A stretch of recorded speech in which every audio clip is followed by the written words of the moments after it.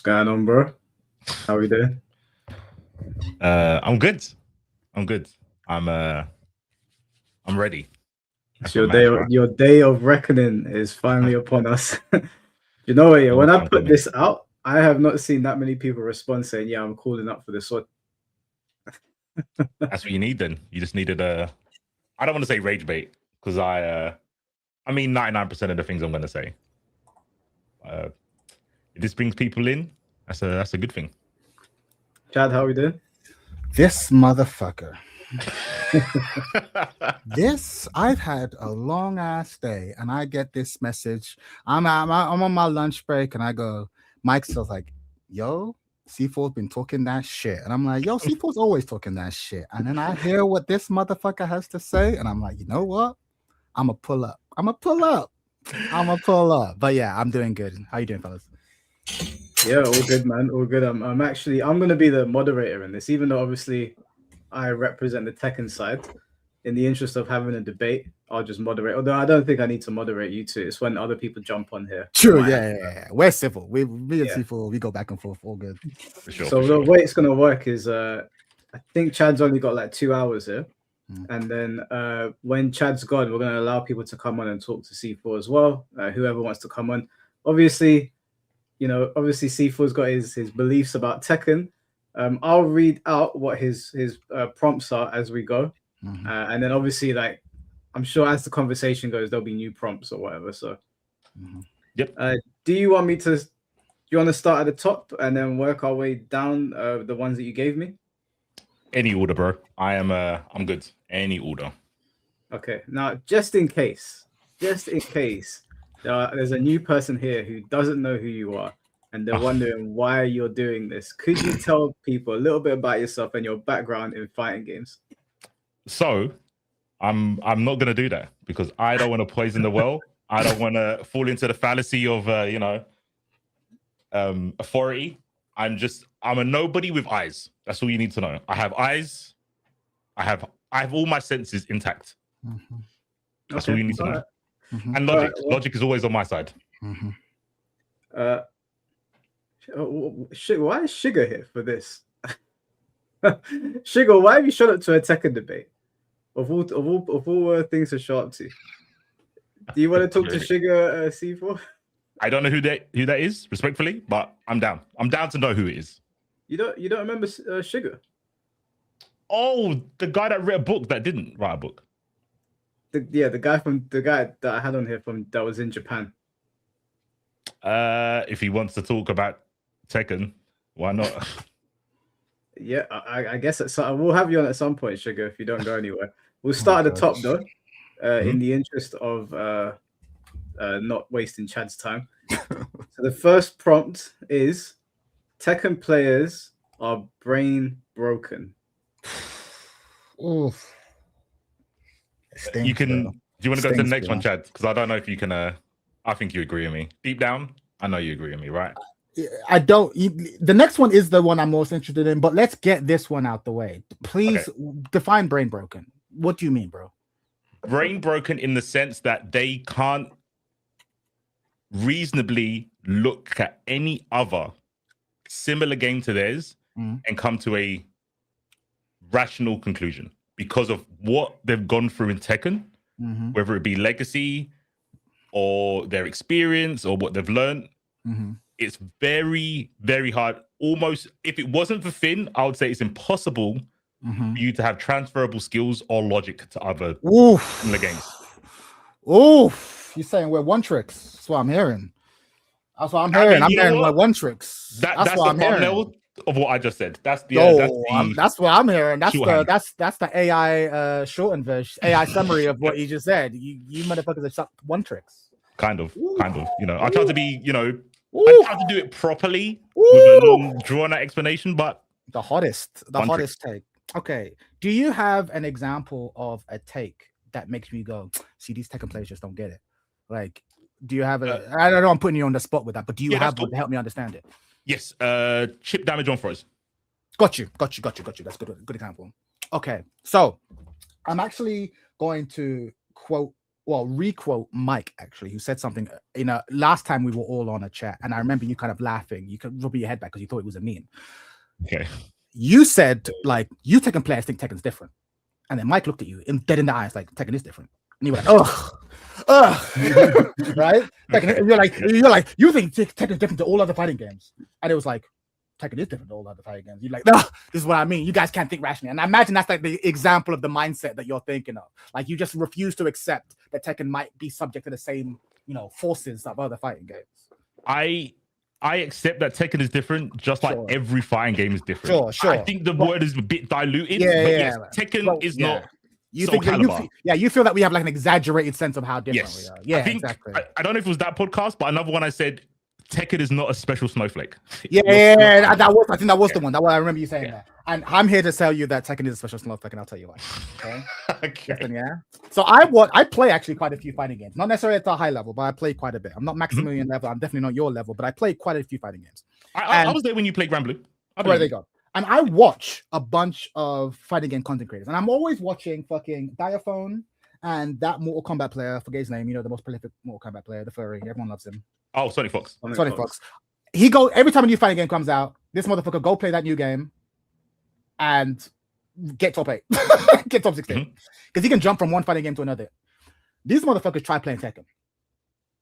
These motherfuckers did not crack top 32, right? And it's not because they're bums. It's not because they're average. These are some of the best fighting game players in the world. But Tekken is just different. What Tekken asks of you is different. What Tekken wants of you is different. Even one of arguably the greatest fighting game player of all time, Justin Wong, is a footnote in Tekken history. He played. He showed up, top 32. Right? But he comes second, you can't do that, right? You can't just show up here. Meanwhile, to go back to what you're saying, though, you notice that Tekken players, they'll kill a Tekken, but you don't really see them going over and like doing bits in other games, right? Because to be at the highest level of Tekken, you kind of do need to be playing Tekken almost exclusively. It's like a full-time job. Because again, what it demands of you is fucking obnoxious and ridiculous.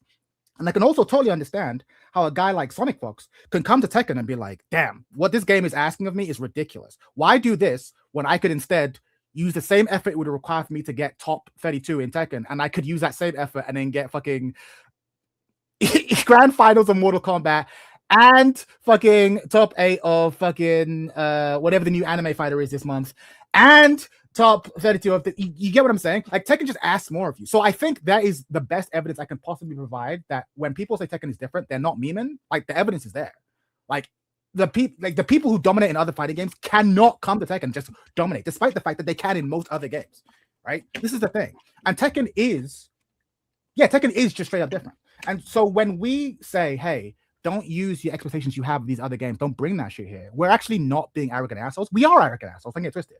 But like there is actually also facts. Like, and I love the fact that you brought up throws, right? I think throws are the best example to bring up because I can understand as someone who's played a lot of fighting games, you know what role throws play in every other fighting game.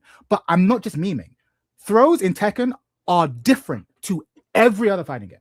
In every other fighting game I've ever played, throws exist as a mix-up to strikes. They are the fundamental mix-up tool. This is true in Street Fighter. This is true in Grand Blue, although they're weaker in Grand Blue. This is true. I haven't played any competitive Mortal Kombat, but I assume it's the same there. They exist as mix-ups. In Tekken, they are low-key like speed, they're like knowledge checks. Like speed checks, because in theory you can always break the throw. The only two characters for whom this isn't true are King and Armor King, but you can always break throws. Even in Virtua Fighter, which is often compared to, Virtua Fighters are straight up guesses. You're guessing one of 3 ways. But in Tekken, what a throw does is fundamentally different to every other fighting game. So when you come forward and be like, well, there's nothing wrong with chip throws and you start citing every other fighting game, we Tekken players go, respectfully, you're super knowledgeable about fighting games, maybe even more knowledgeable at me, but you misunderstand the role throws plays in Tekken.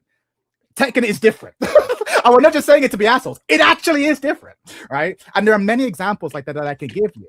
And I think one of the problems I think you face is because you are so knowledgeable about fighting games, you are perhaps overconfident in what you are seeing with your eyes when you watch Tekken. And I don't mean that in an arrogant way. I think I would make the same mistake if I was experiencing fighting games as you, because you're like, well, every fighting game has throws, and this game has throws, so surely they play the same roles. Like, no, but they're different though. And you'd know that if you were in the trenches, right? And even knowing it intellectually isn't the same as having to deal with the throws and be like, oh, actually, This is just like it's an irrelevance.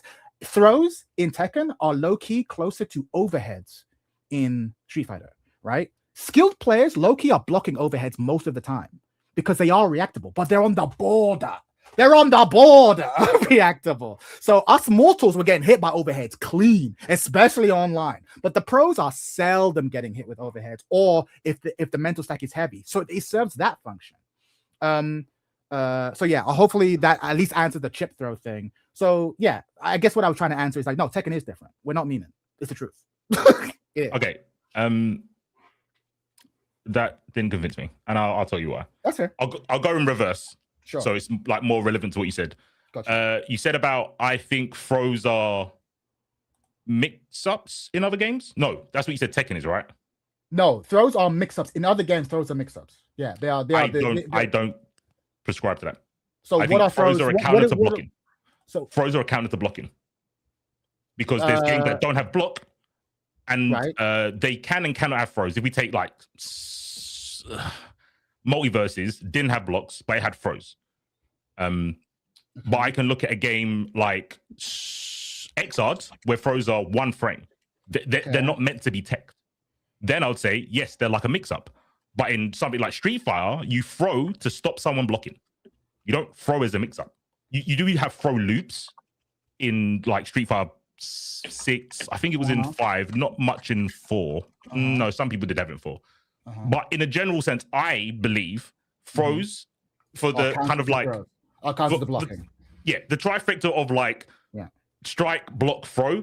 Yeah, the throw is there to be the RPS to that three-way system. Right. It's not meant to be a mix. It's meant to be a deterrent to block. No, okay, but I feel that we always do this when we talk. We're mixing our terms because that RPS, that three-way RPS is the mix. You cannot cover all three options. For example, in Street Fighter, you jump in. I fail to anti-air you. I block the jump in. So now you're plus, right? You're plus 6 or whatever. Let's say plus 5, right? I now have to guess between strike or throw. I can block the strike, but then eat the throw. Or, right, I can tech the throw, but eat the strike. That's what I mean by the mix-up. So you're saying, but you don't understand. You're it's to beat the grab. I'm like, no, but that's the mix-up because I can't defend against both. That's the point. Yeah, I disagree because you can have from Tekken, you're saying it's very hard to tech. You have to be at a certain level to tech. There's Uni, the throws are like 32 frames. They're very reactable. The reason the throws hit is because you're scared of the strike and you preemptively do something, or you do a shield block, which is a block that kind of gives you meter, basically.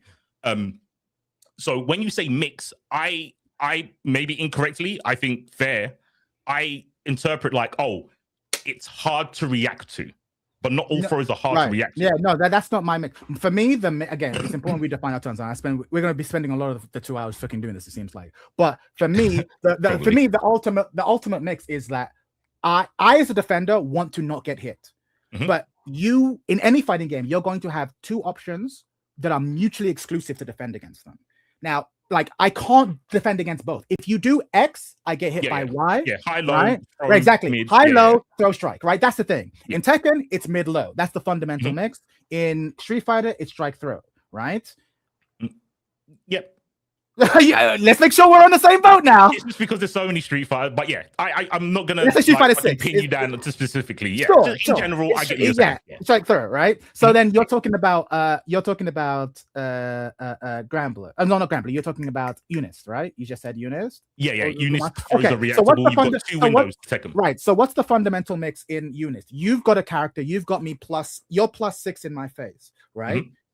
Are you telling me that I have a universal option that'll block everything? What's that button? What's that move? What's that technique?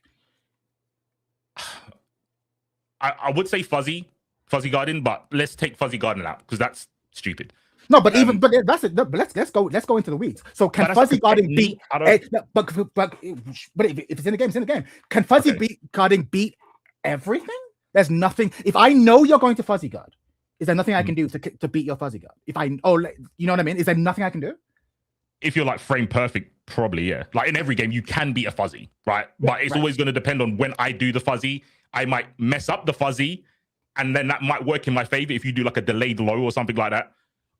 There's always a way to beat a fuzzy, but for me, fuzzies are a mind game. You don't beat the technique of fuzzy, you beat the person implementing, if that makes sense. I guess it kind of makes sense, but I guess I want to just come down to like simplified terms. So I'll go back to my earlier question. Yeah. You have me +6, you're +6 in my face. What's the mix? The mix is go on. You're shook. You're a pussy. That's how you play uni, because you've got reverse beats. So you can do a heavy attack into a light to reduce the block stun.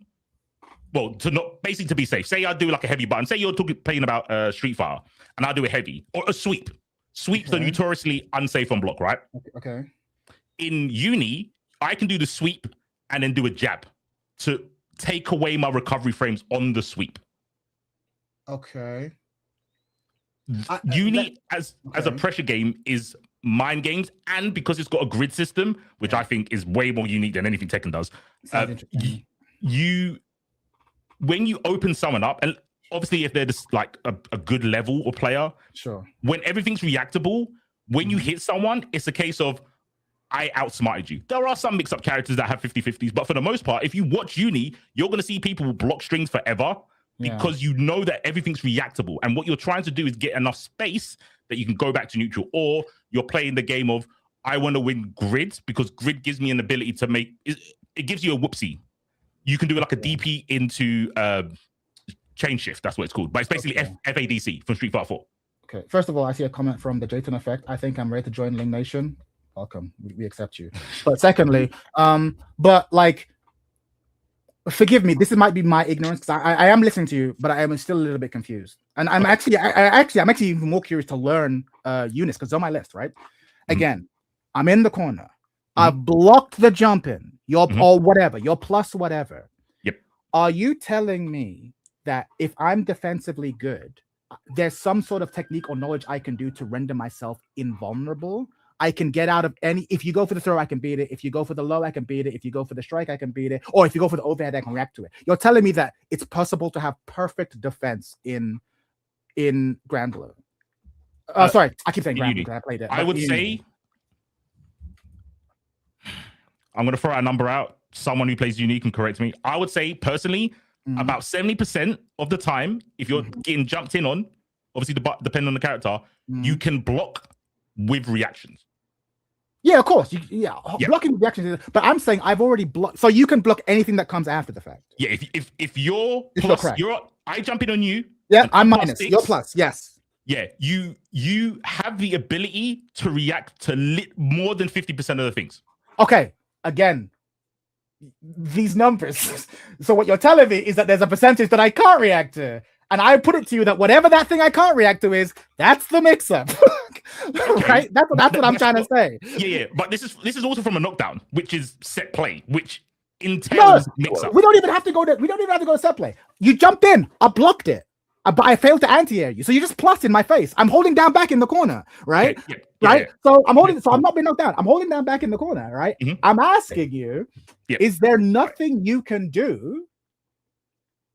Or is there something I can do to just render me immune to all possible attacks? I can just perfect defend. Because in my understanding of all fighting games, regardless of genre, is there'll be something, whether it's throw versus strike, whether it's mid versus low, there'll be something, some way of getting at me that will be like, the only way I can defend against option X is to make myself vulnerable to option Y. But if I want to stop option Y, I have to open myself up to option X. And it can't be reactions. I have to guess. And I believe that's true in all fighting games I've ever played and watched. But you seem to be telling me that, nah, but Unis is different because. And I'm like, okay, but I need to hear the because. What is that thing? And then I need to help me understand, okay, then how is this a game? Because the best players in the world can just block all day. Yeah. I remember we had this conversation about I don't. To me, what you're probably describing is a 50-50, but we'll go with mix up. Sure. Something that you have to guess on, basically. That's something you have to guess on. Yes. I would say every game bar, the outliers like dive kick and footsies have mix-ups. I agree with that. Okay. How often that happens, though, that's the part where I'm saying is different. Totally. Yeah, the games do it differently. The rate, the cost for guessing wrong, of course. Yeah, absolutely. I think. For the simplicity of the conversation, yes, all games bar the two I just mentioned have mix-ups in it. Right. But what I'm saying and what I'm saying, going back to the thing, is that the role that throws play in Tekken is different to that in other games, because for most other games, throw is the mix-up.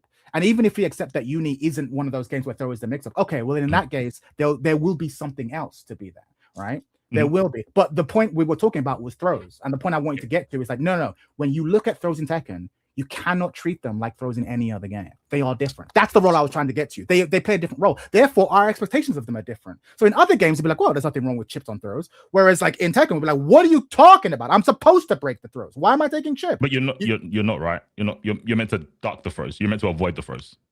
No, because ducking is super fucking dangerous. No, but it doesn't matter if it's dangerous. That's the right thing to do, right? To punish the throw, you have to duck it and make it work. No, you're not. You're not. The best place in the world. You're not meant to punish throws. You're not meant to punish throws. No. Chat, let me know. That's a crazy comment. As God is my witness. As God is my witness. Everyone in the chat, don't do spin. Don't try to vote just for me. Tell the truth as Tekken players. What are the best players in the world supposed to do about throws? Are you supposed to duck them? No. You're meant to block them. They're like, punish. I said punish. If no, you don't punish. You don't punish them. No, you're telling me you're doing the prescriptive thing. You're saying like what happens. I'm saying as a design perspective, what do the developers want you to do about throws? They want you to break them. That's what they've conditioned you to do. Because why duck? Why ever duck the throw? You can react to the throws. Maybe I'm MK headed. Right. If you duck a throw, it whiffs, right? Yes. Right. And they've got recovery, right? Not as much as you'd want, but there is recovery. You can potentially launch it if you guess. So you can punish a whiff throw. You could, you could. And you're telling me that your ideal game is to take a throw rather than punish the throw. I'm telling you, I'm not talking about ideal game. I'm talking about Tekken, right? I'm telling you. I'm talking about ideal because no. Now you're moving because we're talking about Tekken and the role of throws. This translates every game. There ain't no way. There ain't no way you're telling me in this game you would rather go to neutral as your over having a punish. That's absurd. No. If my choices are go to neutral or get the punish, of course I choose the punish. But you're looking at it purely from the offensive standpoint. What I'm saying to this, why risk the mid? Right? Why risk the mid? Why crouch and potentially get launched when I can just stand block and break the throw and have neutral? The risk reward is so much better for you to just break the throw. He who dares wins. If you play, you know this. You know about the bell curve, right? Not in Tekken. The cost is too high. Bro. Okay, all right. It's a fighting game. It's a fighting game. Tell me Tekken's not a fighting game. We can move on. No, let's not be cute. Like it is a fighting game. You know it's a fighting game, and risk reward is important. I get it, but we're not talking about risk reward though, Chad. We're talking about what you should do. You can't. If you spoke to like a top player, right? Yes. They will tell you about. Everyone knows about the bell curve. When you get to the top of it, it's that when you start learning the game, all you do is safe stuff. Sure. And then you realize that you get to a point where you can't beat good players because good players take risks. Okay. Is that not correct? That is very much correct. You are right. Okay. You are right. Sometimes the low does less damage than the mid, but you have to be willing to risk the mid to stop the low. Right? You that is true. You have to do the unsafe stuff. That is correct. Yeah. But the thing is, throws, you do not duck for the throws. Austin Ash would agree for you, hey, you got to duck to potentially block the hell sweep. They'd agree with you. The reward on that is massive. But throws, it's like you never duck those, except for when you're fighting against King or Armor King, because their throws are true mix-ups. So you treat their throws as if they were like lows. They're like hell sweeps. You're scared of them. So, but because other throws are visually reactable, you just break them. Like literally only King and Armor King put you in situations where the throw is so threatening that you go, I might just crouch. Like, because like even if I see his arms come forward 1+2, I press 1+2, but it's a giant swing. He throws me, I take 70 damage. Fuck. So against King, yes, duck the throw. But I promise you, that's King and Armor King. That's 2 out of however many characters in the franchise. Everyone else, I'm not exaggerating. Everyone else, you duck. You block. Sorry, you break. I promise you. And that's not me talking as like a scrub. I am a scrub, but I promise you, go talk to Austin Ash. Go talk to anyone. They'll be like, hey, if I'm worried the throw's coming, what do you think I should do? I promise you, Austin Ash is going to be like, he who dares wins, baby. Duck that shit. He's going to be like, no, break it. Like, go into the lab, learn to break that shit. And don't come to my office. Talk about ducking. Are you crazy? Okay. Do you know how much damage you'll get if you get hit by a mid? Are you mad? No, break that shit. Okay. Especially in any Tekken. Bro, let's not pretend in Tekken 7 like you were comfortable. You get launched in any good Tekken game. Yeah, no, but obviously this one not only is it the same, but it's also extremely frustrating in this game, heat and everything. So 100%. As someone that has played Tekken religiously for years, if someone said that you should be ducking throws over breaking them, I would look at them sideways and be like, "Are you sure about that?" But I want what could happen. The risk reward is too high. It's crazy. But I want people in the comments to be like, no, I disagree. But I've not seen it. And you're gonna be talking to I see Tekken House, one of the most experienced players I've encountered. I disagree with him all the time. But he's like, no, you step or you break. Like even I'm talking. If me and Shinblade constantly argue, he'd agree. Me and Black I think it's if you play Tekken, it's a break thing. But again, I'm not laughing at you, C4, because I can understand. Looking at this game compared to every other game, you'd be like, well, surely you need to. That's not what I'm doing. I get that. I was on board with everything you were saying, and I was just letting you finish, but that's not what I'm doing. I'm not looking at another game and going, it applies here. Sure. Oh yeah, you're right. Let me not pretend to be psychic. But then what you're saying is that like every Tekken player is playing Tekken wrong. You're brain broken. You've literally proved my point because at the start of this kind of segment, I said, oh, would you rather punish the throw or take the throw and go to neutral? Everyone would rather punish the throw. Yeah, we would. That's how fighting games work. No, if we're psychic, you're talking about it's practicality. That's what you're talking about risk reward and practicality. I'm not talking about that. I'm talking about in every fighting game. Okay. If someone does something unsafe, you should punish because the ought would lead to you winning the game. That applies to every fighting game. I'm not saying because it's like that in Street Fighter. It should work like in Tekken. That's what I mean. Okay, let me. But to me, I'm like, you've gone away from my point that would, if you in a perfect world, or if you could react, you would duck the throw to punish over Tekken. You're just saying this not worth going for. Yeah, I'm not talking about risk reward. Okay, then let me give you an analogy of what you said because I think what you said is actually like ridiculous. But I think if I put it in a Street Fighter context, you might get what I'm saying. So imagine you're playing a fighting game, right? And you're playing Street Fighter, right? Street Fighter 6, and there are no throws. Okay. Your opponent has done a plus frame move on you, right? And you know that you can react to the overhead on reaction, and it's your turn, right? If you do.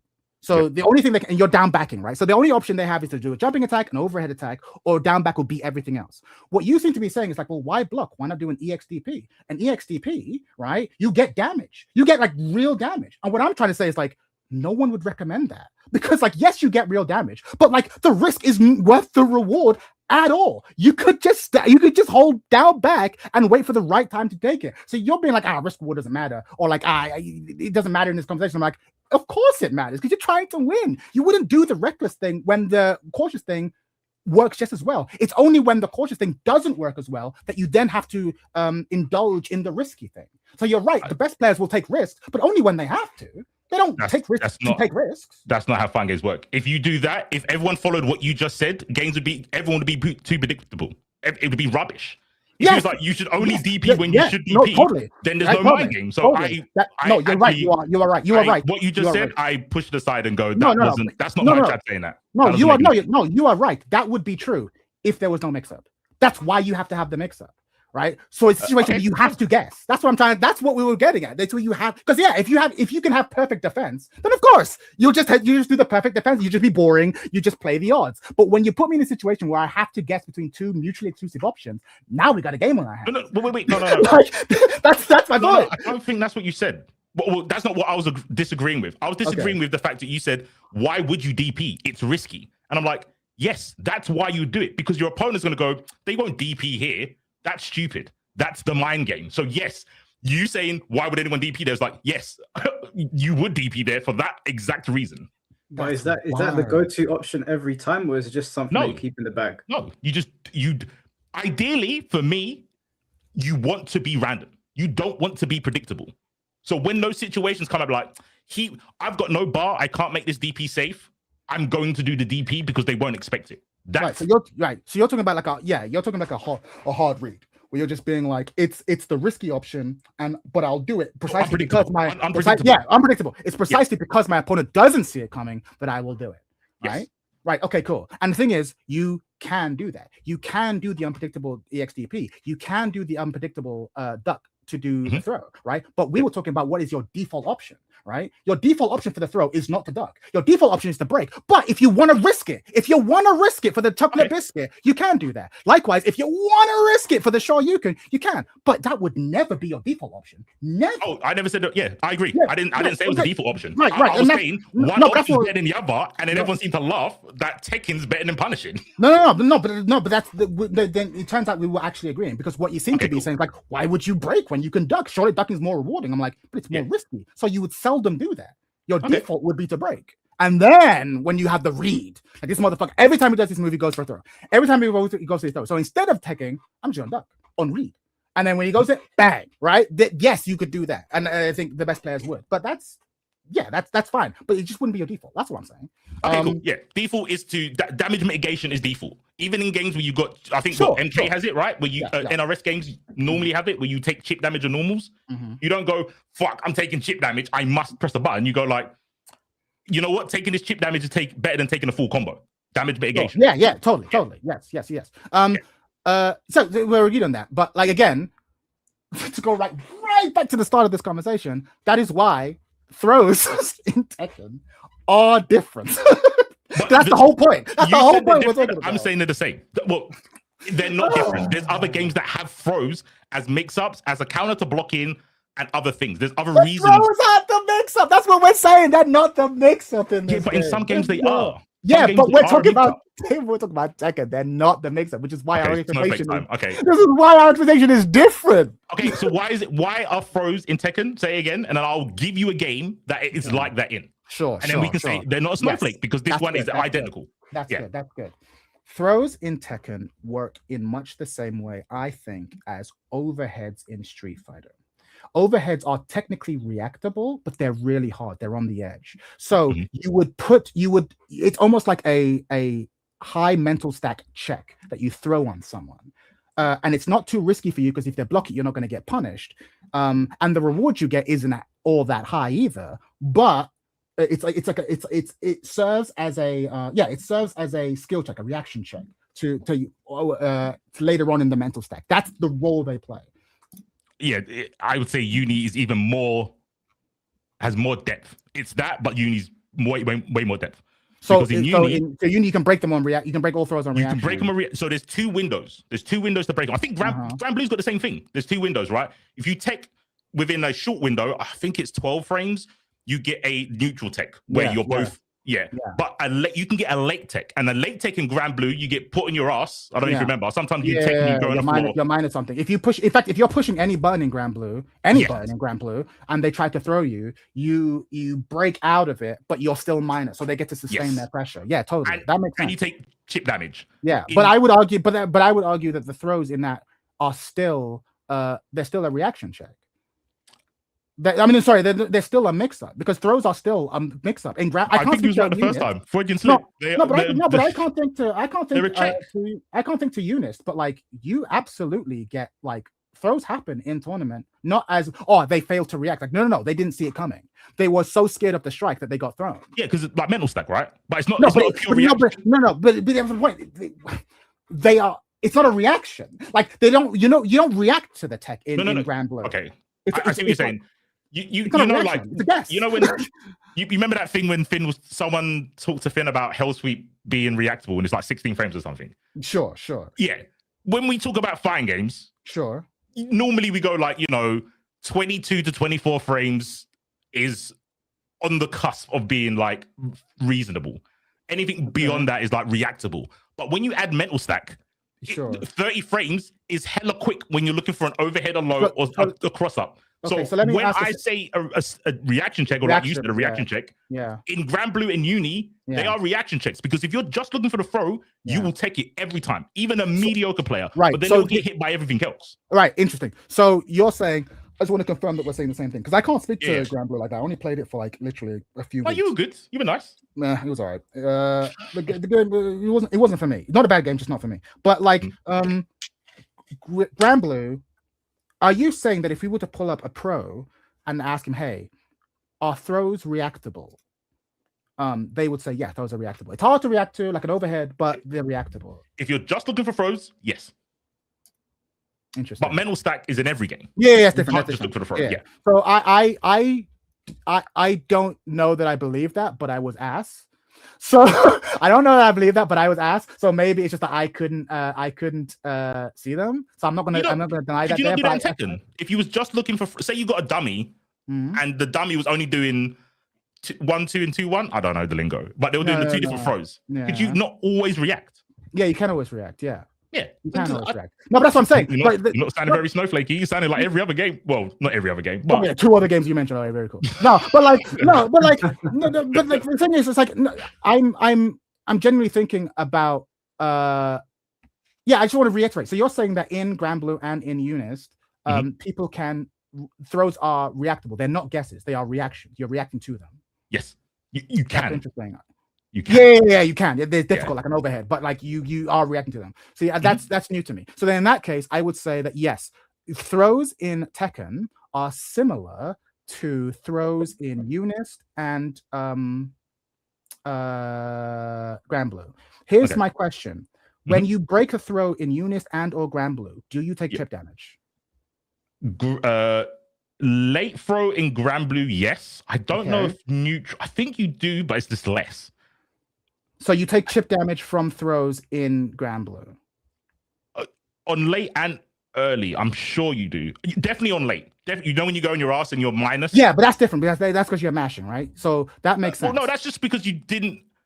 So for me, I would say the reason both of these games have like early and late tech is because if you're guessing, if you're being preemptive, you're rewarded. So if I go, you're going to throw me, I'm going to throw early to stop that. Right. Or you can go, I'm going to react. Now I've reacted because I'm not mashing and I'm not trying to like jump or do anything. But because I've used my raw reactions, I've teched late. So I'm damage mitigation. I don't take the whole throw. You don't get mixed up. I go on my ass. I'm negative. But this is still better than taking the actual throw. Right. So then in that case, if that's the case, and I believe you, then we have essentially 2 fighting games that have throws in a similar way. Tekken did it one way. Grand Blue did it another way. And you're being like, Tekken should just do it the Grand Blue way. To which I go, but why can't Tekken players be like, no, we don't like the Grand Blue way. Like we actually think our way is better. Right. So then why is that incorrect? Because your claim brainwashed from Tekken. No, but like Tekken has brainwashed you to think like, this is how it should be. It shouldn't be like that. No, but why shouldn't it be like that? Like why like it could go the Grand Blue way. It's perfectly valid, but why is it wrong to go like Tekken players be like, that sucks, we don't like it? Because it's a preference. So when the first time we had this conversation, obviously feelings were high because Tekken was going through it. And people were like, who's this guy that doesn't play this game talking about a game? I get it. But I think even now, people be like, this is how it should be. Sure, yeah. And it's more of a question like, oh, you prefer it like this? Yes. And most of the things that were told to me is like, but it's never been in Tekken. So it's the legacy argument, which doesn't... Yeah, because it was like that back in the day, isn't an argument for anything now. So is it invalid for like say a committed audience in a game who like it a certain way? Is it a way to be like, hey, you've done this new, you're offering this new offer on the menu, and we don't particularly like it? That's fair. If you don't like it, that's totally fair. But that's not what most people said. Right, like, but this is dumb. But if someone, for the sake of the conversation, because you brought up legacy, I'll read out the next prompt, just so that we can move it along. Sure. I don't want to stay stuck on throws because we've done throws for an hour. Yeah. This is a nice segue. We're nerds. I can talk about throws forever. I'll just in between each segue, I'll read out the super chats just so I don't let them pile up. Yeah, of course. Mr. Jamie, thank you for the 199. Curious what Shinblade was going to say. Come on, man, put some respect on Shinblade's name. Damn, just the disrespect. Yeah, Shinblade will pull up on you, I saw him going mad on stream the other day. Some guy, the guy went quiet real quick. Oh shit! Do you know what? He put the video up of the live stream, and there was like a whole minute that was just bleeped. It was like, I had to take it out. Oh shit! I was like, shit. He was like, you bitch ass, blah blah blah. You bitch. I was like, damn. Shit. He was like, I'm gonna pull up. Damn. Duke Alan, thank you for the $5. Tekken is the king of 3D fighting games, no matter what C4 says. Okay. Did you say it's not the king of 3D? I mean, I would say if you're a king, you don't have to proclaim that you are. People will tell you are. So if you have to tell me that, it's king only because all the other lieges are dead. Like, I don't know what to like by default. Yeah, sure. Yeah, like team cards don't do it for me. Yeah. Like, to be fair, it was the king. When they were all active, Tekken was still the strongest 3D fighter. Was there never a period where either the 3D Mortal Kombat or Soul Calibur sold better? Was there never a period where that was the case? Maybe Soul Calibur 2, but the 3D MKs were like not. They didn't. I mean, for Mortal Kombat they still did okay, but they weren't up there like that. It was only Soul Calibur. I think that was the real competition. That's fair. But Pokemon games that sold a lot. So yes, if we're talking numbers, then yeah, King almost certainly. If we're talking like market recognition, then sure. It depends on how you're defining it. If we're talking about best made, it's a different question. Yeah, I'm just talking about games. I don't care about popularity or numbers. People, but that's fair. Yeah, exactly. People have their definitions. Tekken Big 3, go for it. It's just big meat. It is. I mean, it's a big 3. Go for it. But go on. The next prompt is Tekken players use Legacy as a defense for their cherry picking of what Tekken 8 should be. Yeah, sure. Okay. I do I agree with that? I think I do agree with that somewhat. I guess my meta question is like, why can't the community define what it wants? Why is that a bad thing? I think it's a bad thing because it's quite misleading. Okay. Maybe because I stepped into the bear trap and it fucking caught my leg when I was saying, "Oh, why is this bad?" And everyone said, "Oh, because it wasn't like this before." I was like, "That's not a good reason." And then I got flamed. Which was funny. Yeah, that was cool. No, that's fair. That I think if someone's answer to you is this is bad because it is not like it was before, which is kind of the unsophisticated answer you'd get a lot of the time, then yeah, you're right to call them out. Like, yeah, that's done. That's not a good answer. But if let's say I'm used to the way it used to be, and you go, hey, we have a new version that's way better. Here's Coke Zero, or like here's Coke Crystal, and I go, but the old flavor was better, and I. Like you'd be like, oh, you're just saying that because you're used to the old taste. I'm like, no, I just genuinely think that the old taste was better.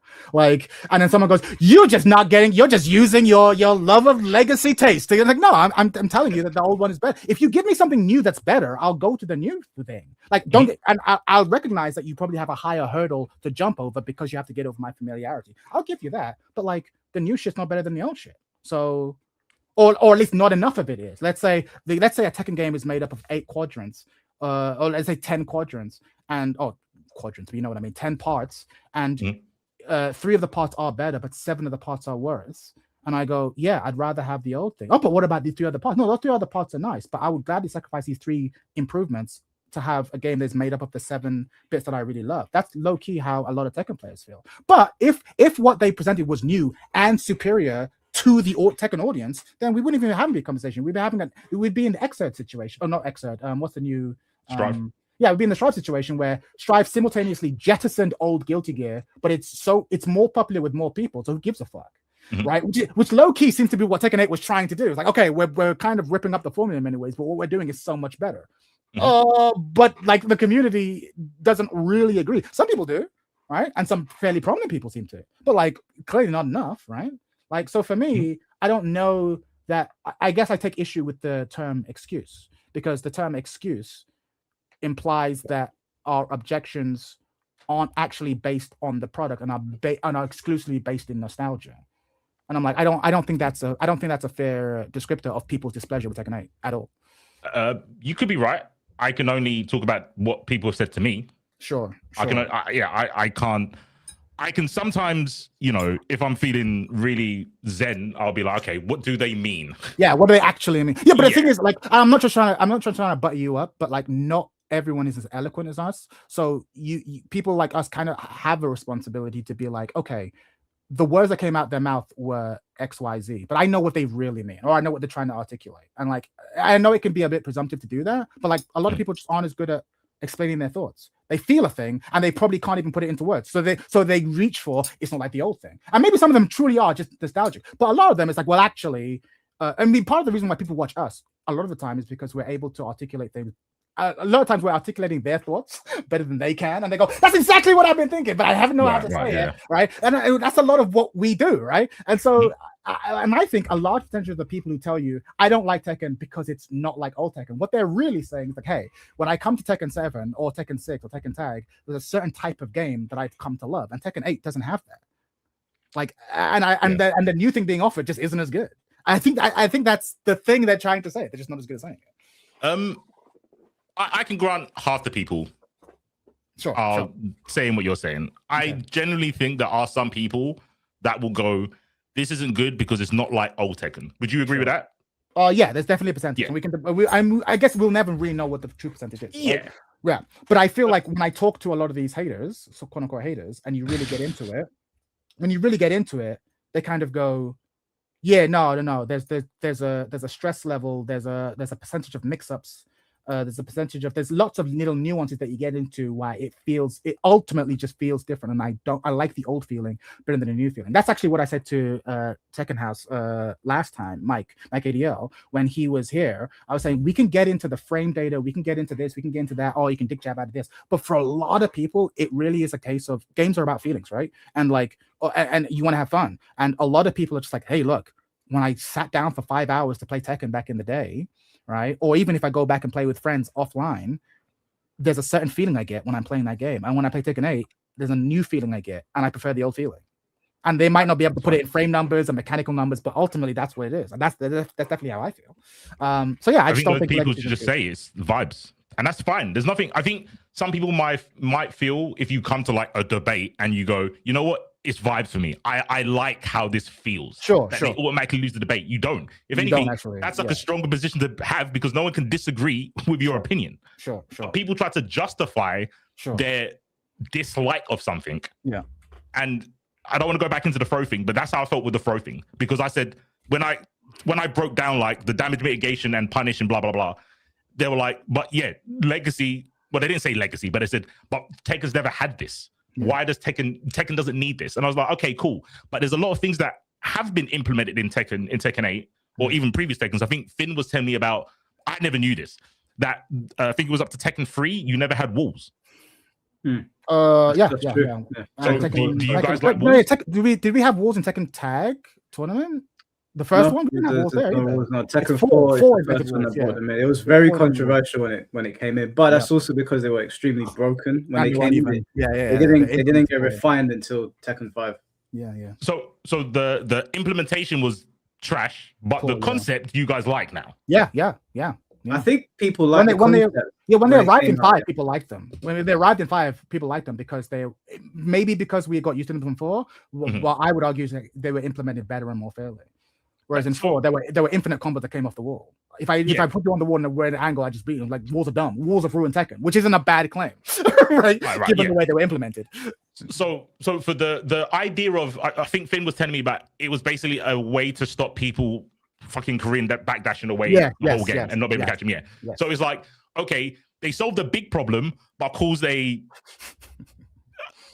lesser problem. Still a big problem, but a lesser problem. And then they refined it, like Mike was saying. And now the concept of walls are kind of like, I want to say at least accepted in Tekken. But I would say by its legacy, you shouldn't have walls.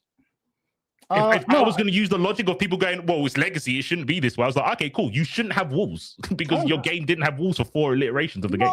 I don't think that's fair. I think if you implement a new mechanic and it's shittily done, and then people reject the mechanic wholesale, I think that's fair. If you then go, "You know what? Everyone said that this mechanic is bad, but we in our hearts think that we just did it poorly. We're going to do it again and better." People will accept it. I think the best example of this is Heat. Everyone is convinced that Heat is a garbage mechanic and it needs to go. And I would agree that Tekken 8 is actually a lot more fun when everyone agrees not to use Heat. But I can absolutely see a future, maybe even season 3 if we're lucky, where they balance Heat in such a way that actually it's an asset, it's a blessing, right? But my point is, you would never say that Heat's bad because it wasn't in older games, would you? You could. No, I wouldn't.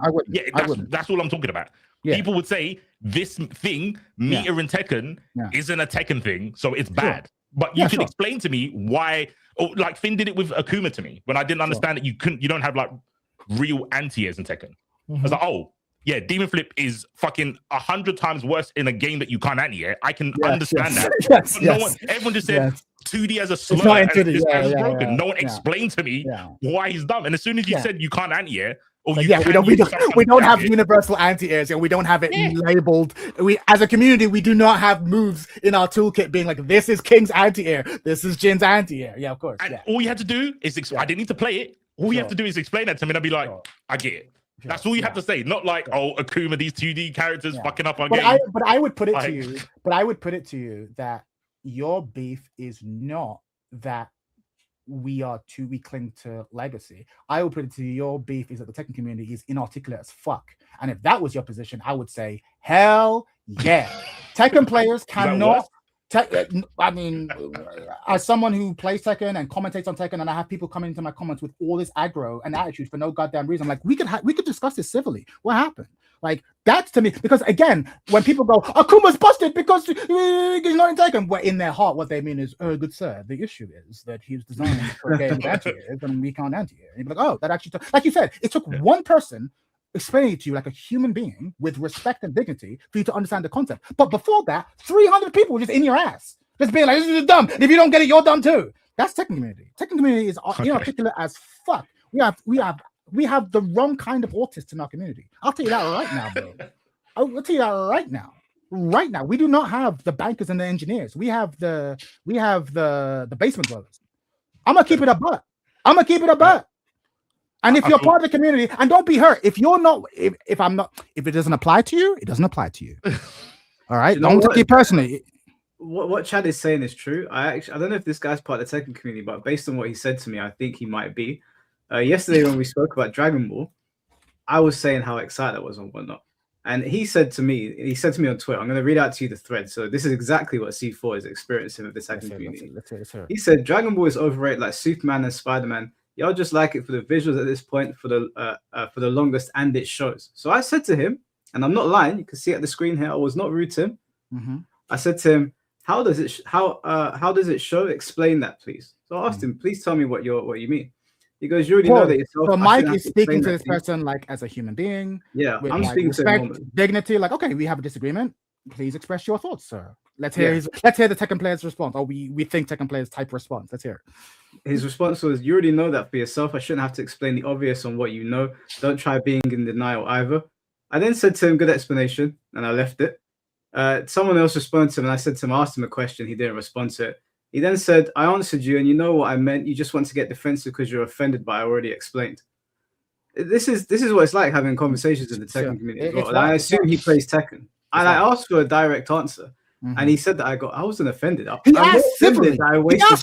He asked civilly. You know what I mean? He didn't be like, what do you mean, idiot? Like, you know what I mean? He didn't, like, Tekken players are so quick to give you aggro.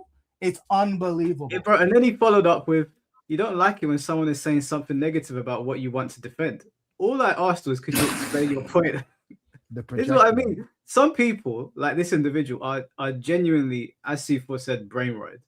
That they've played the game for so long, and because Tekken exists in its own little bubble, it's the minute you say something like, "Oh, why? What is the problem with Akuma jumping at you?" Immediately, it's outrage rather than just explain to somebody, "We don't have anti-airs in Tekken." So someone jumping out. Hey, everyone, I don't want to say nothing. I don't want to put any words in your mouth. If this guy does play Tekken, in the chat, what character do you think he plays? Alyssa, 100%. What character do you think he plays? I already know who it is, but I just want to know what chat thinks because we already know, bro. We already know. What character do you think he plays? I think your statement is way more inflammatory than mine. So I'll go to it. If you want to say that Tekken people are illiterate, chat knows what's up, bro. Chat knows what's up. They're all saying Kaz. You got Kaz, got a couple lings. Lucky Chloe, but it's Kaz, bro. You know what I'm talking about. Actually, before you continue the debate, I want to ask C4 this. I don't think I've ever asked you. In the games that you play, if a person plays a particular character, do you get an idea of what kind of person they are? There's a couple of games like that. There's a couple of games like that. That's a good question. Because it's really prevalent in Tekken. Really prevalent. Like, if someone plays Kazuya, immediately like, I've heard of like racist memes. Like if you play Kaz, you're racist. I've heard that. We don't have anything like that. We've got like in MVCI, if you play Dante, the meme is that you you have trouble using a can opener. Like you can't open Pringles. Like you're so thick that you have to play such an easy character to win. That's special ed class. That's wild. Yeah, basically yellow bus kind of stuff. But that's it. Like we don't see you picking like in Dragon Ball. If you pick Frieza, KJ is the only exception. But if anyone else picked Frieza, we wouldn't say you was a racist. Sure. But KJ, like he'll win a match and go and do the Frieza stuff, and then we're like, that's a bit weird, bro. But close to home. No, it is true. It is true. Like, and obviously, don't get to it. If what we're saying doesn't apply to you, Casio players, it doesn't apply to you. Don't get in your feelings. But like, it is true. The player bases do. And it's one of the things I love about Tekken. Even when Tekken is trash, there are certain weird quirks. Like Tekken, like Lily players they have the most customs. Like if you care about dressing up your character, if you like dressing up your character, you play Lily. Like, and we know it to be true. There's not a Lily player who doesn't. There's not a Lily player who doesn't have 7 customs. 8 customs, and if there were 20 customs, they'd have 20.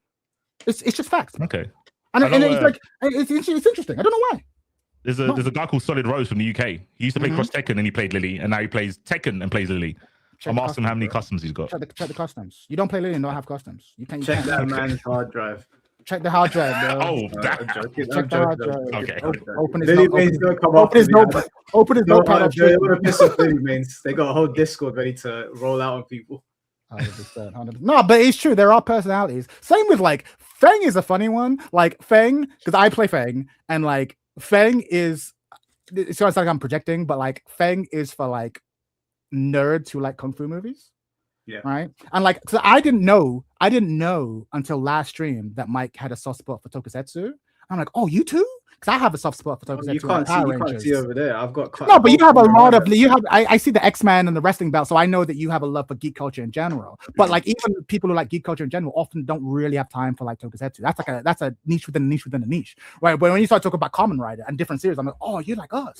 You're like me for real, right? But then that's like, and Feng Wei motherfuckers can often like reference like a kung fu movie, like obscure 70s kung fu movie, pretty 100%. Like that's the thing. But you know what I mean? Like they typically like that. And again, it's not an intelligence thing. It's just like a different Tekken characters just seem to attract weird communities in a weird way, which is just funny. Yeah.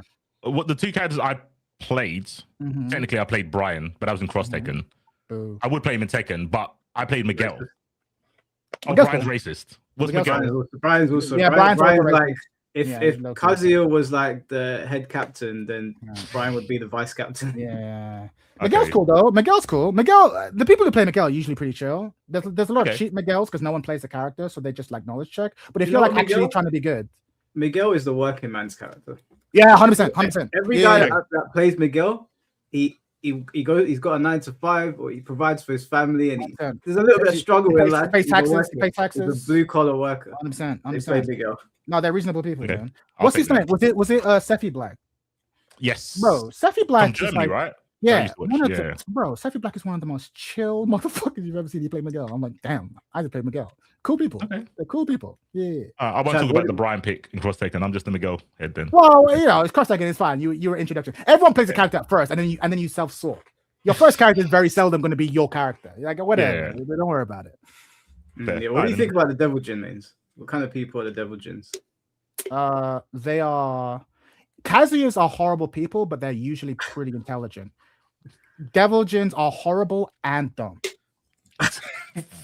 Which is a shame. Like, because Kazuya mains are usually pretty intelligent. Like, you know, when you meet those, like, as I say, it's the wrong type of autists, right? Like, they're intelligent. I never think that Kazuya players are dumb. They're usually pretty smart, but they're the kind of smart that constantly feels the need to prove how smart they are. And like, they get in, like, you know, the kind of smart person who always needs to debate, always needs to win a debate, but isn't really interested in truth. They just want to win the debate. Do you know what I mean? Like, there's a lot of that. Like, they have it's a lot of edgelord energy, desire to prove themselves. You want to know what the energy is? You know, like those like hardcore atheists who are they are desperate to attack anyone who believes in anything.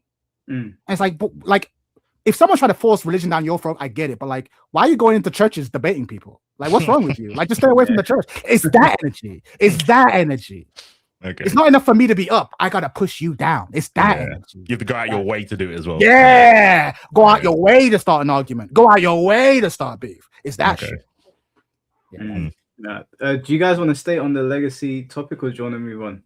I think we low-key agreed, but I just think you gotta re-edit it. Your beef is not legacy. Your beef is our inarticulate nature, and on that point, you are correct, sir. I mean, Chad turned it from fucking 8 to 10, but okay, cool. You guys don't know how to talk. Don't know how to talk. 100%. As a commentator, I feel really bad saying that. Here's the thing. Tekken chat. Let's be real. We're all part of the Tekken community. Do you agree with that or no? Are the Tekken community an articulate, thoughtful, well communicated community, or do we communicate like troglodytes? Tell the truth. Tell the truth. I think it got exponentially worse when Tekken 8 came out because it wasn't this bad before. It was not great. It wasn't great, but it wasn't this bad. Not anywhere near. And I attribute that to the fact that Tekken opened the floodgates to a lot of new people coming in. And now there's a lot of back and forth between, like, you've got the shin blades, the old school players who agree with them, but for the most part, you have like a contingent of the community that is from Tekken and now there's Tekken that is, and they're just clashing. And I find a lot of the time when I'm explaining things to people, it's like we don't come from the same Tekken community. Like there's a new Tekken community, there's an old Tekken community. No, we're having a Strive moment for sure. It's not as clear cut as Strive, but it's clear that there's new Tekken and old Tekken, and there's enough new Tekken to give us a problem. Like we can't just put them in a box and then train them, right? Yeah, that was a purge. 100%. Strive was a purge. Wait, this wasn't a purge. This is a war. This is like two towers. It's an invasion. 100%. Like there's this saying that I probably shouldn't say this because I work with kids, but there's this saying that it really means a lot to me, which is that basically every generation of children is like an army of barbarians that need to be civilized as quickly as possible, right? Like when the children come up, if you don't civilize these motherfuckers, they will tear your whole society down. So it's like a race. The moment they're born, you'll be like, all right, cool, please, thank you, don't put your elbow on the table. Like you gotta teach them quickly, because if you ain't done it by the time they're 16, you're fucked, right? So it's like this race, and I feel like low-key we got a ton of new kids in Tekken 8, and there's not enough teachers. So we just got like this horde of barbarians in the community. Because I'll give you the best example of this. One and Dunning. The best example of this. The impulse to one and done is natural.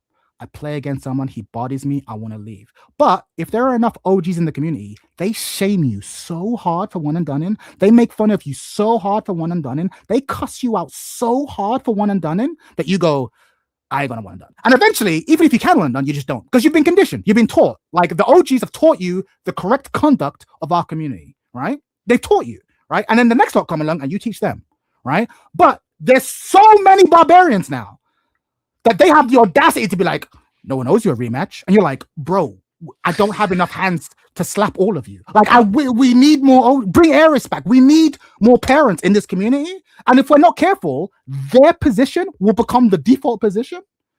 Like, you know what I'm saying? Like, and this is like the best example of this. But I'll be honest, the only reason why I one and done or don't one and done is because I've been conditioned not to.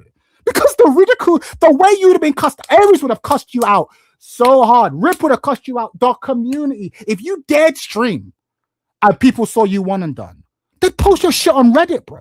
Yeah. Like you don't do it. Like you just don't. So you got taught by even though I've never been to LA, like the NorCal fighting game scene, they at least in the West, they set the terms. And then if you join the community, you follow their norms. Whereas now we got these motherfuckers from all over the place. We got these barbarians just out here doing whatever the fuck they want.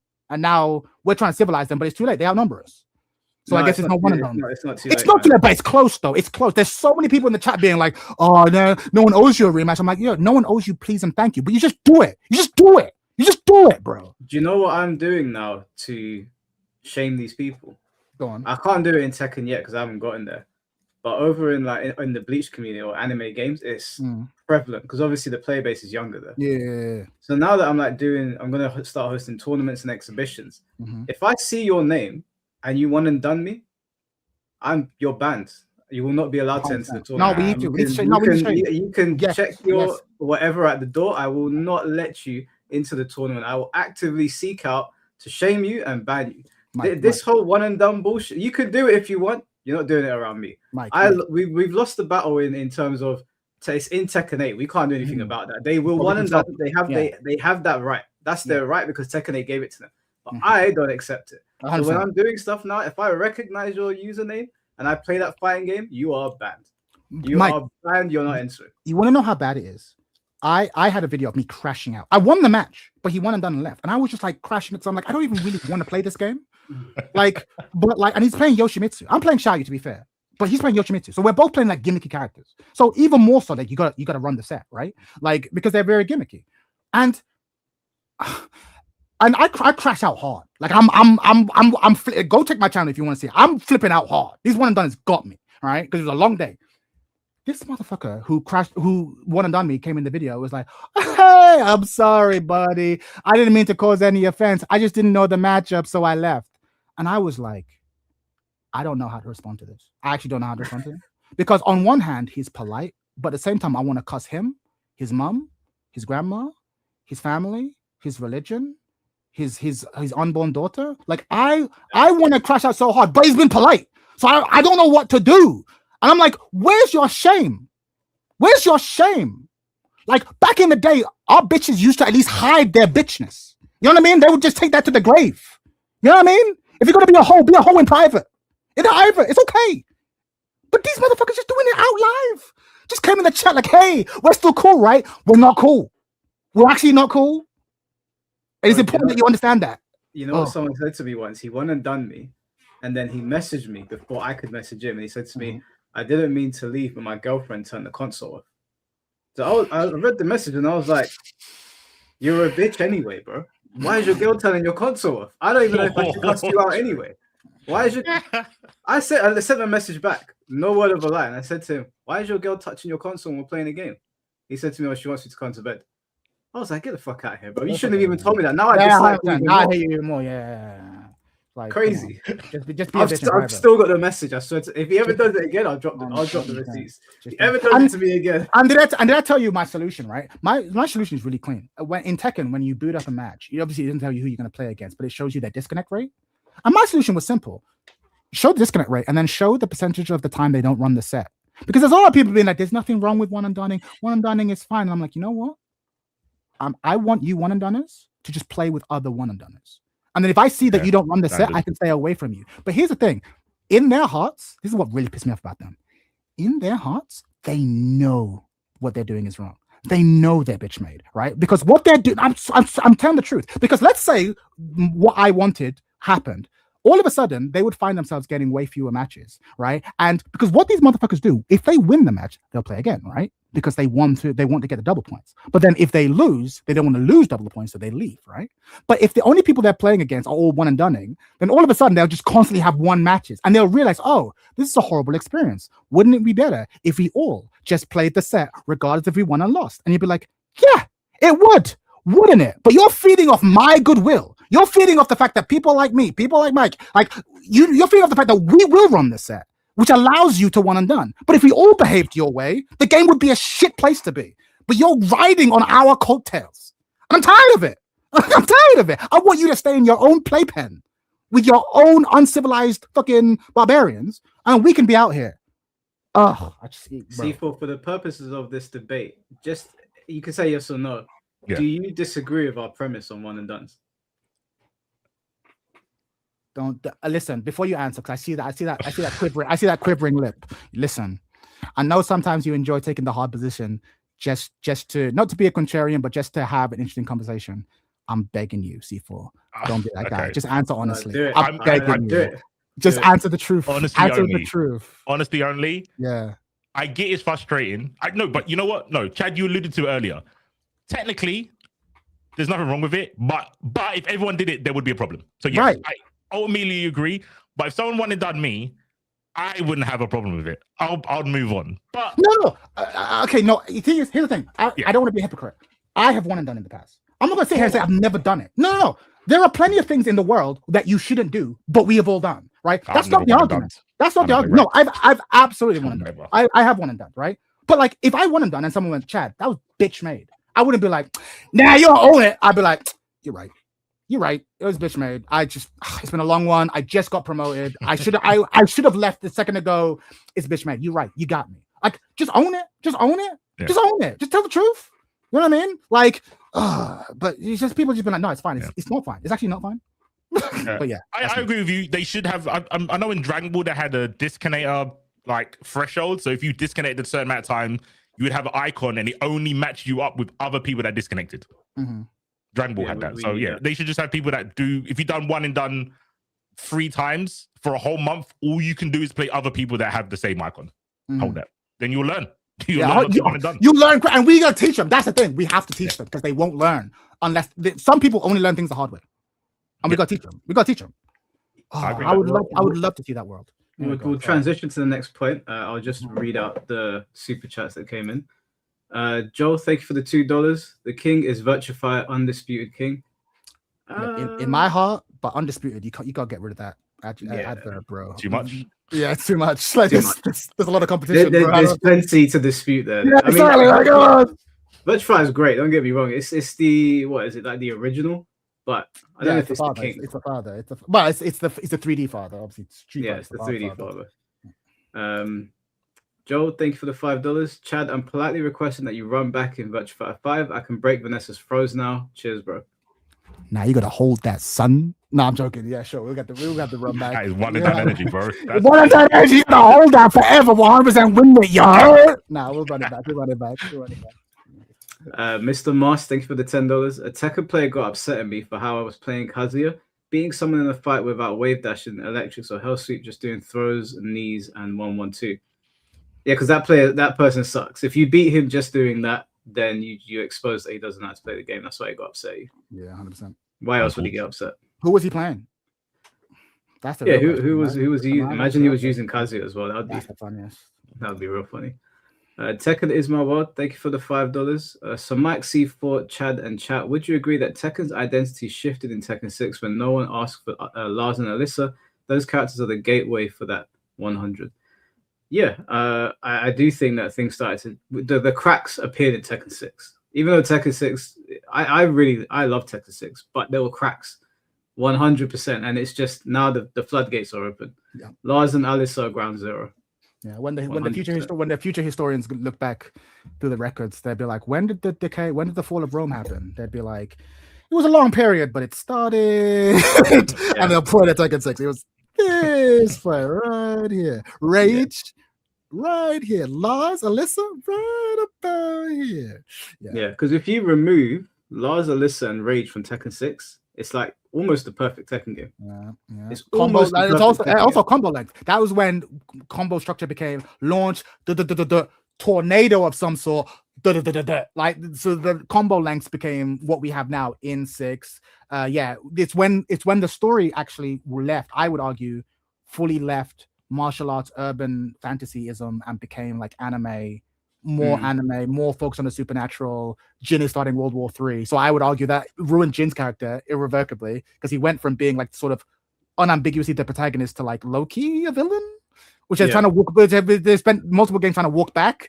So it's like that's when on all levels. Also, I think the quality of music dipped, but that might be controversial. But I'm like, I don't think that's when... 6 had some bangers. They all have some bangers. They all have some bangers, but ratio-wise, I think that's when.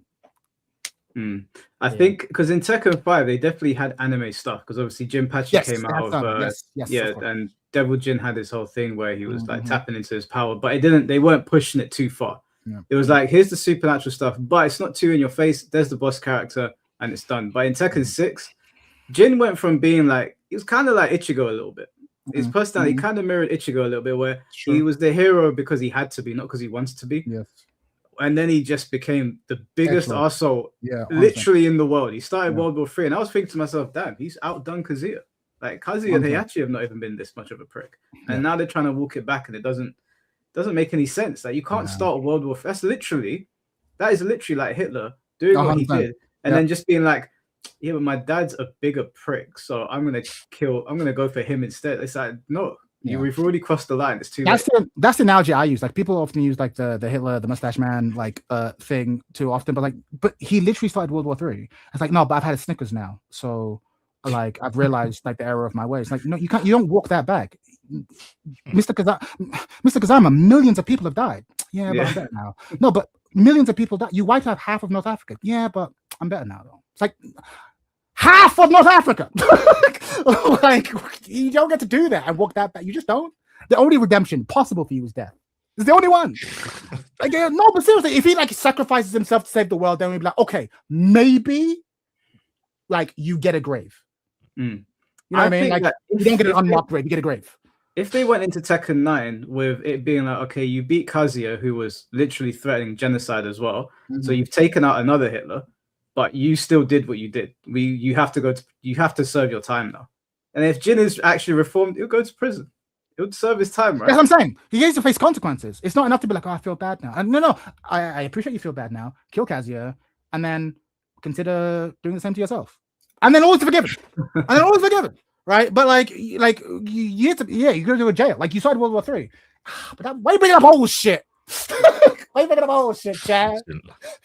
I feel that would be a dangerous move in this day and age to send an angel to prison or kill them. Oh, bro. And then they get Angel Jin, bro. Like, isn't it cool, guys? It is not cool. It is not cool. Not is forgiven. Bring Miguel back. I want Miguel back so bad. And if Miguel comes back and is like, I forgive you, Jin. We're actually done. The story's actually done. Because Miguel's whole thing is Jin killed my sister. I'm gonna kill him. I don't care that he's a big old whatever. I have nothing to lose now. I'm going to kill him. So if they come back like, I wanted to kill you, but I've been thinking about it. I can't help but notice that you've eaten a Snickers. All is forgiven. No, bro. No. Yeah, you're right. If Miguel comes back and forgives Jin, I'm gonna check out the story. That would be it for me. 100%. It's that bad. Bro, in the opener of Tekken 6, Miguel's there enjoying a cocktail. His sister's getting married. The church explodes. No. He runs over to his sister. He looks into the sky and screams. And the whole game he spends chasing after Jin. And there's even a part where he's chasing Jin, and Jin's trying to get on the helicopter. And Miguel's like fighting through the Mishima Zaibotsu, and Jin's just staring at him like he's nothing. And he gets away, and Miguel's on the floor like screaming that I can't get this guy. So if they just wipe all of that, Miguel is motivated to the point like, I will gladly die if it means I kill Jin. He's on that timing.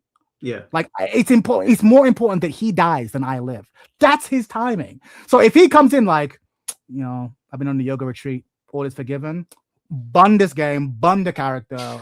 We're done, bro. We're done. We're actually done. Yeah, I didn't know the law. I just like that he ate an apple. Miguel's cool. You'd like Miguel. Miguel's cool. Yeah, and his fighting style is sick. He's very relatable. He's one of the few characters who, if you brought back, the whole community would be like, yes. Like unambiguously, like, yes. He's a safe bet. If you open season 3 of Miguel, you won't really hear complaining. Yeah, no one's complaining. No one. Blue Gundam, thank you for the $5. I'm a Jin main since Tekken 3, since I've always liked the calm, cool, stoic, edgy characters like Sasuke, and I've always thought Jin's outfits were awesome. Do you like war criminals? Because Sasuke is another war criminal. Lol. Yeah, Sasuke seems like Sasuke. But he seems to go through the same transformation where Sasuke starts off as like, edgy lancer, but still a good guy, but then actually goes into like war criminal territory. It's like, okay, like it's a different character. He's a different character now, right? Yikes. Tekken is my world. Thank you for the $1.99. Remember, Chad say gym players are school shooters. Did you say that about gym players? Oh, Devil Gym players, maybe. I don't know about Jin. I don't know that I think gym players are school shooters. Devil Gym players, absolutely. With the trench coat, Devil Gym players are school shooters. It was definitely Devil Gym. I remember with the trench coat. Absolutely. Yeah. Absolutely. They got that Columbine energy for sure. Mr. Moss, thank you for the $2. Yes, it was a mirror Kaz. Of course it was a Kaz. Oh, so this is what I love about the Tekken community, bro. Wait, someone in the community has an ego that that the actual skills, right? Their ego's right and checks their skills can't cash, and they're communicating in a fucking obnoxious way, and you're like, it's a Kaz player. Of course it's a Kaz player. Of course it is, bro. Like clockwork. And this is the last one I'll read for now. Mari Gamer Dude, thank you for the $5. Jin really was on demon time. He wasn't forgiving himself, still hasn't, but he wants to live now and finally doesn't want to kill himself anymore. Yeah, but everybody else was like 100%. Everybody else is the problem. Jin not forgiving himself, fine. But everybody else being like, you're the guy, you're the guy, you're the guy. Yes. And then at the end, ride off into the sunset with your girl. I'm like, what? Listen, 100%. Like, this is the thing, right? If Jin, you Sakura, she's an idiot as well. Like, Xiao Yu doesn't challenge him ever. Look, oh, man, I've been asking for years for like, please give Leo something to do in the story. And then they put Leo in the story just to be like, I see into your heart, Jin, you're all right. And I'm like, bun this character. We're done. I'm playing Feng now. Feng and Xiao Yu, we out. Fuck it. If I'm gonna play a character who's gonna suck Jin's dick, they might as well do it properly. I'm playing Xiaoyu. So you play a Hitler sympathizer. Fuck this, bro. That's wild, bro. It's crazy. Blonde hair and blue eyes, right? Yeah, super makes Aryan. sense. Yeah, it's all there. Fuck this character. He went to Feng for the right reasons because Feng's doing his own thing. Killed his Feng's master, Feng's Dragon dead. Scroll. He's just out here getting strong. He ain't involved with anybody else's. Feng is like, if you think the Tekken character the Tekken story is stupid, play Feng. Just recruit yourself. I'm here trying to beat up strong people. I'm like, you know what? I can work with this. Yes. Yeah. All right. The next prompt is Tekken isn't complex. It's convoluted. Ooh. Now, before you go on, I need you to define convoluted and complex and the differences. Do you want me to do it? Yeah. No, go ahead. You're making a claim. Go ahead, man. I would say complex is something with many moving pieces that come together. Something like that. Mm-hmm. Convoluted is complex with fluff. Yeah. I think of Kingdom Hearts. The Kingdom Hearts storyline is convoluted. Yes. It's gone past complex. It's convoluted because there's a lot of stuff that is not necessary. It didn't need all those pieces. Yeah. And I think Tekken is that. This is going to be the shortest part of the debate because you're 100% right. It's both of those Okay. things. Like, it's both of those things. For me, it's a lot like the English language. Like, imagine you're trying to learn. Obviously, we all speak English. Imagine you're trying to learn English, and then you spend ages learning. Okay, A, B, B, B, blah, blah, blah, and then you see this one word, and you go, okay, K-N-I-F-E. All right, clearly it's knife. And then someone goes, no, it's knife. Like, what do you mean? No, the K is silent. The fuck do you mean the K is silent? Yeah, it's just silent. K is always silent when they would come before N, not just in certain special occasions. Why? Because of some shit that happened. You know, it's the German-French connection. It's like there's lots of like special edge cases that just get in the way, and it's really annoying. And if you want to learn, you just have to deal with it. Like it's just like that. There's lots of shit where it's like this isn't. If you were designing the game from the ground up, you wouldn't have this. You wouldn't have this. This move, this character wouldn't have this move. This move wouldn't work this way. But because it was like that in Tekken 4, and players learned to deal with it, it's still here, right? So in like basic terms, complex is like a good thing, and convoluted is typically negative. Yes, because it's needless. Yeah. Convoluted. The key difference is needless. Because if something is complex because it adds extra depth and allows greater creativity and expression, that's a good thing. It's complexity. But if a thing is just there because it's a thing, it's like that's hanging over from the past. I'm like, it's convoluted, and it makes the learning process harder than it needs to be. There's a lot of stuff. It's like, why is it like that? Because it's always been like that. You just got to deal with it. Which is why I'm not opposed to like Tekken trying to make changes or even simplifying certain things. You just have to pick the right things. Do you think if they slashed every character's command list down to like just half, say what they average 80, 70 moves? Average is It's like 100. Yeah. On average. Okay. On average, so yeah.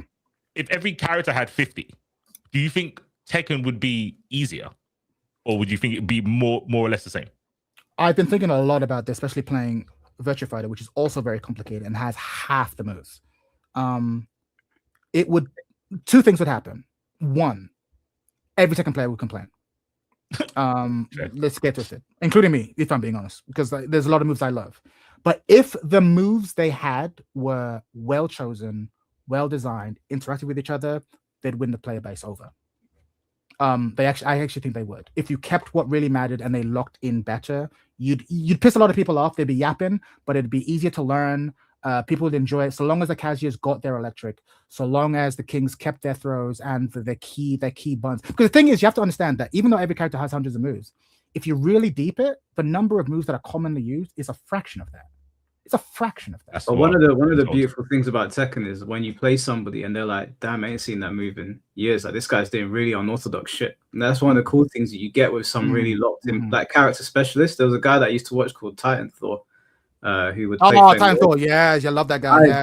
Especially in Tekken 7, I had never seen a Feng Wei like that, because Feng has about 100 moves. He's an and asshole. Typically you see like maybe 30, 40 attacks from Feng. This guy used every single move, and he used to throw everybody off. And if you take that away and you half the movesets, a big portion of what made Tekken special at an intermediate to higher level just disappears. It would depend, right? Because it would be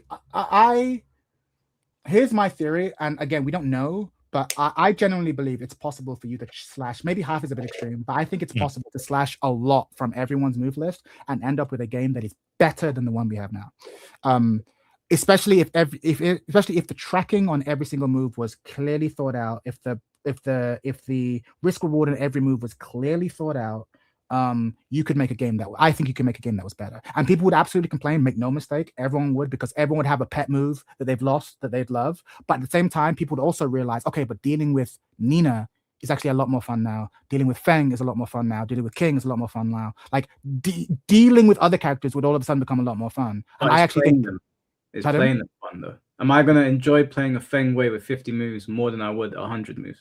Right, this is a trade-off. I suspect that whatever pleasure you would lose by losing the, let's say, 20 or so moves that you use occasionally would be offset by the fact that fighting all the other characters is more fun. So people would complain because their pet character is lost. They would complain, and you would feel that loss. I've lost my 1-4. I've lost this. You would feel that way. But at the same time, you would notice, yeah, but fighting against fucking Nina is so much more fun and so much more interactive, precisely because I know what all the options are. So now I'm playing so much of what pissed me off about Tekken. I talked about this with C4 last time we had a chat. With every fighting game, there's a point where you're just dealing with, you're not playing against the player, you're just dealing with the character because you don't know enough yet. I don't know, is this a high, is this plus, or whatever? So there's a lot of situations where you're not really playing the person. But there's this beautiful point that comes where I know everything your character can do, and you know everything my character can do. So now it's man versus man, right? We're figuring each other out. And that point in Tekken is some of the most fun you can have. But reaching that point in Tekken, I'm not exaggerating, can take years. It can take years to get to that point where you're really playing against the man. And my point is, like, I would love to see a version of Tekken that lets you get to that stage faster. And I think you could do that by removing a lot of moves and keeping what matters. But at the same time, I can already see in the chat, and even if it wasn't in the chat, a lot of people disagree. But yeah, this is one of those. I think I disagree as well. I don't know if the move list is what the problem is. Like, I don't know if the move list is what you attribute it being convoluted rather than the systems in the game. It's the majority. There's other things like how, I mean, I know it's fixed now, but the sidestepping, where you couldn't sidestep into the background from crouching. Sure. How you sidestep electrics. I think that's you sidestep away.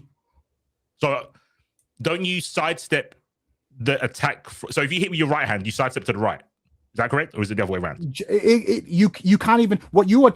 I love talking to people who don't play Tekken, because what you're saying is very logical. You've been like, well, typically if it's right-handed, you can't say that. It's move by move.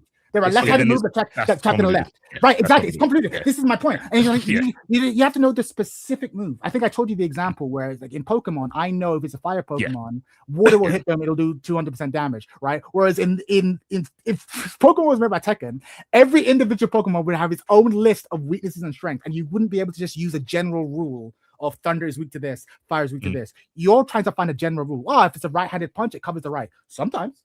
But sometimes it goes left. Legit, real quick before Mike goes, I had this with Guilty Gear Xrd. I love that.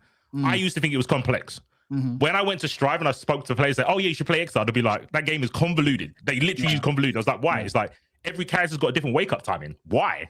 I'm like, I think that's cool, but it is convoluted. And I just realized it makes me feel better saying my game's complex. But it's convoluted. Just the same reason I like Kingdom Hearts. It's convoluted. Okay. And that's okay. Like, I love the English language. The English language is convoluted, but it's a beautiful language, right? That's my point. You can have both, right? It's not like convoluted doesn't automatically mean bad, but I think you have to acknowledge that it is very convoluted. And go on. I think I understand what you guys are saying, but I don't think that it being convoluted lies in the moveset. The issue with Tekken's it being convoluted is in the systems that surround it, which is one of the reasons why people hate Heat so much, because it's just like you've added something else to the game that didn't need to be here.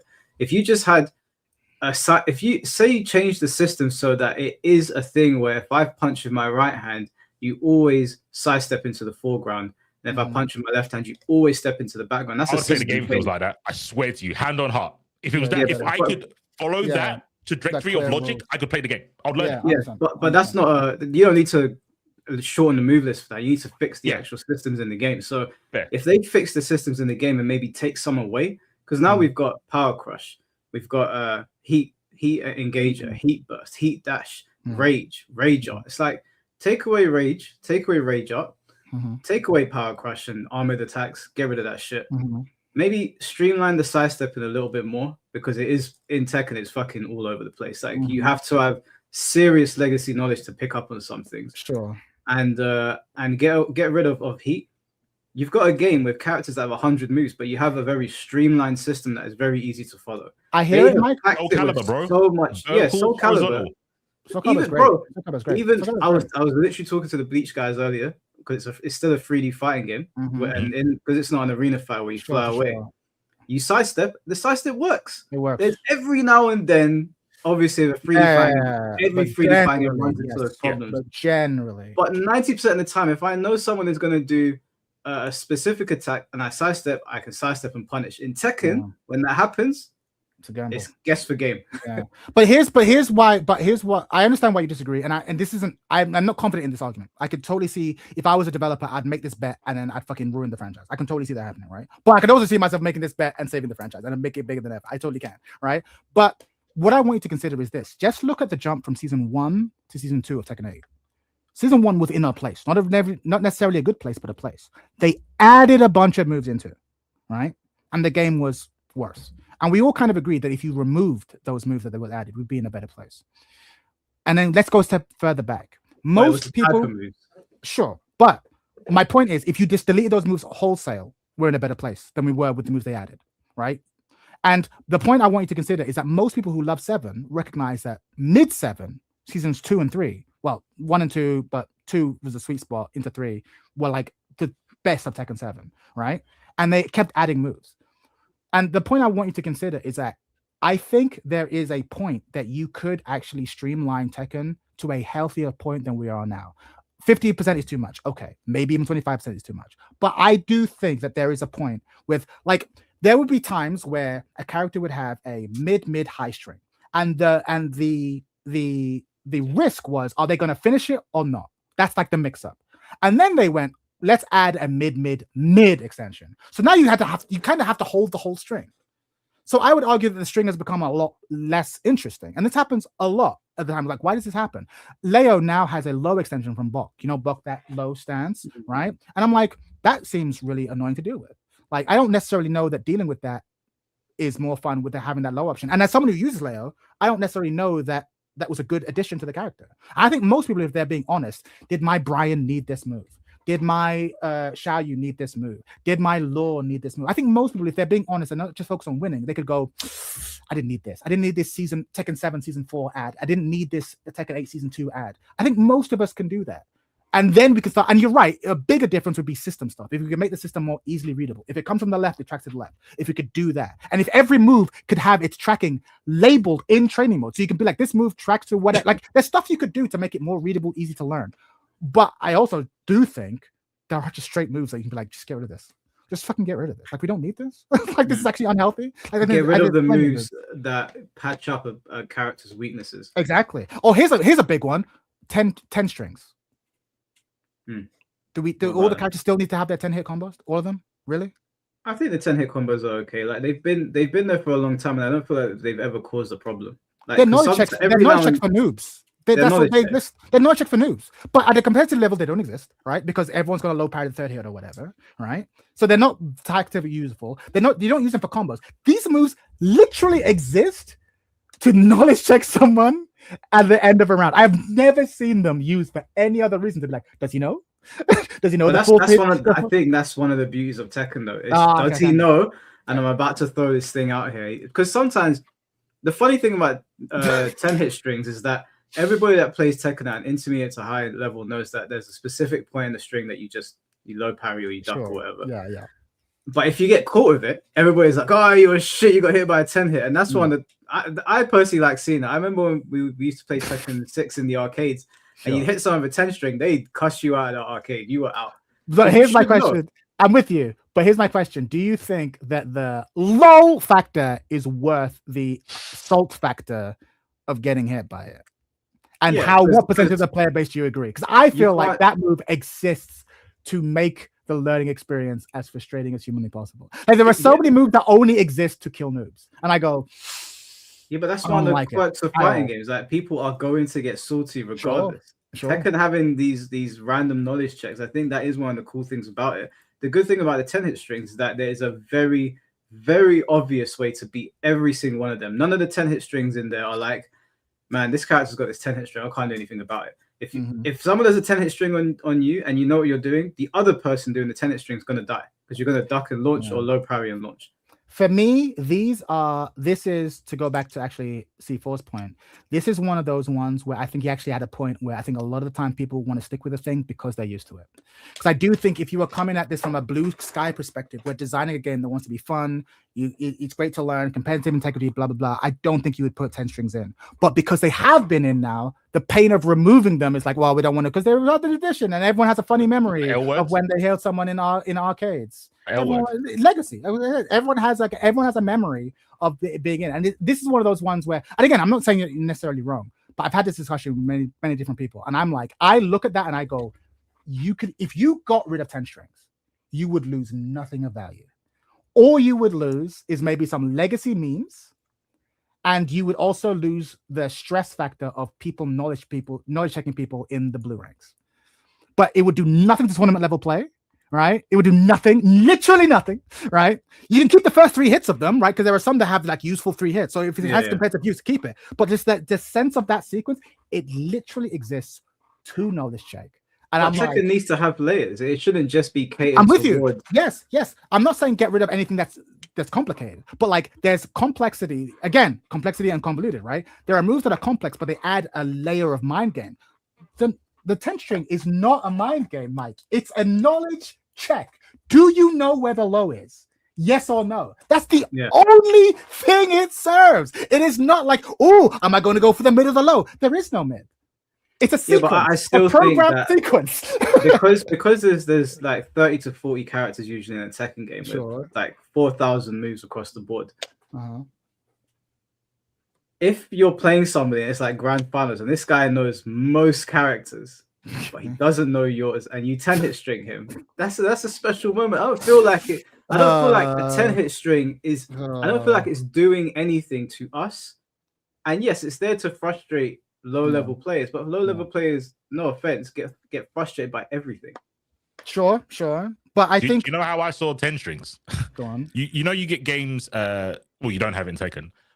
Post kill hits. You get in a lot of like versus games where when you've killed your opponent, you can still hit their corpse. We're getting Tekken. We get absolutely. Oh, yeah, of course you do. I'm an idiot. We kick, we key charge. Absolutely, we do. Yeah. Go on. So you used to have that in versus games, and I heard a rumor. Apparently, in Asia they don't like it. That's why they don't have it in Tekken. But Marvel games have always had it.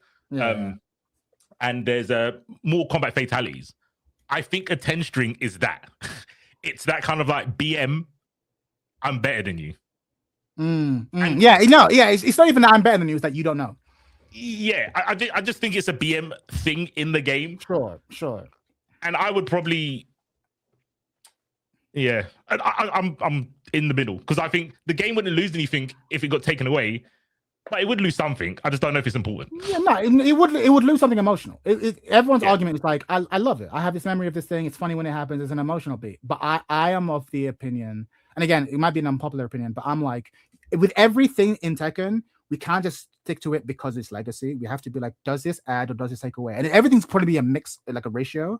And I'm like, for me personally, I'm like 10 hits take away more than they, because I think it's okay to expect people to learn to duck a high. I think it's okay to expect people to learn to break throws. I think that's reasonable. So I don't want to simplify that or make that simple. But the idea that every single character has 1 or 2 10-hit sequences that you need to learn to memorize. And the only reason we can do it is because we've been playing Tekken long enough that we perhaps recognize it from Tekken 6, or we learn it from Tekken 7, or we learn it from whatever. But when you're first learning everyone's 10 string is like, it's just homework. It's just homework. It's literally just homework that you have to do in order to not get caught by it. I don't think that's fighting it. The punishable part of the 10-hit string is almost the same for everyone. So once you learn one, you know all of them. No, but for some of them, sure. For many of them, but then of course many of the tricky characters have ones that are intentionally the third hit isn't the low, right? Like many of them, and then so what do you do then? Or like some characters like Yoshimitsu will have one that has like an unblockable at a certain point, so you need to block it before you get to there, right? Like there'll be all kinds of tricky stuff. So and they're just knowledge checks, and I'm like, I get it. I don't know why people love it, but I just don't think that, because if we're streamlining Tekken, the systems are really what make or break the games a lot of the time, and it's what puts people off. I don't feel like changing the move list or watering them down is going to have the intended effect, because if you're only seeing about in 100 Tekken games, you'll play 90 games, and most people are going to use 50 moves anyway. Sure. So if you come across the 1% that uses all the moves, that's like that's a pretty cool thing. But you're not actually changing anything because everybody's only using 50 moves anyway. But if you change the systems and you fix sidestepping, you get rid of some of the stuff that have bloated the game, and you streamline it that way, then I think real change happens with Tekken. Actual things that everybody can interact with.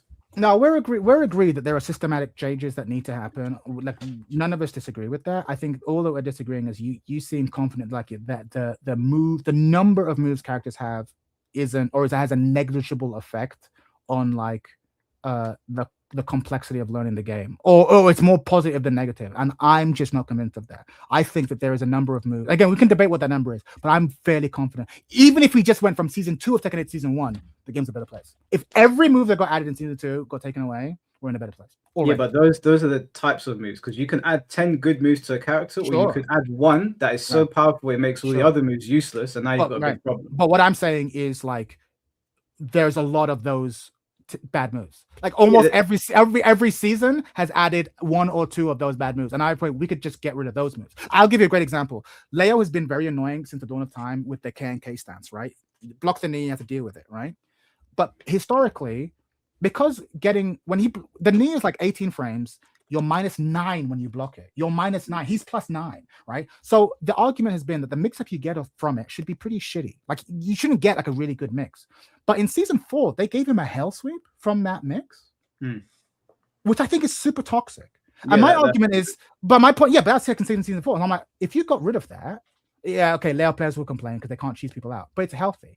And I can do that for my main, for my main. And I think for any character I play, I could be like, you can get rid of that move. And I think all of us, if we're being honest, we could do this. You can get rid of these 4 moves. This one that got added in Tekken season 4, this one that got added in season 3, this one got added in Tekken 8 season 2. All of it, we could point to a bunch of moves. And my point is, and that's what I'm saying, I think those moves aren't in sequential. I think they're actually pretty big deals. They would do so much good. Those are bad moves, though. I'm not for adding bad moves to Tekken. And if there are bad moves in the game, I think either change them or remove them. The moves that are patching up characters' weaknesses, so you don't have to play around the weakness, I'm not for those. But the idea of just like Thanos snapping a portion of the moveset, I'm not for that. I'm for like looking at the moveset and changing things that are affecting the game's overall like makeup. But shortening the moveset list, I don't think that will have the intended. But this is what we're arguing, because I think Tekken devs agree with you. The Tekken devs never want to remove a move once it's in the game. They'll change a move, they'll replace a move, but they'll never remove it. And I am of the position that actually we should start thinking about removing moves, which I know a lot of people are going to get upset, but I think no, we have so many. Okay, well, let's do this as an exercise, though, because you play Feng Wei as well. Because we both play Feng Wei, I can't debate you on Xiao Yu, but I can on Feng Wei. Sure. Of Feng Wei's moves in Tekken 8, what would you get rid of? So for me, I think I don't like the season 2 change, a back 4-2 being a mid-high and the 12 being. So I'd get rid of the 2 extension, start right off the bat personally, and just keep the back 2 the way it was. Right, I would keep that, because the thing is, for those of you who don't know, Feng doesn't have like a convenient 13 frame. He has a 14 frame like down forward 1, that's just really good because it's like 0 on block, but it's slow, right? And he has his 12 frame, which is the fish hook, but it's like -9 on block, right? So it's like he has these 2 moves on the side of a 13 frame mid that makes him kind of interesting. And for me, getting rid of the 2 extension, I would be a big fan of that. What other moves would I try to get rid of? I would. I like so many of Feng's moves. You put me on this. Oh, go ahead. Let me just highlight this comment. Mike, you can't remove the bad moves without shortening their move list. I mean, it's true though. He's not wrong. Do you understand what I'm saying? Mathematically. No, what Kendrick, what he was saying was that we should remove 50% of the move list before, right? If you remove 50% of the move list, you're essentially not just cutting bad moves. Yeah. You're not looking at the move list. You're just saying we need to get rid of moves in Tekken. What I'm saying is that yes, you can get rid of moves that make the character too powerful, but I'm not for just shortening the move list like that. No. Yeah. What else would I remember? I mean, Feng. I only play Feng. I play Tekken 2nd Feng. I'm gonna be honest. Like, if you see my combos, they're all trash. But like, I'm like, I think I don't like forward 3-2, like the high extension. I like that it was like the mid, the big launcher, but that 2 extension, I'm like, why does he have that? I'm not a fan of that. Forward 3. You know Oh, when yeah, the big, it's normally like a big launcher, like he fucking runs up here and just kicks you up into the air mid. But then there's a 2 extended, the 2 that's safe on block, and I'm like, why give him that? I don't really like that, and it kind of hit knocks down. I'm like, yeah. Did he need No, that? I agree, because then that makes it so that when someone's like When he runs continuously at doing that, you can't. Yeah, exactly. Yeah, it makes the launcher a bit too strong. That's it. And there's lots of moves like that. There's lots of moves that were added as coverage for other moves. I'm like, no, they don't have coverage. Like that's my point. Or like Xiaoyu, Asuka has, she always had like Tooth Fairy, but now she has this weird like extension on Tooth Fairy to make it like safer on block. I'm like, no, Tooth Fairy is a risk. Let me ask you a better question, because season 2 added a lot of moves to make a lot of dumb shit. Yeah. A lot of dumb shit. So you could just pick from season 2. Basically, it was what I'm doing. Yeah, 100%. Yeah. So you said that you would like half the moveset, yeah? That was an exaggeration, but yeah, I think I'd probably cut deeper than you would. Yeah. Okay, so of the existing moves that were that people the agreed upon moves that weren't a problem for us, pre-season 2, or even if we go as far back as Tekken 7, sure. What key moves or what moves in general from Feng that don't actually just make him too powerful at season 2 added would you remove from him? The problem is I jumped onto the Feng bandwagon in like season 4 of Tekken 7, so like I can't speak to that. I've not tracked it. I could do that for Leo all day, and no one plays Leo, so they don't know. But then again, even if you don't play Leo, like you just watching, I would pair back. Again, ignoring season 2 is a bunch of I get season 2, but like even that low sweep, that hell sweep, that was a season 4, season Tekken 7 change. Get rid of that. Hell sweep. Like when he does he makes you block the knee, right? You're -9, and then there's a low sweep that comes from K&K now, and it leads to like 35 damage. Like you'll knock you down. Leo. Sorry, Leo. Leo. Yeah, I was like, what? No, from Leo specifically. What moves would I get with Feng? I don't know, bro. I don't know, because I don't know what's new. Because I came in a bit too late. Feng's a bit of a weird one. He always needs to have a ton of moves. He needs to have more moves than the average person, and then get less reward off each of them. That's kind of the design. So for him, it's less the case, and that's probably why I enjoy playing him. Because I don't feel like he's over designed. I would take away a lot of his damage, and I would reduce his wall carry. So for him, it's less about the number of moves, because he does need to be able to overwhelm you with a bunch of moves, but the cost, the cost shouldn't be as high. But with weak boy, back Kempo Hell Sweep. That's true, bro. I got that back Kempo Hell Sweep. Back Kempo Hell Sweep. You don't need that. Come on, bro. You don't need that. You already had a low. You don't need that. Yeah, he really had a low. That's something. It's small things, right? But it's a big deal. That's 35 damage. That's not small if you're playing against him, right? Back Kempo Hell Sweep is a great one. Get rid of that, right? So there's lots of little stuff. And you might even want to add some moves in, like old moves, right? But you just get the number. 1+2. I am so mad they took that move out of the game. Because Feng Wei, one thing I always loved about Feng Wei is that I think he's one of the most beautifully animated characters in the game. Agreed. Down 1+2 was such a cool move to look at. I was like looking at Chinese. What's that move? He sort of like punched like this, like he would go up, he'd start at your stomach and it'd go up to your face and then come back down. Nice. And he'd do like this like Chinese pose when he did it. Yeah. It was super cool looking. They got rid of it, and I was like, why did you get rid of the coolest looking move? There's a lot of boring moves that got replaced. Leo's 1-4, which is just a punch and a kick, similar to Feng's 1-3. I love that move. It was jailing high, didn't do much damage, but it was just a great space until they got rid of it. And instead they made it like 1-4 now, goes into stance. I'm like, I don't want it to go into stance. I just want to poke. Right, similar to like Feng's back 4, like fish hook now, back 4-2, go into stance. Like I don't want to go to that. I just want fish hook. Give me my fish hook. I just want a boring poke. Thank you. There's lots of stuff like that. What I'll do, because I know you ain't got too much longer. I'm gonna read out the super chats, and then whilst I'm reading out the super chats, C4, if you could think of one more prompt for this, because when Chad goes, we're gonna have people come on to talk to you. I'll be watching, by the way. I'll be eating, but I'll be watching. Okay. I think Mr. Jamie, thank you for the $5. Tekken 8 ending would have made sense if Jin turned himself in and became a Suicide Squad like soldier for whatever world government to serve his time in Tekken 9. It could be interesting. Yeah, I want to see more penitence, and I want the people. I think it's less Jin's feelings. It's more just the people around him sucking his dick that makes me really angry. Yeah, I think Kazuya should have beaten him. I think that would have been way more. I'm with you. I don't even like Kazuya, but yeah, I'd love seeing Kazuya because again, Kazuya knows what he wants. It's like, yeah, I'm a bad guy. I'm like, okay, you're doing your job. Yeah, Jin's all over the place. Yeah, 100%. Blue Gundam, thank you for the $2. I preferred Jin / Sasuke before they became villains. Yeah. Well, Sasuke, that was like before episode 100. Lol. And Jin was a. What's that? That's Tekken 4? What's Tekken 4? Yeah, up to Tekken 5, after 6. He was a good guy after 6. Right? Yeah, up until 5, even 5, he started to like. He's resisting, but he's resisting the urge. It's like Ryu with the Satsui no Hado. He doesn't want to go evil, but he's going evil. Yeah, he was treading water in 5. Yeah. Maori Gamer Dude, thank you for the $5. As long as Jack has his Cossacks that can sit down and punish, I won't mind moves getting slimmed down, but that's tough because there are many cool moves. This motherfucker, Jack, this guy's like, I still want the baseball slide, the fucking asshole baseball slide. Yeah. It's like -3 billion. I'm like, you motherfucker, you just want it for the memes, bro. God. That move is really painful to get hit by because when you get hit by you want to die, bro. Yeah, you want to die to get hit. It's legitimately like -3 million. Like if you block it, they're getting launched straight. No, because he literally is a robot, and he goes onto one knee and then slowly picks himself up. So you can just sit there like rolling your shoulders, like I'm gonna kill this motherfucker with the biggest launcher I've got. John God Summer, thank you for the $5.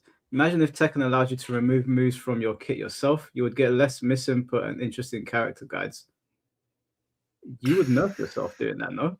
Like if I had all my moves and you decide to remove 20 of them, you put yourself at like a massive disadvantage.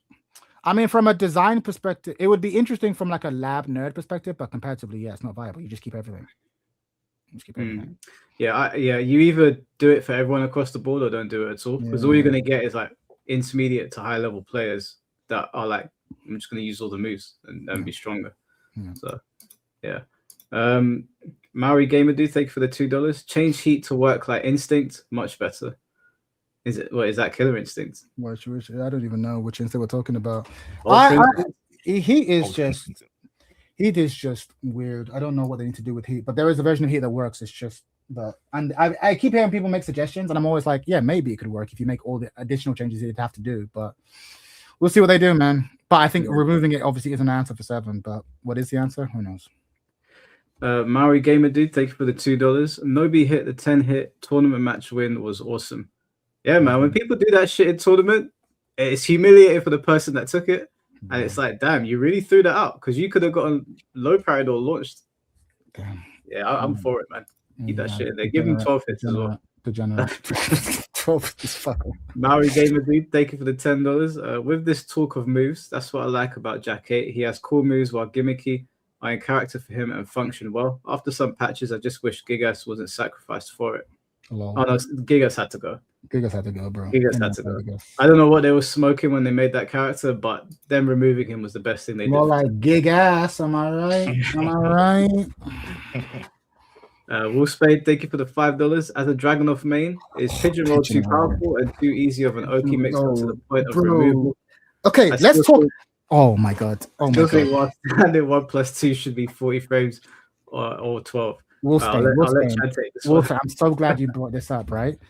So I saw someone else in the chat talking about like, well, do we have to remove it? Can we not make changes?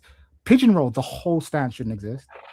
Like the whole stance is like, why did we give him this? One of my favorite Tekken jokes ever. I was watching, this is Tekken Tag. This is Level Up Your Game. Rip is interviewing Eris.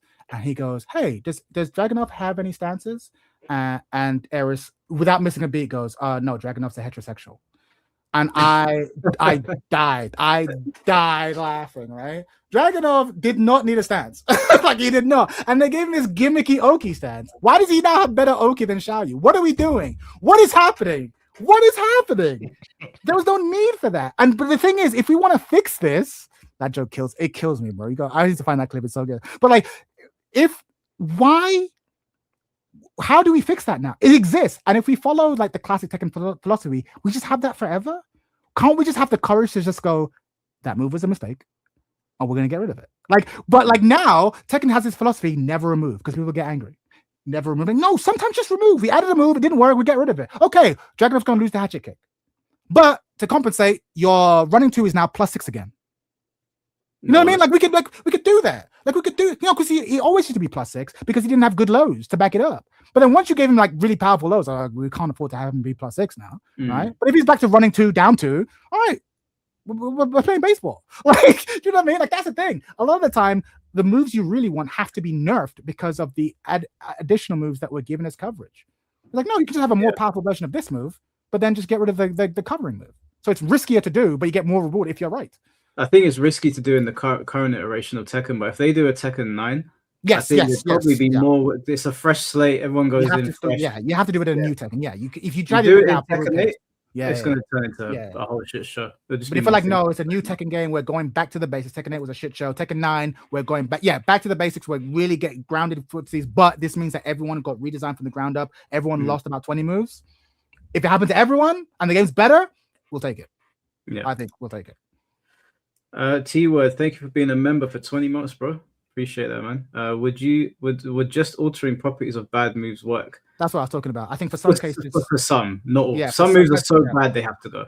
Some moves, the existence of them is the problem. Like, why is there a low option here? Why is there a mid option at all here? So it's like you just have to get rid of it. So yeah, unfortunately. Yeah, I'm with Chad on that one.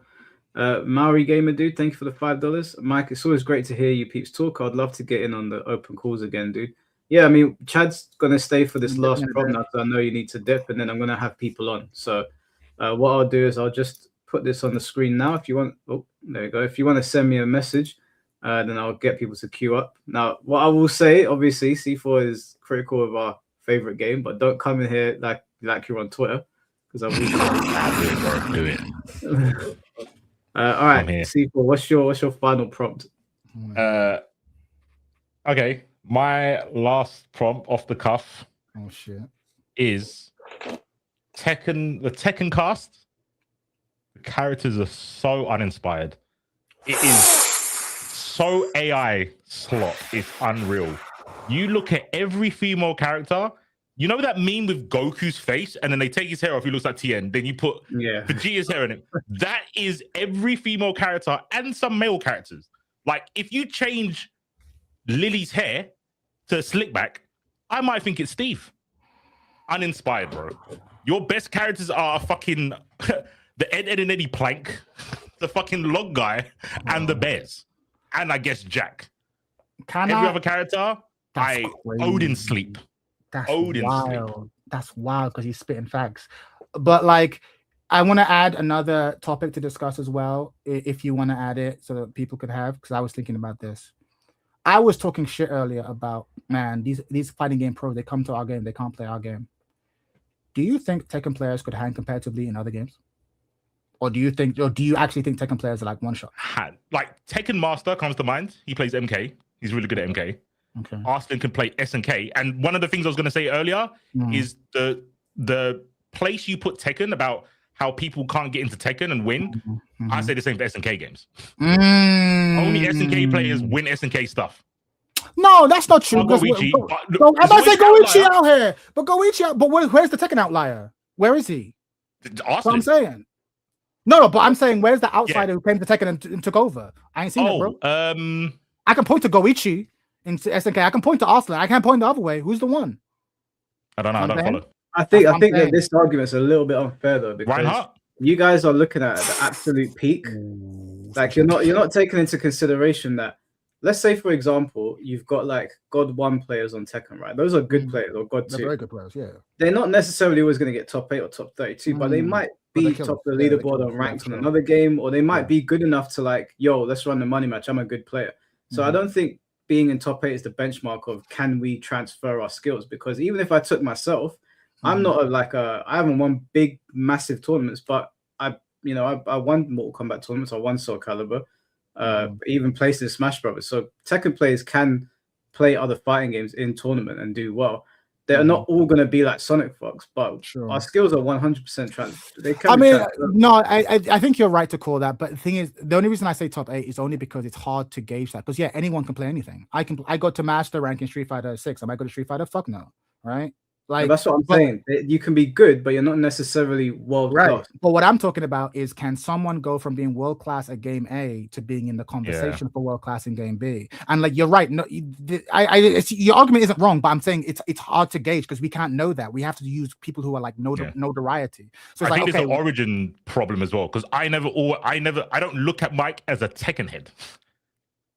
I don't see him like Tekken Master. I guess it's in his name, but I don't know if he might start with Mortal Kombat. I don't know. Yeah, I don't know the origin of all these people. So like Chad's saying, if Goichi went to Tekken, then you can go, okay, exactly, because Goichi comes from like the actual Kusoge games. He doesn't even play he's from outside, and he came in and took our game. What the fuck?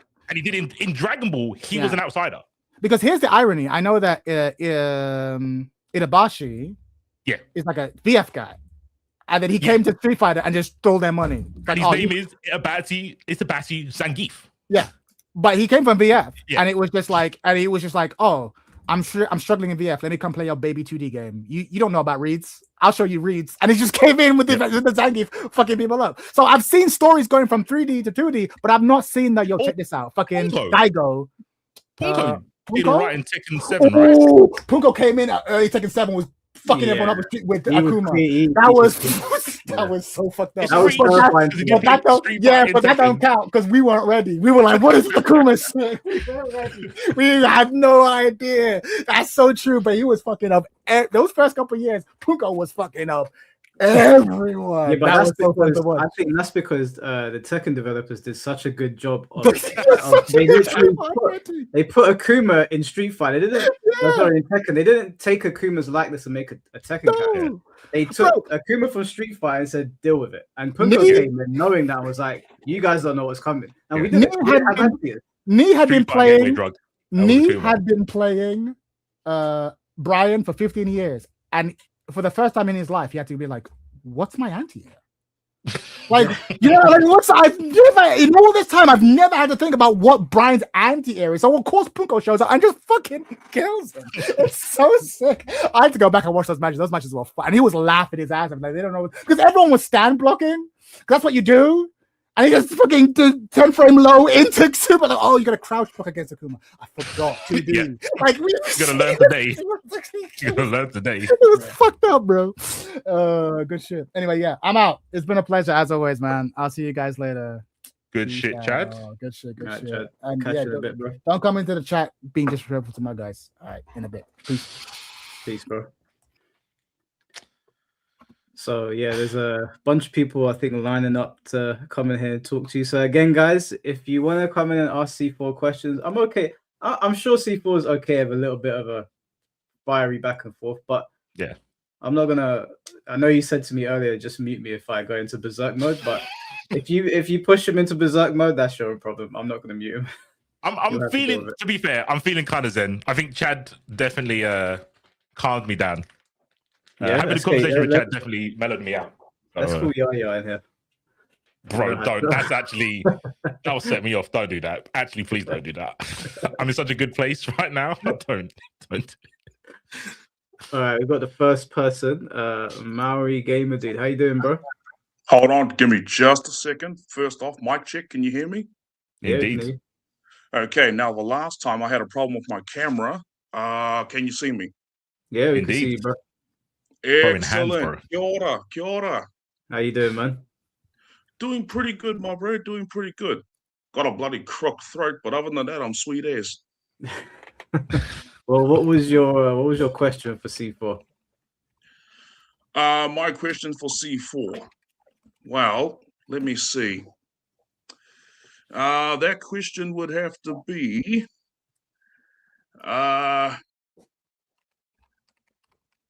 When you say, actually, I'm not even so sure how I should bloody word this because, it's just. If you wanted to flame me, you can do that as well, and then I can go into a conversation. Well, I don't really know about flaming because, I don't have a fucking fire extinguisher. But I suppose when you say that Tekken characters are kind of like AI slop. Like I get the Goku thing because honestly, I found that freaking hilarious. Yeah, especially when you got people's reaction to it. But why Tekken specifically that you would say that?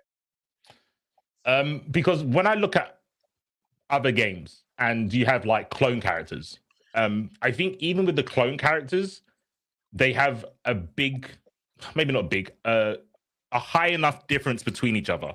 So even like Ryu Ken, I think at first people think the gi color's different. And then it's like, okay, the hair color's different. And then the moves are different. So off rip, you can see that. But I think even at the character select screen, you can tell the difference between each character. But when I look at the Tekken character select screen, every female looks the same. Every single one. It just looks like a Barbie shop with different wigs on for girl characters. Oh, you know what? I can certainly see your point there. I mean, but to be fair, that is by design, you know, because that's just how it's always been. Like, the characters have always been super, what's the word I'm looking for? Almost like super immaculate perfection. Yeah. So, and clearly it's done by design, because clearly that's what's popular with Tekken. I mean, yeah, in Tekken 8, there are some differences now, very subtle differences. Like, heck, when it comes to the most unique looking female characters in Tekken 8, yeah, I would say the most unique looking ones are Reina, Azuzena, and Zafina. Like, especially when Zafina gets pissed off, and it's like, yeah, you can definitely see the difference there. And with Reina doing her little, but other than that, yeah, very subtle differences. But no, I will say the male characters, fair enough, they're pretty good. The male characters, they're pretty good. I think, like I said, I think Steve looks like he just looks like Lily to me with a different haircut. But like, if I look at Yoshimitsu, super original, that's really cool. I like Bruce.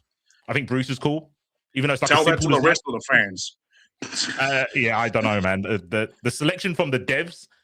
I mean, I'm not a Tekken player, so I don't say like, I don't know why you didn't put that character in. They're like Miguel.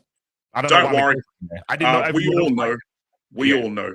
The only problem is that we've known for a long time now, because it was way back in Tag 2, where a lot of people were saying, now, I'm not saying a lot of well-known names, but a lot of randos that were just, you know, getting into the game, dipping their toes in, and even some old, like, some old heads that were around for a while, but not well-known. And they had said, well, we don't want Bruce back because we already have Brian, and Brian's the cooler Bruce. So, there. Yeah, I would start gatekeeping if people were coming into my game saying that shit. I wouldn't stand for that personally. That's a crazy take. It is a crazy take, because, and the funny thing is that now people are saying they want him back, and I'm just like, make up your fucking mind. Yeah, you know what fighting game players are like. Fighting game players, I'm also guilty of this. We can't make up our minds and stuff. So, hey, believe me, I'm the exact same. I can't make up my mind either. I've had too much on my mind. That's why I shave my fucking head. So, yeah, it's just like, yeah, we want this, and we also want that. And it's like, well, you know, you can have your cake and eat it, but make sure you eat the fucking cake, you dumb bastard. Don't just bloody say you want it, and then you're not going to use it, and you're not going to take it.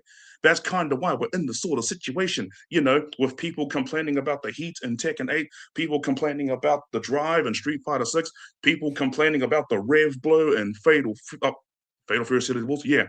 I mean, heck, even when people, this is what I loved about the Killer Instinct developers. The fans and the players, they said one thing, and the developers were just like, how about you just shut your fucking mouth? And that's exactly what they did. Because I don't know if you know this, but back in Killer Instinct, when they made some adjustments to the character's instinct meter, one of the adjustments they made to Jago was that if he activated it, he would get automatic regenerative health. When he threw a fireball and it was landed or blocked, he would get health back. People hated that. They were like, you need to nerf that. You need to nerf that. But developers were like, actually, we need to do this instead. So what did they do? They made all versions of his wind kick minus on block. And they were like, that doesn't change the health bar. What the fuck are you devs doing? 1 month later, people were like, wait, I can actually fight Jago now. What's going on? And the reason why they made wind kick minus on block, because it actually gave him a weakness. It's not about nerfing the shit people don't like. It's about nerfing the shit you need. In the words of the developers, look for the disease, not the symptom. And that's the problem with Tekken 8 right now. For as much as I love Tekken 8, yeah, everybody's yeah, everybody's kind of ass backwards in Tekken 8. For as much as I love the game, yeah, it's if it got adjustments like that, and I know Harada put this in there and the other Tekken devs, we need to get rid of the Tekken 8 hashtag Tekken 8 report. We've got to get rid of that. Oh yeah, I agree. Twitter is not the place to put that shit. People just abuse it. Indeed. People do abuse it on Twitter. This needs to be fixed. This needs to be fixed. And I'm like, how about you just get the fuck out? Yeah. Yeah, I agree. You want to talk about it. reporting shit? Bloody heck. Finish your school report first, you prick. Bro, tell me you do content. You do YouTube content. I do, but I don't do a lot of content where I'm talking and showing my face. I mean, the last content I did where I'm looking for your name right now to sub. You need to do that immediately. Mike actually said that a while ago where he said I should do voice acting. And it's like, well, I appreciate the kind gesture, but I already got enough shit going on. Also, I just really like collecting shit. That's also why I haven't made a lot of content lately. You should show yourself on camera more, though, when you're doing your content, 100%. Yeah. Oh, I appreciate that. I appreciate that very much. But we're not here to talk about this mug. We're here to talk about Tekken 8. And believe me, I love it. I do. I mean, as you can see, I've got it up there, the Tekken 8 King Edition, which I got from EB Games, which is now closed down. I'm sad now. But yeah. Did you have any questions that you wanted to ask C4, like anything you might have heard him saying over the time he's been on the podcast? No, he kind of already answered my questions for me. Like the only one I really had was just the AI thing. And well, actually, no. Going back to the topic of moves, what's your feeling on the moves in general in Tekken? Like when you see a certain move, do you think, why is that there, or how come it's like this? And what would you do differently? All I want is a rule of thumb. It doesn't have to be like a 100% all the time. This is how you beat one moves, like you sidestep this way. Just a rule of thumb. Okay. When moves look like this, I should be looking to do this. And you can have one or two exceptions. I don't want to have to watch even though I like doing it, I don't want to have to watch a 30-minute Finn video to see why a move is stupid. I just want a standard, this is what you do against this. It will work 99% of the time. And I think that allows a lot of people to not only watch, but get into it. Because I can watch, and if I don't have, I don't want to say a good commentator, or more like a commentator that's trying to accommodate new players, if that person's not on the mic, which normally doesn't happen, I have no idea if that was tracking or they sidestepped too late. I don't know. I have to go into the game and out, and then it's like, well, this is not a spectating game because I have to learn. But if there was a rule of like, oh, I could see that he punched with the right hand, he went to the left, maybe he did it too late. Yeah, well, it's funny that you say that because there are certain moves in the game where, you've got moves that mid-crush, and then you've got moves that go low.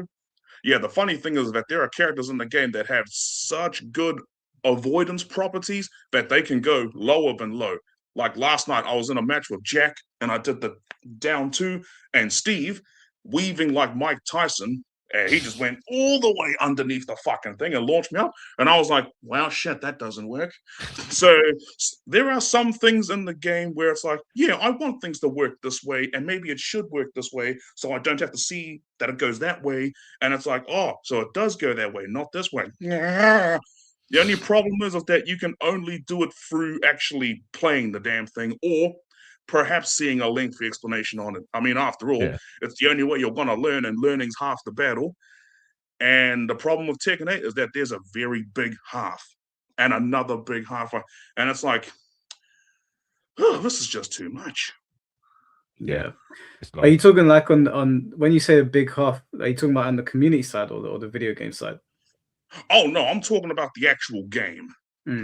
Yeah, like I don't know. Tekken's a, like, if we're being completely honest, Tekken is a bit of, it's always been a mess, but it feels like Tekken 8 went over the top, and now it feels like it felt like controlled chaos. Now it just feels like absolute, like, unmitigated chaos. Like it's just out of control, and everyone's either annoyed or teetering on the edge of being annoyed, or like they're like Shinblade. He's just in love with the game. I'll never understand why. I'm with Shin on that one. I also love the game. I mean, you already know how I feel about last time. How I feel the game is just. So yeah. Do you think that this is the best Tekken? Do I? No, I do not think it's the best Tekken. Do I love Tekken 8? I do. Does my feelings towards it change after Season 2's launch? Of course not. One bad season is not going to change my love for the game and the franchise. But as far as the best Tekken, bro, Tekken 7's got Geese Howard. That's the best one. That's a slight on Tekken almost. I didn't see Geese coming out of your mouth there. I was like, bro, I like Geese too. One thing you got to know about me. I'm a weird fella. Tekken 8, my favorite fighting game franchise of all time, but my favorite fighting game character of all time, Geese Howard. Is Geese being your favorite fighting game character in other games as well, or just specifically the Tekken version? I love him in KOF 14. He's awesome in Real Bout Fatal Fury Special. He is awesome in Real Bout 2. He's one of the few characters I actually enjoy in Maximum Impact. I love how they reworked him in KOF 15. But Tekken 7, it's an amalgamation of all of that and how he just works so well with the Tekken mechanics as well. Because it feels like you're playing SNK in Tekken. He's not playing like a Tekken character at all. And that's what I love about him. Fair enough. I think that's what I hated about Akuma and Geese, because it felt like they came from their games. They didn't integrate into Tekken. They forced everyone I honestly wish more characters did work like them. For as much as I like playing Mai Shiranui in Dead or Alive, she plays more like a DOA character than she does an SNK character. I wish they leaned more into that. Because, you know, I mean, I know you got to have that balance, but with Geese Howard, it was so awesome. It was like, yeah, I prefer that. Because he was just that much his own character. Dude, honestly, you need to get on camera more. You need to do That's what what I'm thinking. I'm trying to sub right now, bro. Just the last time I saw you on camera was when you did the Toriyama video. Yes, that was a year ago. That was a long time ago. Yeah. It was a year ago. Yeah, back when you asked for only 30 seconds, please. And yeah, I was really trying to. You would not believe how hard it was to try and get my love condensed into such a short amount of time for Dragon Ball. Dude, I got messages from everybody was messaging me saying, like, I want to be in the video, but how am I supposed to tell people how much I love Dragon Ball in 30 seconds? And I was like, figure it out, because there was 100 submissions, so I had to put 100 people in the video, and like I really wanted to get out on the anniversary of his passing. Some people sending me in 6-minute clips, and I was like, bro, I can't have you in the video for 6 minutes. So I had to watch these videos. Wrap it up. Yes. Tom Brady sent me a video. I said to him, Tom, I know Tom likes to talk, so I was like, Tom, can you just do me a 1-minute video of why you love Toriyama and Dragon Ball? Bro, you know, that's another thing too. He sent me a whole novel, bro. I had to watch it and whittle it down. You can't tell in the edit because it flows together well. But there's a whole section where he was talking about Superman for some reason. I was like,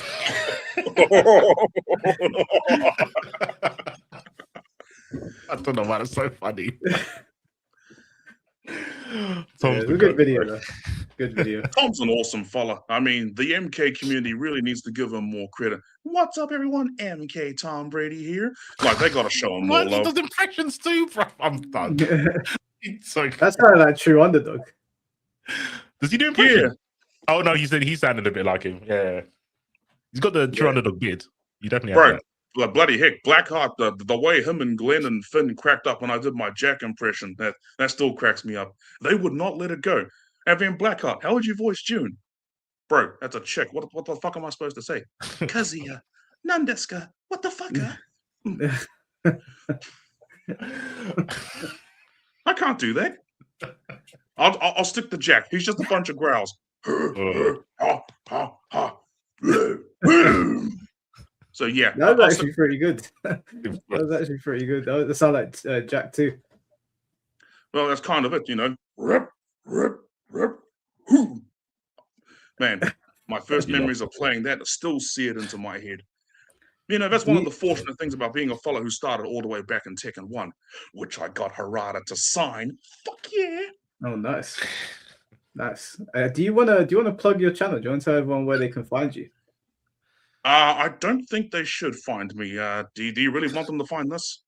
Yeah, man. I think you should. I think you should tell everyone what your YouTube channel is.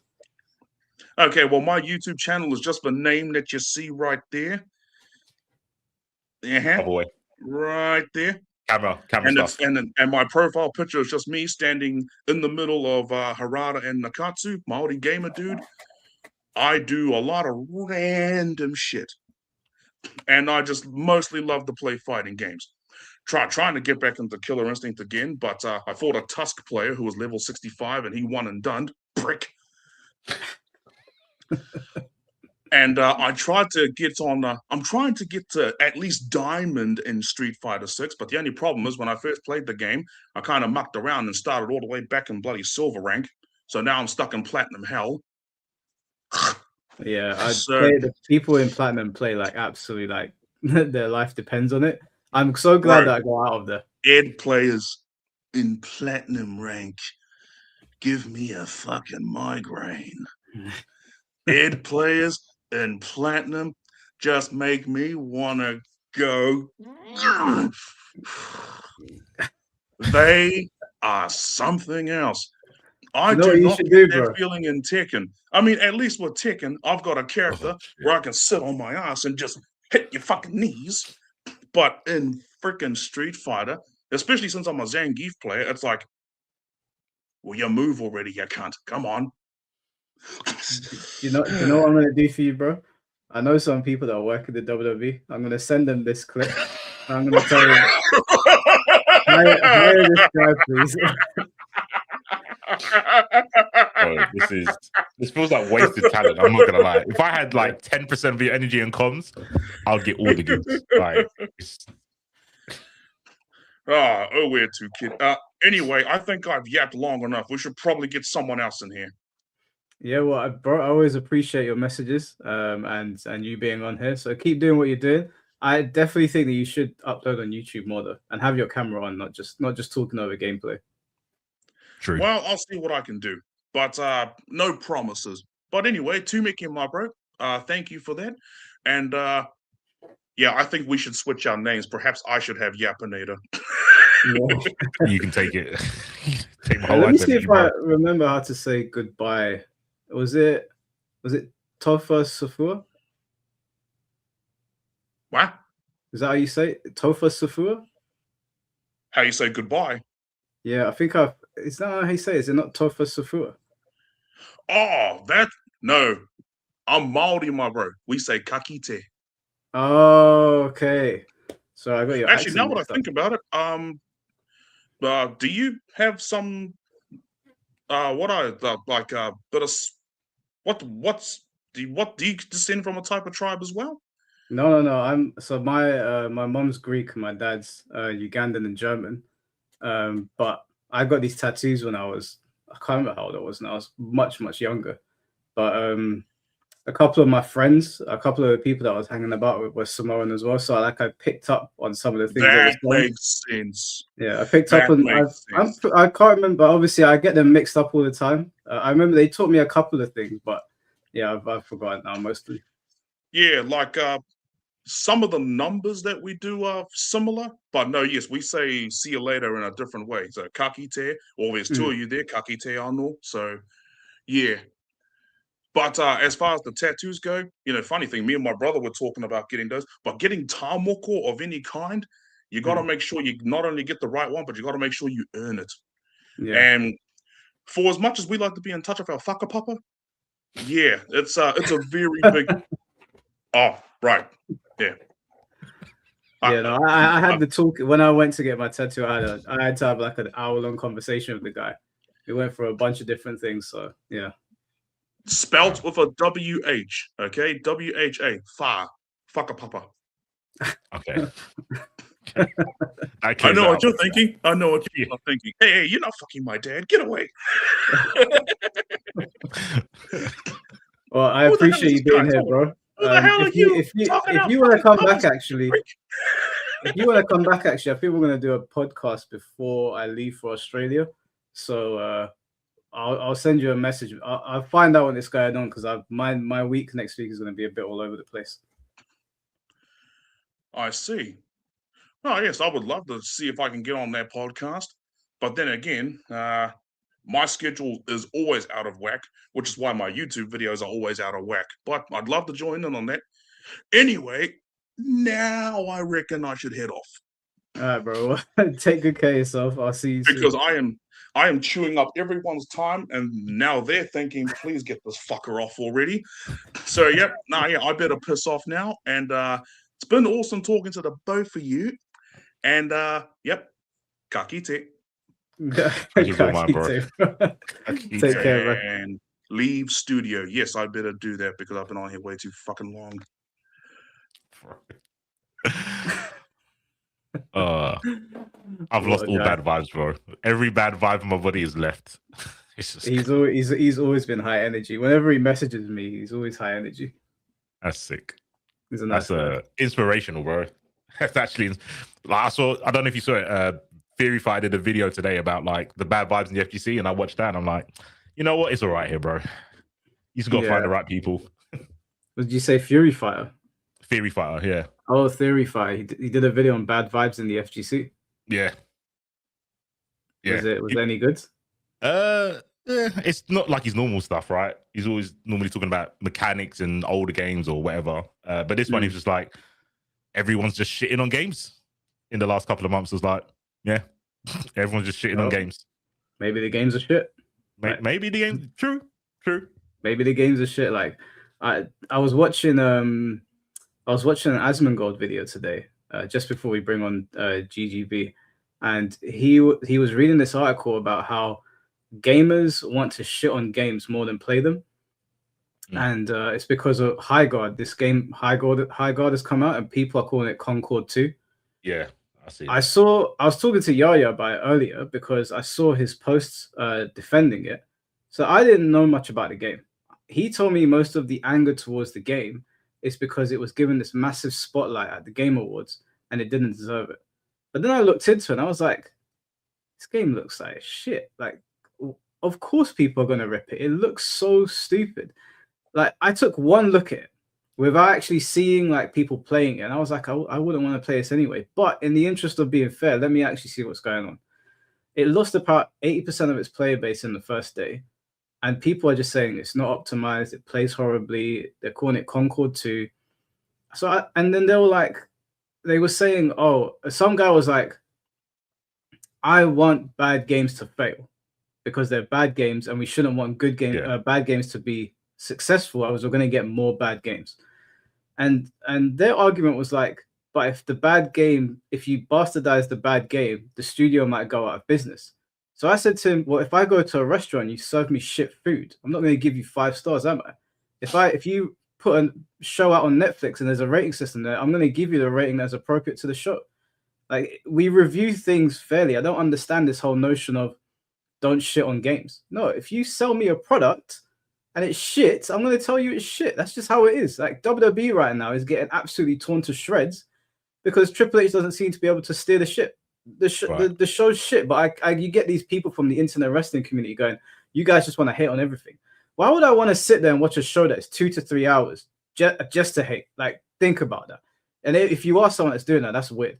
And it's gotten to the point now where I can't watch it. I cannot watch WWE on like a weekly basis, which is the first time in my life ever. Since I started watching it. The first match I ever saw was, I think it was SummerSlam 91, because my mum had taped it because she used to watch a lot of Bret Hart and Shawn Michaels matches. First match I ever saw was The Undertaker was Undertaker. I've been watching wrestling since I was like 3-4 years old. I remember Brother Love came out of one Undertaker, Paul Bearer came out of the other, and I was hooked ever since. I watched through a part of the Golden Age into the new era, Attitude Era, all this stuff. And it's finally now, when we've gone into the Netflix era, where it's the most accessible. You want to watch wrestling? You ain't got to go through any hoops anymore, not got to go to any illegal streaming websites. You ain't got to do none of that. You have it on Netflix, and I don't want to watch it. It's crap. And I can't believe it. That it's something that I've been watching weekly since I was a kid. I've tuned out. But you got people saying, You just want the product to fail. Why would I want wrestling to fail? I don't want wrestling to fail. I love watching wrestling. It just sucks now. Yeah, people, I don't know. This I feel it's like the era of white knights. But yeah, they don't know what they're white knight for, like a concept that's bad. Well, in the long term is bad. Because like you said, you don't want to keep it sucks that people lose their job, but if they're doing a bad job, why would you want them to keep doing it?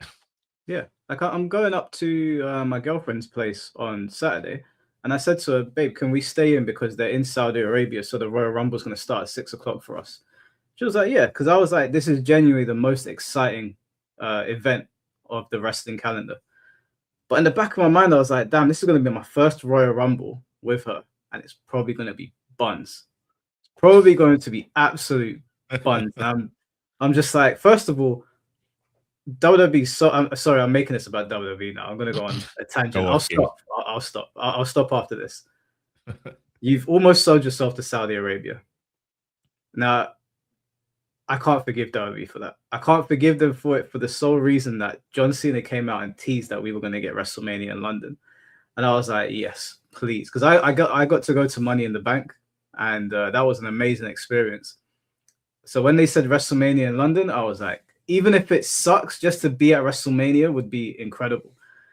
And then they were like, we're doing WrestleMania in Saudi Arabia. I was like, do you know what? Just fuck these guys, man. I can't fucking stand what they're doing to the. Everything is like an advertisement now. You watch wrestling, the whole mat is covered in ads.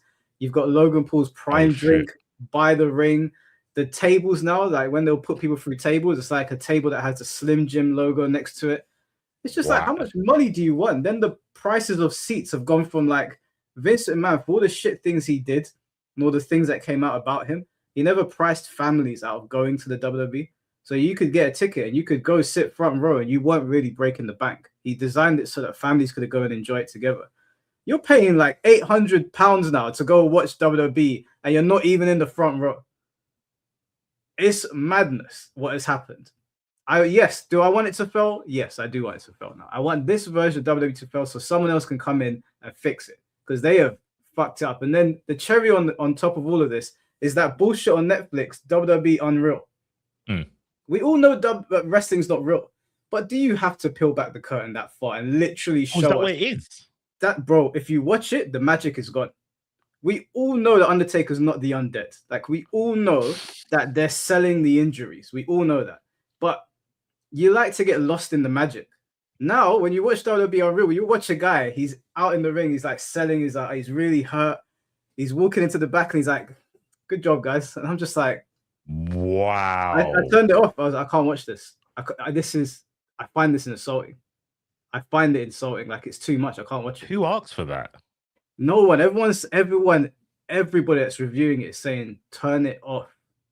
We all know it's not real, but do you have to go this far? They've literally got. There was a part where LA Knight was meant to have this moment with Seth Rollins where he was meant to climb up the ladder and they were meant to have this spot where they're fighting on the ladder and then one falls off and the other one grabs the briefcase. He fucked it up and he pulled Seth down and hit him. And then the people in the back, it goes to the back and they got Triple H on the mic going, no, tell him to go climb up the ladder. And you're looking at Seth Rollins now because during the fight, you're not paying attention. But Seth is looking around for him like, where is he? This is our spot.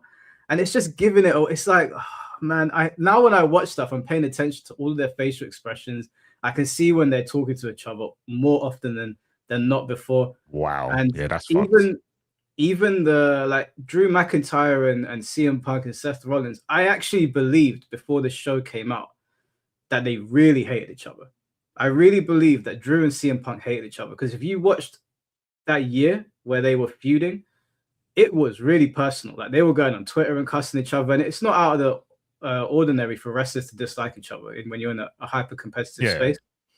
I really believed it because they were going in on each other, like proper cussing each other out, like schoolyard insults and that, just for the fucking show to be like, yeah. So we were like working this into the segment and we're doing this, and I was like, just throw it in the bin, man. Just throw it in the bin. No, don't even get me started on AEW. That's a whole other kettle of fish. I'll be here all day.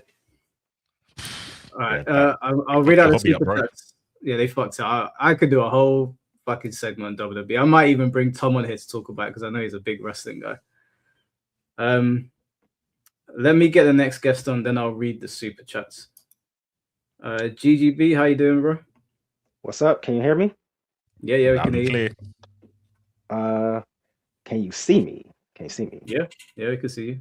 Yep. That I guess light I is a should bit do- bright though. Is there any way you could not stand near that light? Looking like Black Jesus, bro. You see that? The way it was just above his head.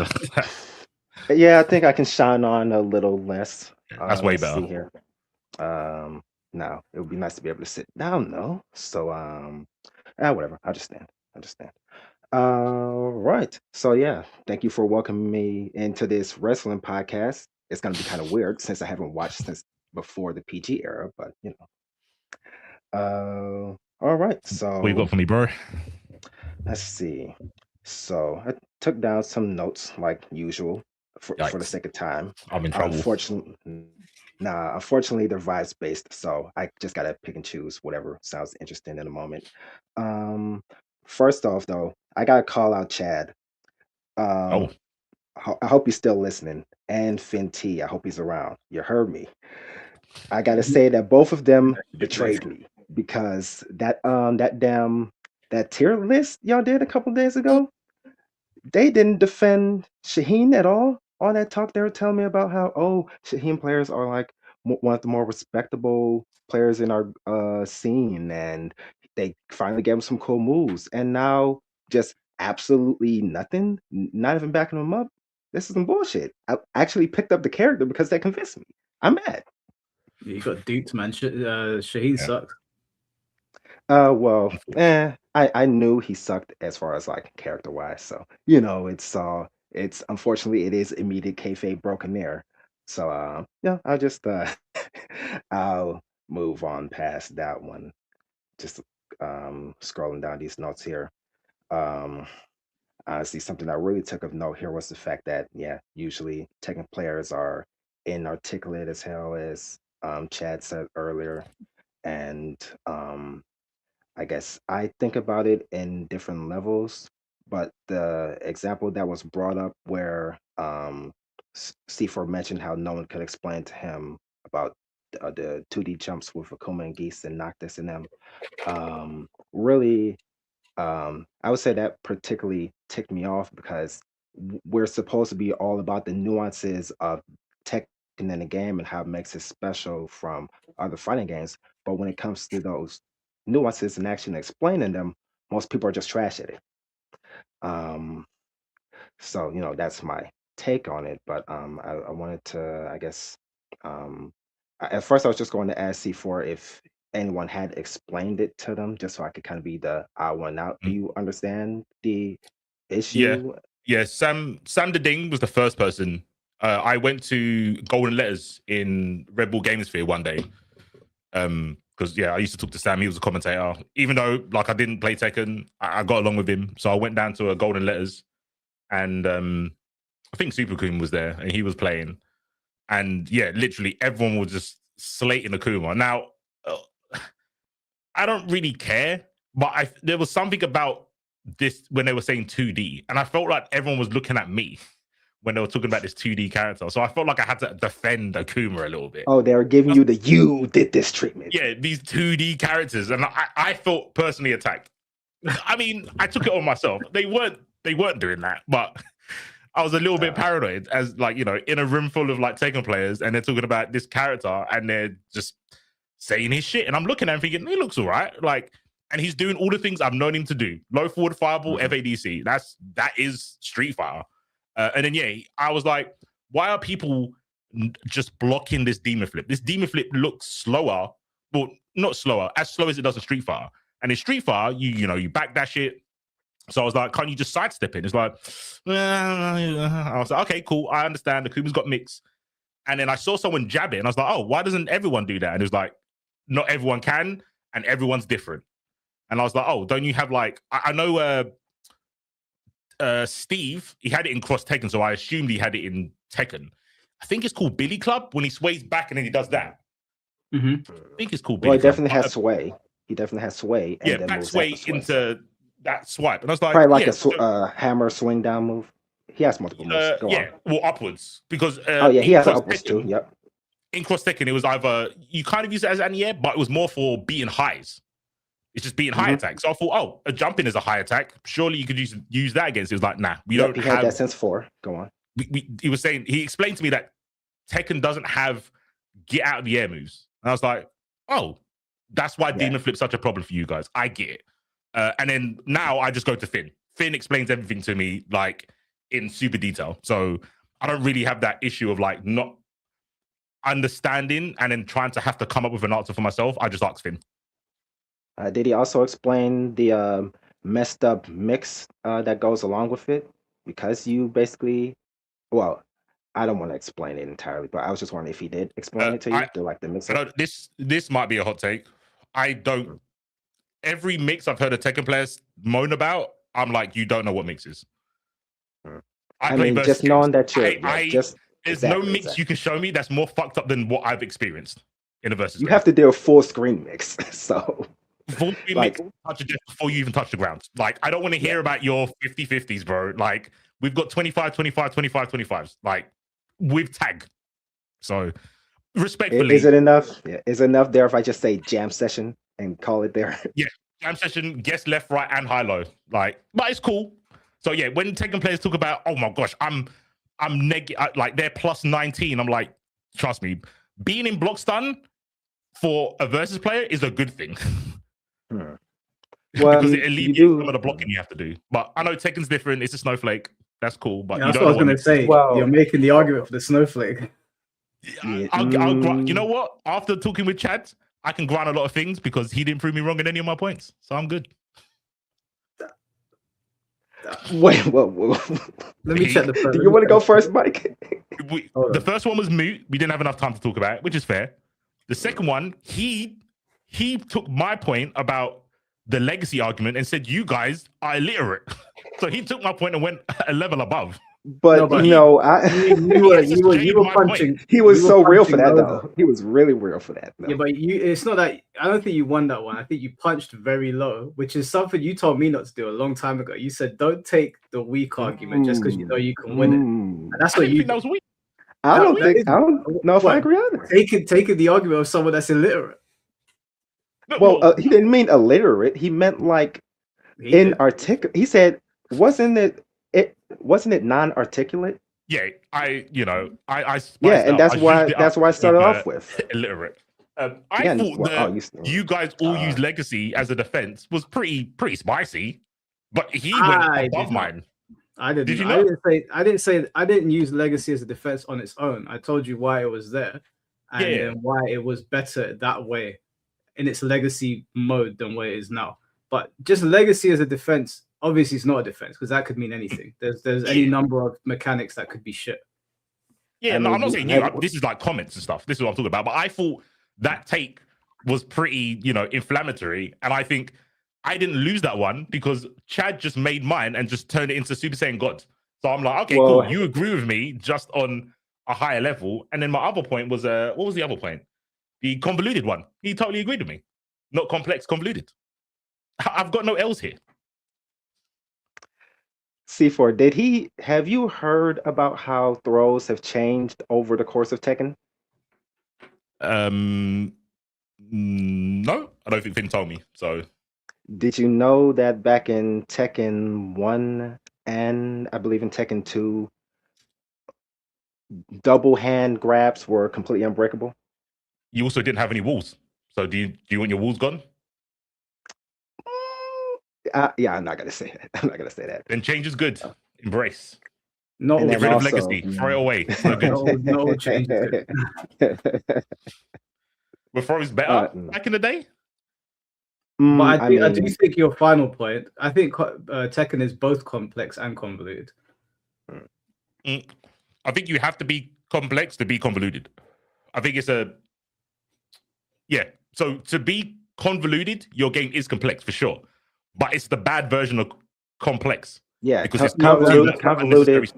Well, convoluted is basically the complex dial turned up to 10, which, I mean, you can say that about a lot of things where it's just, here's one way that this can be taken as good. And like there are aspects of Tekken that are new right now that we don't really consider new because we're getting so many different new mechanics at once. Like just having the heat is enough. There's still other things that are underlying with that, as far as like the way that there are was it characters with like people complain about like June and Asuka having cans, but now no one has a reversal or like an attack reversal slash parry that can counter that when in previous games it could. So that's like a compounding change that makes that move a lot stronger than it was.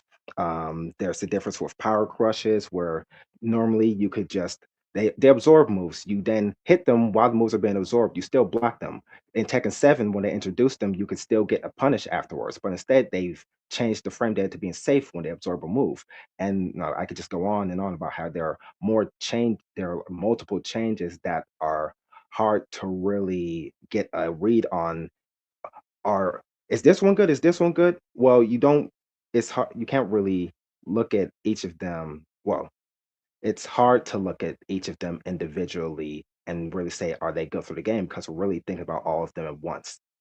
Mm-hmm. That's fair. I mean, sounds convoluted to me. I mean, yeah, Which isn't bad. yeah. Like I said, Yeah, I like convoluted. I love but Marvel. yeah, I love I Marvel mean, comics. You know why? Because if I try to get someone into Marvel comics, it's super hard to tell them where to start. Unless you just say, Yeah. go get this old comic. It's just a convoluted story. You don't know which one's canon, which one's up to date, which one's what timeline. Yeah, but that's I a like negative thing. do you recommend All Star Superman? I think it's a negative for it. Like Kingdom Hearts, like we said, Kingdom Hearts is not necessarily complex, but it is convoluted. Yes, it's extremely convoluted. I think it's complex. I mean, think yeah, the it's time first travel one, and it's complex, Roxas and then it's and convoluted. like the nobodies and the heartless. I don't think it's not that. What the issue of Kingdom Hearts is the placing of everything and the doubles of people. It's not that it's complex. It's just a fucking mess. Like Well, I would say it's complex in terms of like, okay, it's Zemnis. Like, bro, how many of these people are there? It's not necessarily Zemnis, complex. It's just future Zemnis. confused. Yeah, you're just confusing people at this point. But in Tekken's case, that you lot brought up the moves and saying that's convoluted. I completely disagree with that. And I think Chad conceded in the end when I said if you remove 50 moves, you were saying earlier people only use 50 moves, so you still got the same problem. You only get the real character loyalists and the specialists that use 100 moves. The problem the convoluted part of the game is the systems. And I'd agree with you, it's convoluted in that area. But the move portion, I would say that's a good complexity. I don't think that's something that is a negative. I wouldn't use convoluted to describe. Then, Mike, I have a question for you. Yeah. Do you think that do you think that character moves lists were mostly complete, like in I don't really know where to place it, but would you say that move lists were complete in like Tekken 5 DR, or would you agree with Shinblade in how he would often say that, well, characters were so incomplete in earlier games that people lost their character select? Would you agree with that point? I think Shinblade's right in that. Like there were characters back in the day where if you lost on the character select screen, definitely. But Tekken 8 overcorrected. It went too far. So I think there's a way to fix things without going what Tekken 8 has done. Like Tekken 8 has taken away a lot of character weaknesses where like someone might have not had a particular move. And to be fair to Tekken 8, it didn't start there. It started in Tekken 7 Season 3. That is when it started to really go downhill. I remember when I picked up Marduk and he didn't have, I think it was it a 13 frame punish or 12 frame punish? And I think it was 13. And they gave him up forward 1-2, which is a fantastic move. Like, if you took it away from him now, I'd be like, damn, that's a great move. But he didn't need that to cover his game. And when they gave that to him, they were like, you're making the character too strong now.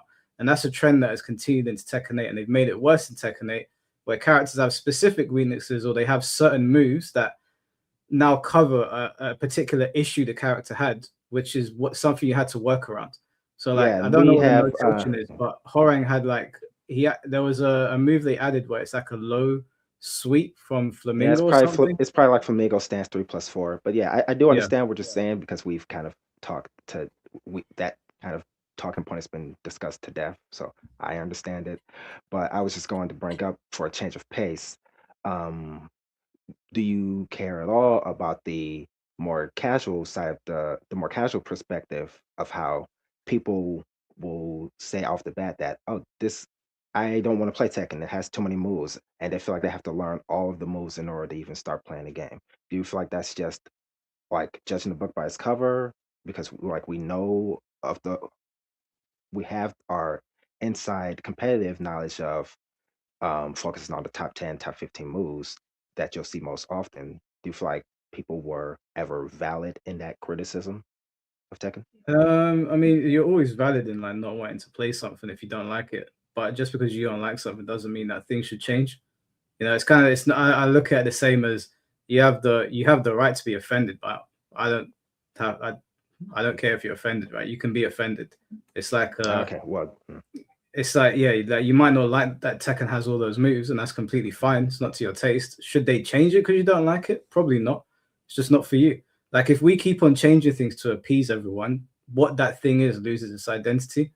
So if you don't like it, I'm more with the gatekeepers in that sense. So I'm like, well, jog on then. This ain't for you. Go play what Street Chad Fighter said, for 6 moves. sorry, yeah, what Chad said, I was thinking you had a point, and I wanted to say, for me, if Miguel had 200 moves, I'll be really hyped to learn them all. Yeah. But I wouldn't want to learn 100 moves of 30 other characters. If I was serious, I would do it, but I wouldn't look forward to doing that. I think that's the balance that Tekken doesn't need to find it, but I think that is a balance of where the learning experience for your character is different to the learning experience of other people's characters. That bit's not as fun. The problem isn't in the moveset, it's in how the moves interact with the system. So like if everything was streamlined, like we said, where you sidestep right, sidestep left, you get a consistent outcome. Yeah. I don't think the move list being so big would be the problem. I think the reason that people get really annoyed at the move list is that they're so big, and visually you're like, I should sidestep right here, and then you get clipped and you're like, for that specific move, you have to sidestep left, even though visually it looks like it should be right like everything else. So having a big move list isn't the problem. It's the systems that surround it that are causing the issue where people are getting frustrated. If they fixed some of those issues, because visually, if it looks like I should go right, I should go right. It shouldn't be a thing where I need to know to go left with this particular move when visually it doesn't look like that, because the game just looks stupid then. So I have no, if they want to add more moves to the game, I ain't got a problem with them adding more moves. Obviously the type of moves they add can be the issue. Like if they gave Feng back his down 1+2, or his old iron shoulder that would used to crush highs, I wouldn't be mad at that. But then if they gave him those moves back and they were like +9 on block, and they went into a stance mix-up, now we've got another problem on our hands. I agree. For the record, it's the combination of the both. I agree with you that the amount of moves wouldn't matter if they had like a solid physical law in Tekken, where, like you said, you do something with your right hand or your right foot, you go to left, blah blah blah. If that was like a standardized rule, then the number of moves they had doesn't matter. But it's because they've got both of them together, that's why it's convoluted. But I agree, if they cleaned up the mechanics, the amount of moves wouldn't matter. Yeah.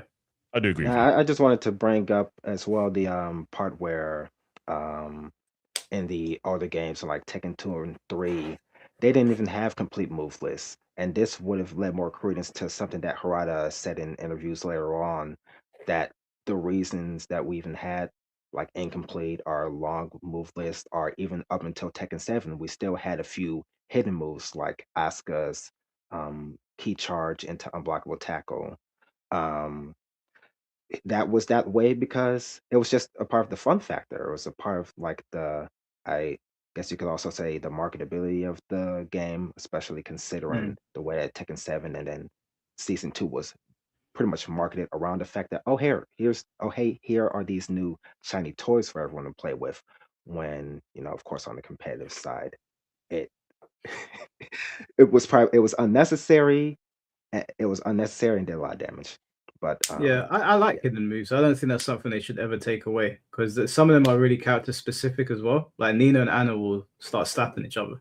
They just have a slap off. Like there's very specific things that happen. And remember the very specific bug we got at the beginning. Yeah, no, that everyone was slapping everyone. Yeah, that doesn't need to happen. They fucked up. I only need Nina and Anna to slap each other. I don't need everyone doing it. But the hidden moves are cool in Tekken. Like it's always cool to see like a random hidden move that you're like, oh, I didn't even know this was in the game. Like those are cool. When it's not even on the move list and someone throws it out, you're like, oh shit. It's still a video game at the end of the day. We need to remember that even though we play competitively, it's still a video game. Like we have to keep the fun elements of the game in there. Yeah, I wanted to do something.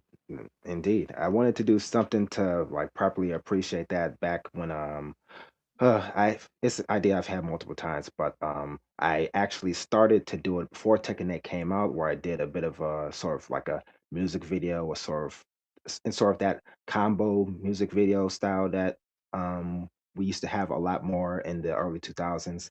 So I just highlighted a bunch of Tekken 3 character moves with like one video specifically for Law, one for Nina, one for Yoshi. That's as far as I got, and just kind of did like it was basically like a highlight reel of their most interesting, what is coolest iconic moves, whatever. It was really just the moves that were the most standout to me.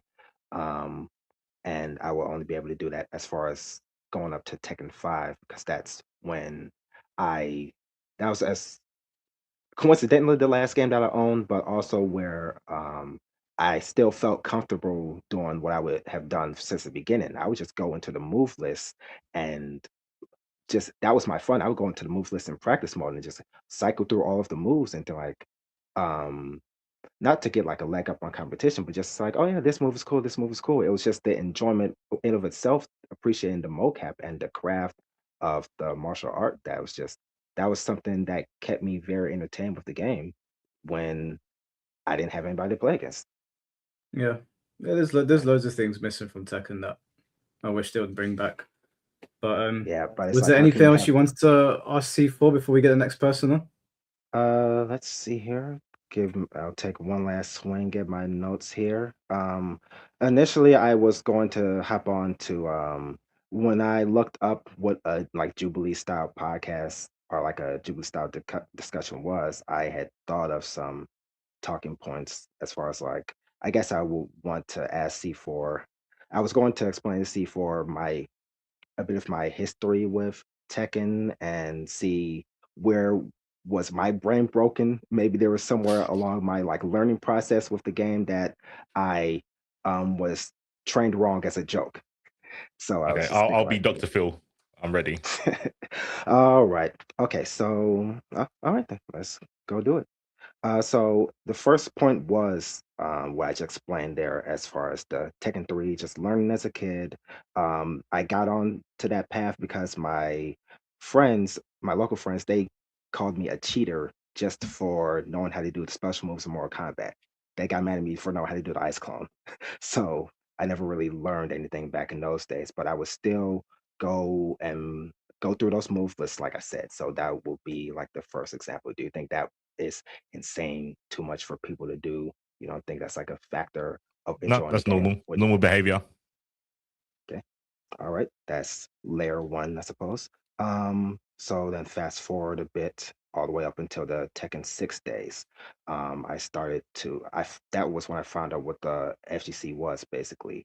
Not entirely, but close enough, just to know that there was a scene and that people played these games seriously at all. And there it was Tekken 6, Winner Stays On style, so I never really got to learn anything. And then I realized once I got into Tekken 7 days that the character that I've been playing all that time to keep up, I didn't actually like them. So I just been a big factor in playing Tekken 7 was just to bounce around the roster and find someone new. Have I said anything crazy in there so far? Not really. I think most people that aren't competitive pick characters mostly. I think sometimes there's like a aesthetic factor and a kinetic factor.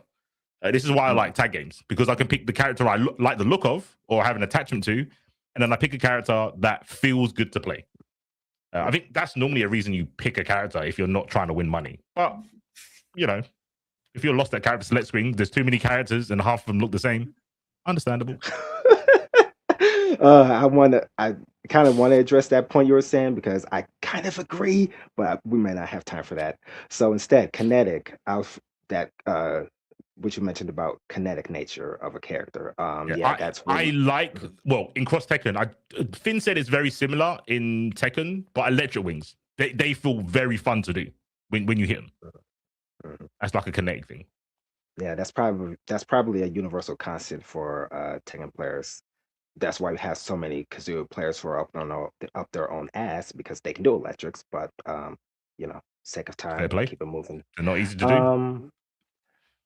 So I was going to mention about my kinetic example was just picking Nina at the time, which is funny because I didn't like her character, I didn't like her story arc. I just like the fact that she easily incorporated side steps more than other characters with some of her quick pokes. So anyway, moving on to the next part. So I mentioned Tekken 7, and I started to learn the game with that PC port. And I didn't actually get to stick to my original reason for doing that. As we mentioned, I was just playing against friends, locals, just having a chill time with it. I didn't even own Six or Tag 2. But then when I finally owned Tekken 7, I didn't even get to really play my friends against it. I was so far back compared to them that I felt like I needed to go off on my own and learn the Avatar state, basically. Do you think that is a bit much for, like, even then, that was just taking the game? I wasn't trying to compete. Do you think that was too much? No, I think that's just unfortunate. I've as someone who loves to play dead games, sometimes you just don't have the ability to play with people your own level. I think one of the good things about Tekken is the play base is always big, regardless of people hating it or loving it. You can jump on ranked, jump on casual games, and you will find someone your level, and you can play. It's the biggest problem with Discord fighters. With Discord fighters, you have to have a friend who's willing to, sandbag so you can catch up, and it's kind of not fun for either. If we're brutally honest, like if I jumped on MK and Mike was teaching me, the first 2 weeks is going to be boring because he's not going to be able to play properly, and I'm getting gassed up like I'm doing something good, but Mike's not playing at full power. So it's shit for both of us, really. That's not how I teach people. I just beat people up until they realize how to play the game. Well, you gotta learn today. Do you have fun beating up bad players?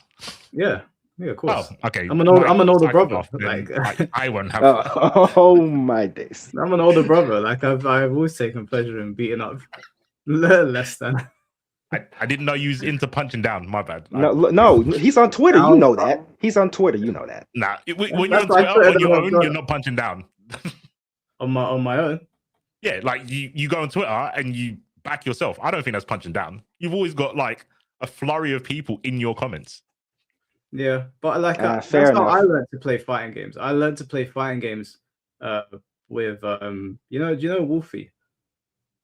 Oh yeah, Skullgirls guy. Yeah, I know he talks a lot with Chrome. Yeah, I know. And Chrome and Darky Diz and all them. Like I remember playing fighting games with those guys when I was really, really young, and like Darky Diz he wouldn't give me a chance. I was like, bro, I don't even know what I'm doing. He just battered me, and he used to cuss me out. Like, go home and learn to tech, and I'd be like, all right, cool. But eventually, when it got to like Tekken 5, and I was like, all right, I'm not having this anymore. Or maybe Tekken 6, I can't remember which one. And then I started to beat him, and I felt good because I was like, my hand was not held at any point in any game, whether it was BlazBlue, Third Strike, or Tekken. They would love a challenge. Yeah. So now, when I teach people, I'm like, you're gonna learn the way I learned. I'm just gonna keep on hitting you until you realize to block, and then once you've blocked, you'll figure out the rest. I mean, that's fair. I learned like that. I played against people that didn't have fucking time to, play at like half power, but I do it to other people. But I'm in a situation where I do it in dead games. So I have to fucking put the kick gloves on, otherwise they're gonna fuck off. Yeah, you got no choice. Yeah, I've got no choice. So I learned to do it. But I think less people learn like we do. I get more motivated the more I lose. I don't get more motivated when someone says, well done, that's what you're meant to do. I was like, that doesn't help me. I need to keep losing for me to learn what I need to stop losing and have motivation to beat you. But yeah, I think we're just sickos. Yeah. Well, we grew up with Dragon Ball. That's all it is. True. Yeah. The Vegeta lifestyle. It's I always appreciate a good first of 50. It's just a shame that that's always a mindset that I have that no one ever shares. I've never really encountered people in my locals that are willing to do that. Like my locals were pretty much always a case of this is the battlefield. You're here to show your skills that you've developed outside of this space. So I guess a lot of people have their sort of FGC locals where it is just like a sort of casual meetup sort of thing. But no, I'll just say that maybe I'm from the earlier era where it was just rough in those streets. I hear that. No, I don't. I don't think you are brain broken. I think when I say brain broken, it's more a case of when you have an idea of Tekken and you don't, or you can't comprehend it being different because you only know Tekken. That's when you're brain broken. I think that's maybe like a Smash sort of thing where Smash kind of like, we're our own thing. We're platformers. We're the best platformers. And Tekken people are like, we're the best 3D game. And we're both the only ones. Smash players can play other games. Yeah, they have them now. Yeah. You can do that. Well, they some of them had no choice. Some of them had to. Some of them weren't allowed back. I mean, that's kind of true. There's some sort of irony here that, like, I am a Tekken player and a Project M player, so I feel all of the irony there. Project M was very necessary because of Meta Knight. Meta Knight and Brawls are fucking. Yeah, I heard what they were thinking. That was madness. Horror stories about Meta Knight. Many they allowed that shit in tournament for a while. I couldn't believe it. The character was flying around the stage, like timing people out. So stupid.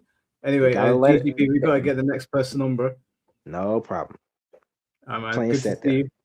Take care of yourself. In a bit, bro. Let me just catch up on the super chats, and then we'll get season 3 will suck is gonna jump on next. I need some soldiers, Mike. Send your best. This is too easy right now, bro. I think they might be scared. I think there might be an element of fear. Hey, look, listen, there was a lot of people talking crazy saying I got shit to say to C4 today.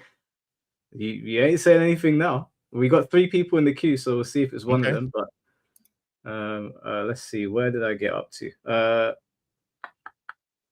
Here we go. Wolf Spain, thank you for the $5. Speaking of other games, did y'all hear that Hoodless was able to get Tampa Never Sleeps to host DOA 6 tournaments each week of February? No, I didn't. I didn't hear that at all, actually. But shout out to Hoodless. I know he's the DOA 6 champion, I think. So, bro, I played him on DOA 5. I've never felt more hopeless in my life. Like, that's the first fighting game I've ever played where I felt hopeless. Because I've played Marvel games, I've played obviously Tekken, like any fighting game, I've been like, okay, I can see what I need to do here.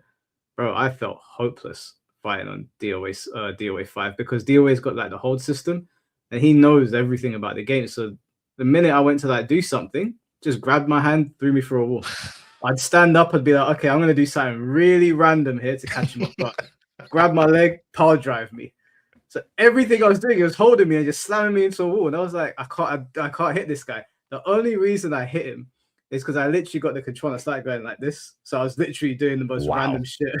And he was like, probably just trying to like DOA is, I think DOA is one of the only fighting games where if you play somebody that is actually pro level and you're a beginner, it's not like Tekken where you'll get a stray hit here and there.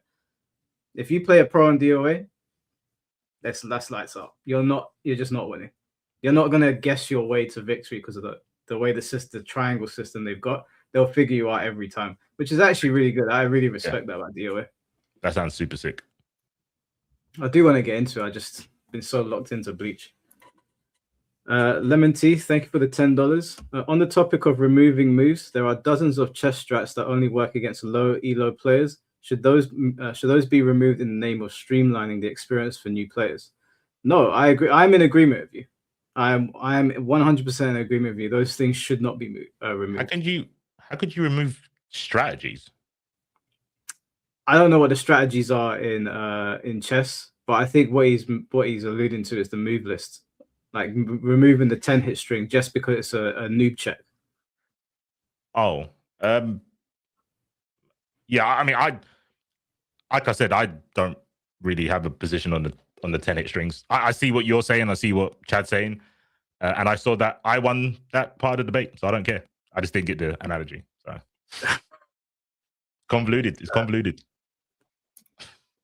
No, I'd take him, but I don't have a mic at the moment. Well, you do have your phone, and we are in 2026. I don't want to hear it. Everybody's phone has a mic. You ain't got to come on camera. If you have something that you want to say to C4, you can join this podcast via your mobile phone. So if listen, a lot of people message me saying I'm jumping on today. I got shit to say to C4 about Tekken. I heard the comment section on the short was massive. I haven't looked at it, and apparently I don't need to because those people aren't real. They're bots because they're not here and they don't want to jump on. So no, they're here. There's 530 people watching between Twitter and YouTube. Actually, I didn't even know. There's 227 people on Twitter, 290 on YouTube, and 9 on Twitch. One of them has something to say to you. One of them. Bro. I would hope so.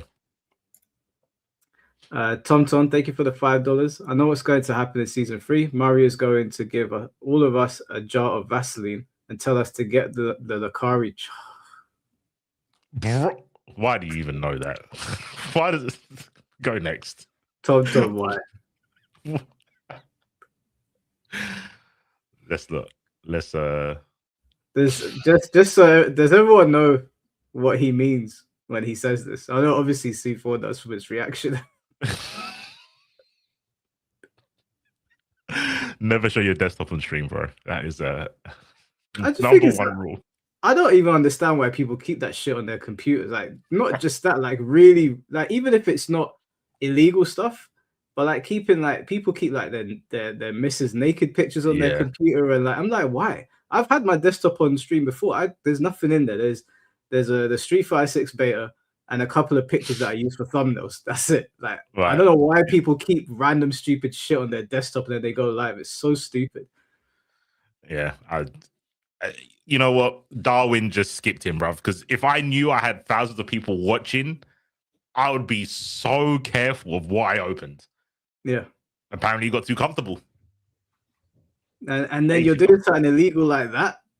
Are you stupid or something? Like, obviously, it's stupid and evil. Disgusting behavior, man.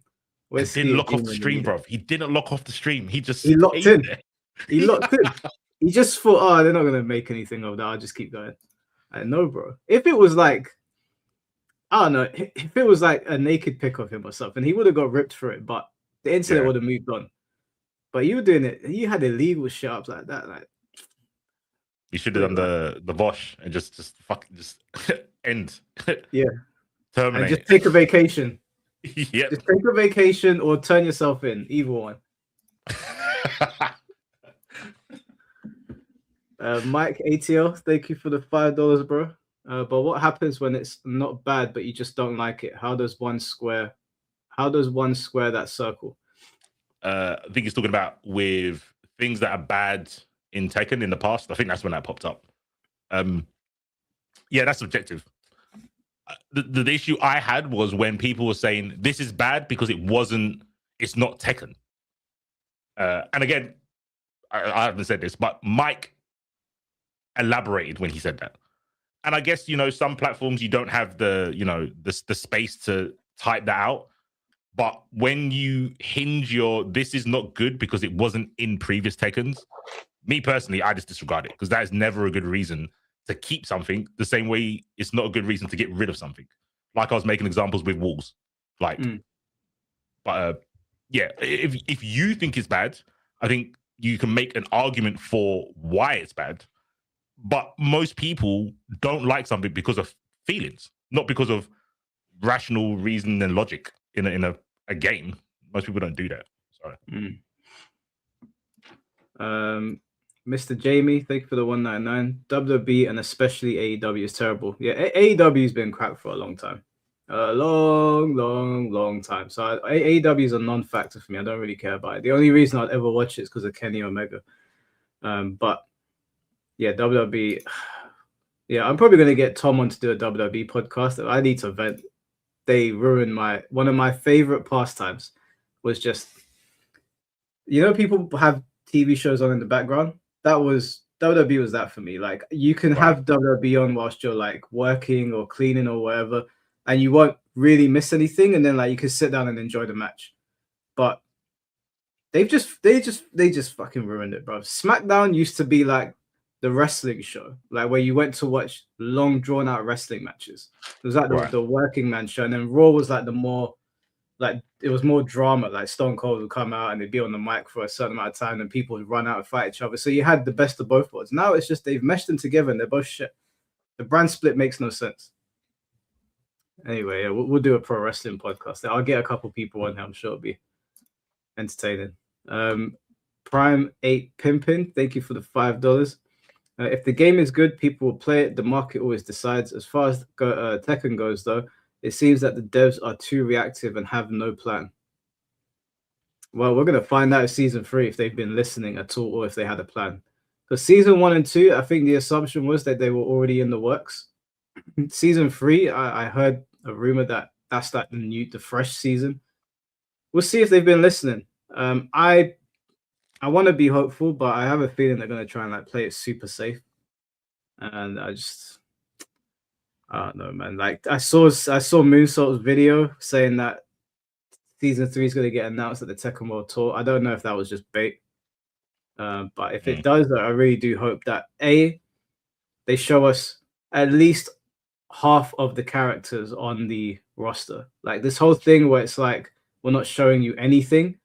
We're just going to say, yeah, there's 4 characters coming, and then we'll reveal one every now and then. Obviously, people don't like that model anymore. All the other fighting games don't do that. Fatal Fury just gave us a trailer with Kenshiro and then 4 other guys, and everybody's excited. Like, I want to play Fatal Fury now. I'm going to buy their season pass, and I'm going to jump in and play it because there's like 3 characters in that season pass that I like. But if you don't tell me what I'm paying for, I'm not buying it. I didn't buy the season 2 season pass on that alone. I even said to my boy, it doesn't matter if this season pass has Ancient Shinoga, Jinpachi, Miguel, and Michelle. All the characters I asked for. I'm not going to buy the season pass if you don't tell me what I'm paying for. So it's up to them. Understandable. I would say that comment is also kind of redundant because people play bad games too. Yeah, people playing then Impact.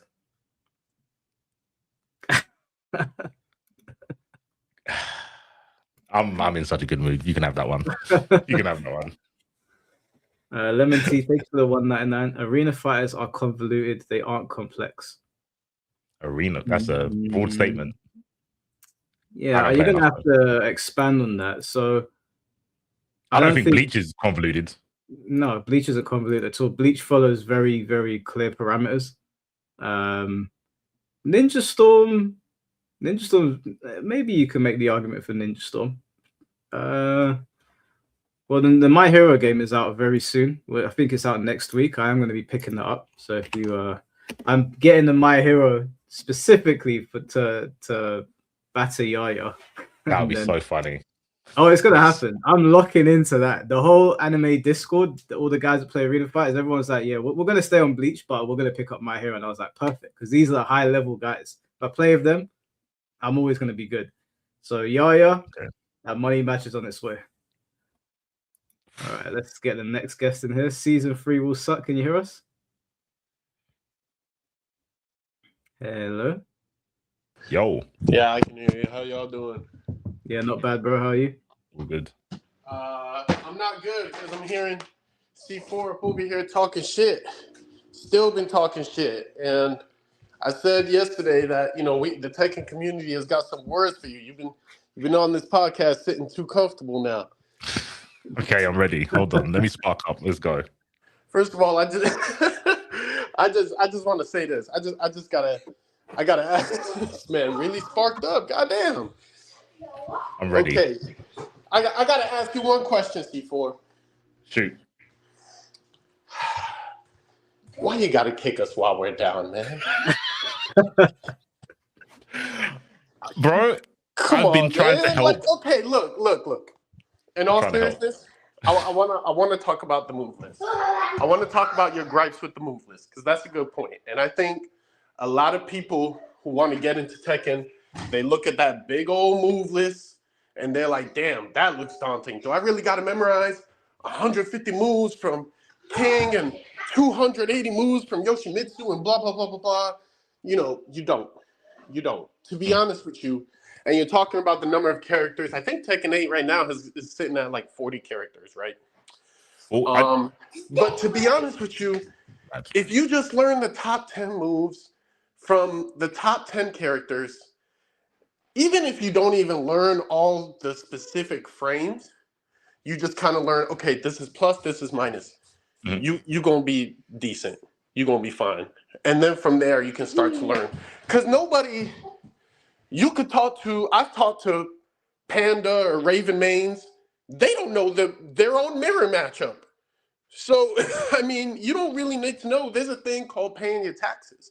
You know what I mean? You see a Shaheen, that's just the IRS coming. I don't really know that matchup, right? There's also, in addition to that, but you're going to see Shaheen, you know, 0.46% of the player base plays him. So it's like, it don't really matter, right? You're going to see a Shaheen not even once a month. But you're proving my point. You're proving my point. That how am I proving your point?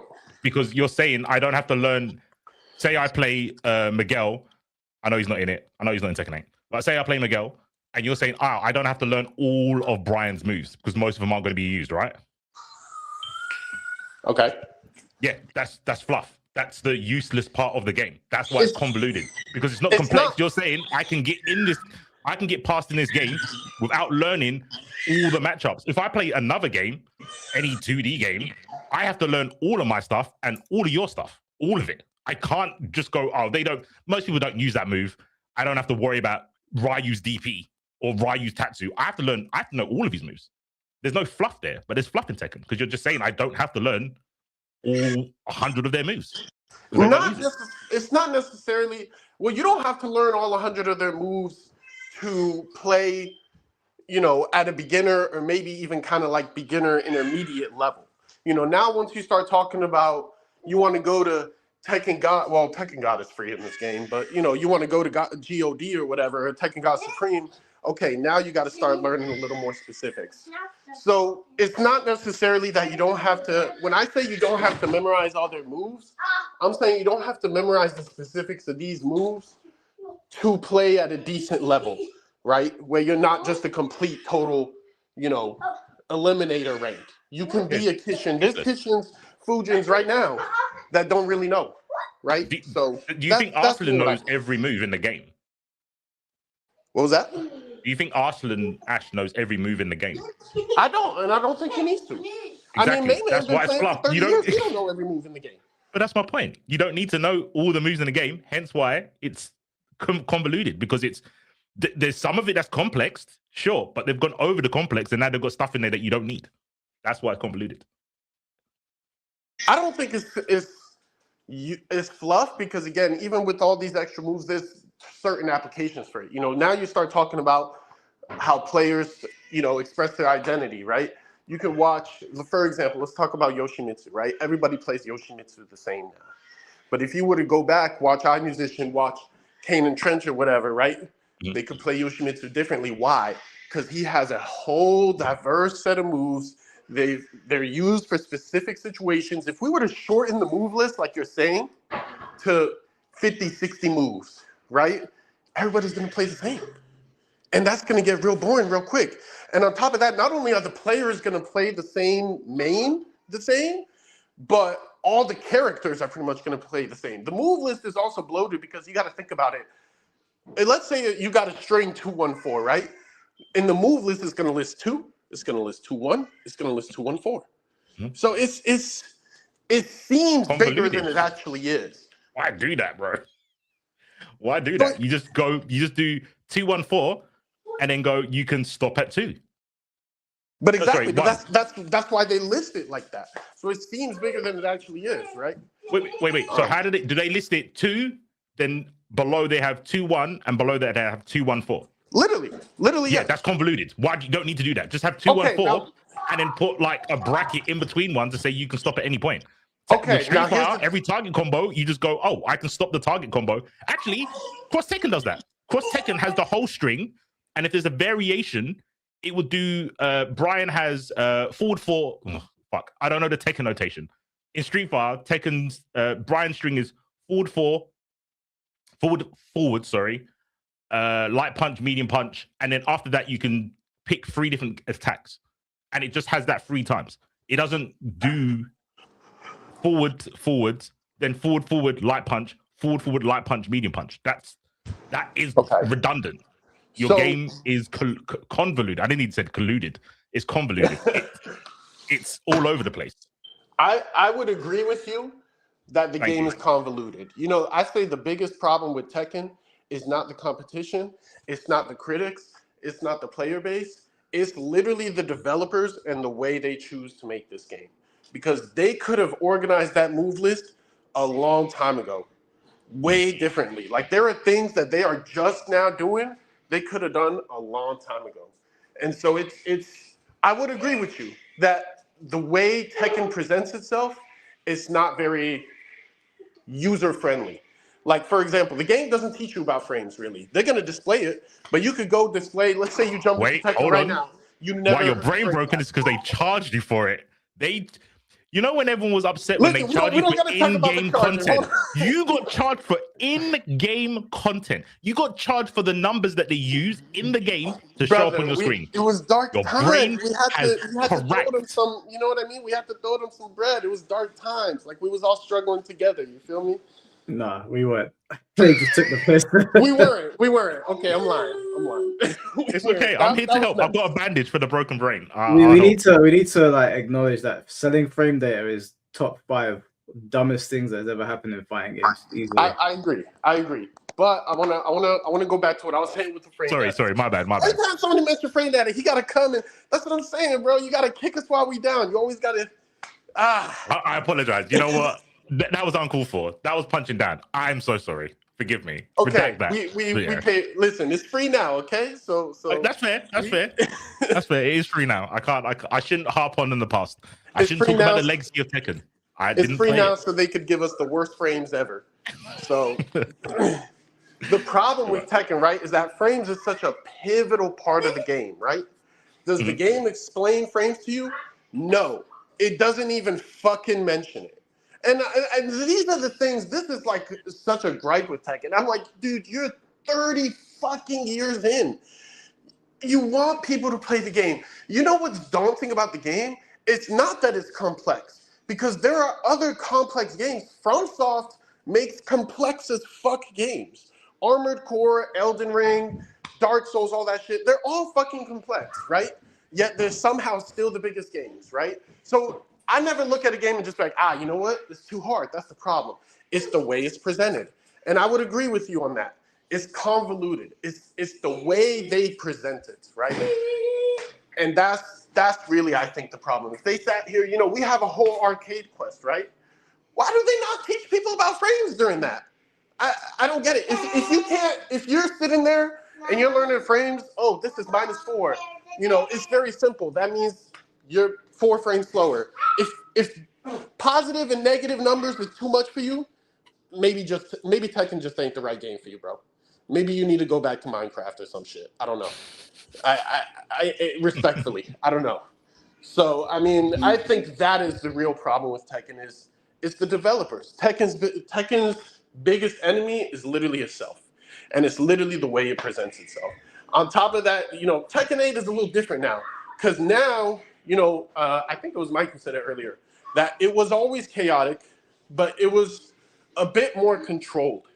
Now it seems like everything is extremely niche, you have to know the matchup a little bit now more than ever. They've created more exceptions, more, you know, and that's what's also starting to become problematic with Tekken 8.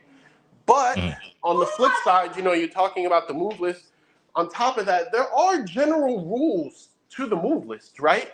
You know, a hop kick is usually -13 frames on block, right? Down forward ones or down forward 2s or whatever, you know, typically follow this. A snake edge is typically I think like 26 frames. It's usually launch punishable, right? So there are typical things that you will see on your way as you're playing ranked or whatever, right?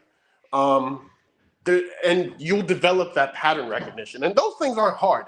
Again, those are things that I think are beginner things you can start to teach people about how do you actually play Tekken. right? Because the game doesn't teach you that, and that's what I think is the problem. I don't think the problem is just that the move list is just too crazy. I think it's too long, rather. I think it's the presentation of the move list. How did they implement it in a game? That's the problem. I agree with you. I feel someone said this about another fighting game, but I can't remember which one. But I think it would apply to Tekken. That there are some games that are almost, I don't want to say impossible. They're very hard to learn without content creators. And I think Tekken is one of those games that without content creating, yeah, that's a problem. That's bad. That's a bad game. That's just a bad game. If I have to go on YouTube to figure out your game, there's a flaw in your game. That's true. There is a fundamental flaw in your game. If YouTube teaches me, if YouTube teaches me advanced things, okay, I can live with that. But frames are basic, right? You're never gonna learn a snake edge is launch punishable in the game. The game will never tell you that. But that's beginner knowledge, right? So yeah, I would agree with you. That is a flaw. I don't know if I'd necessarily say that pushes it towards just being a flat out bad game.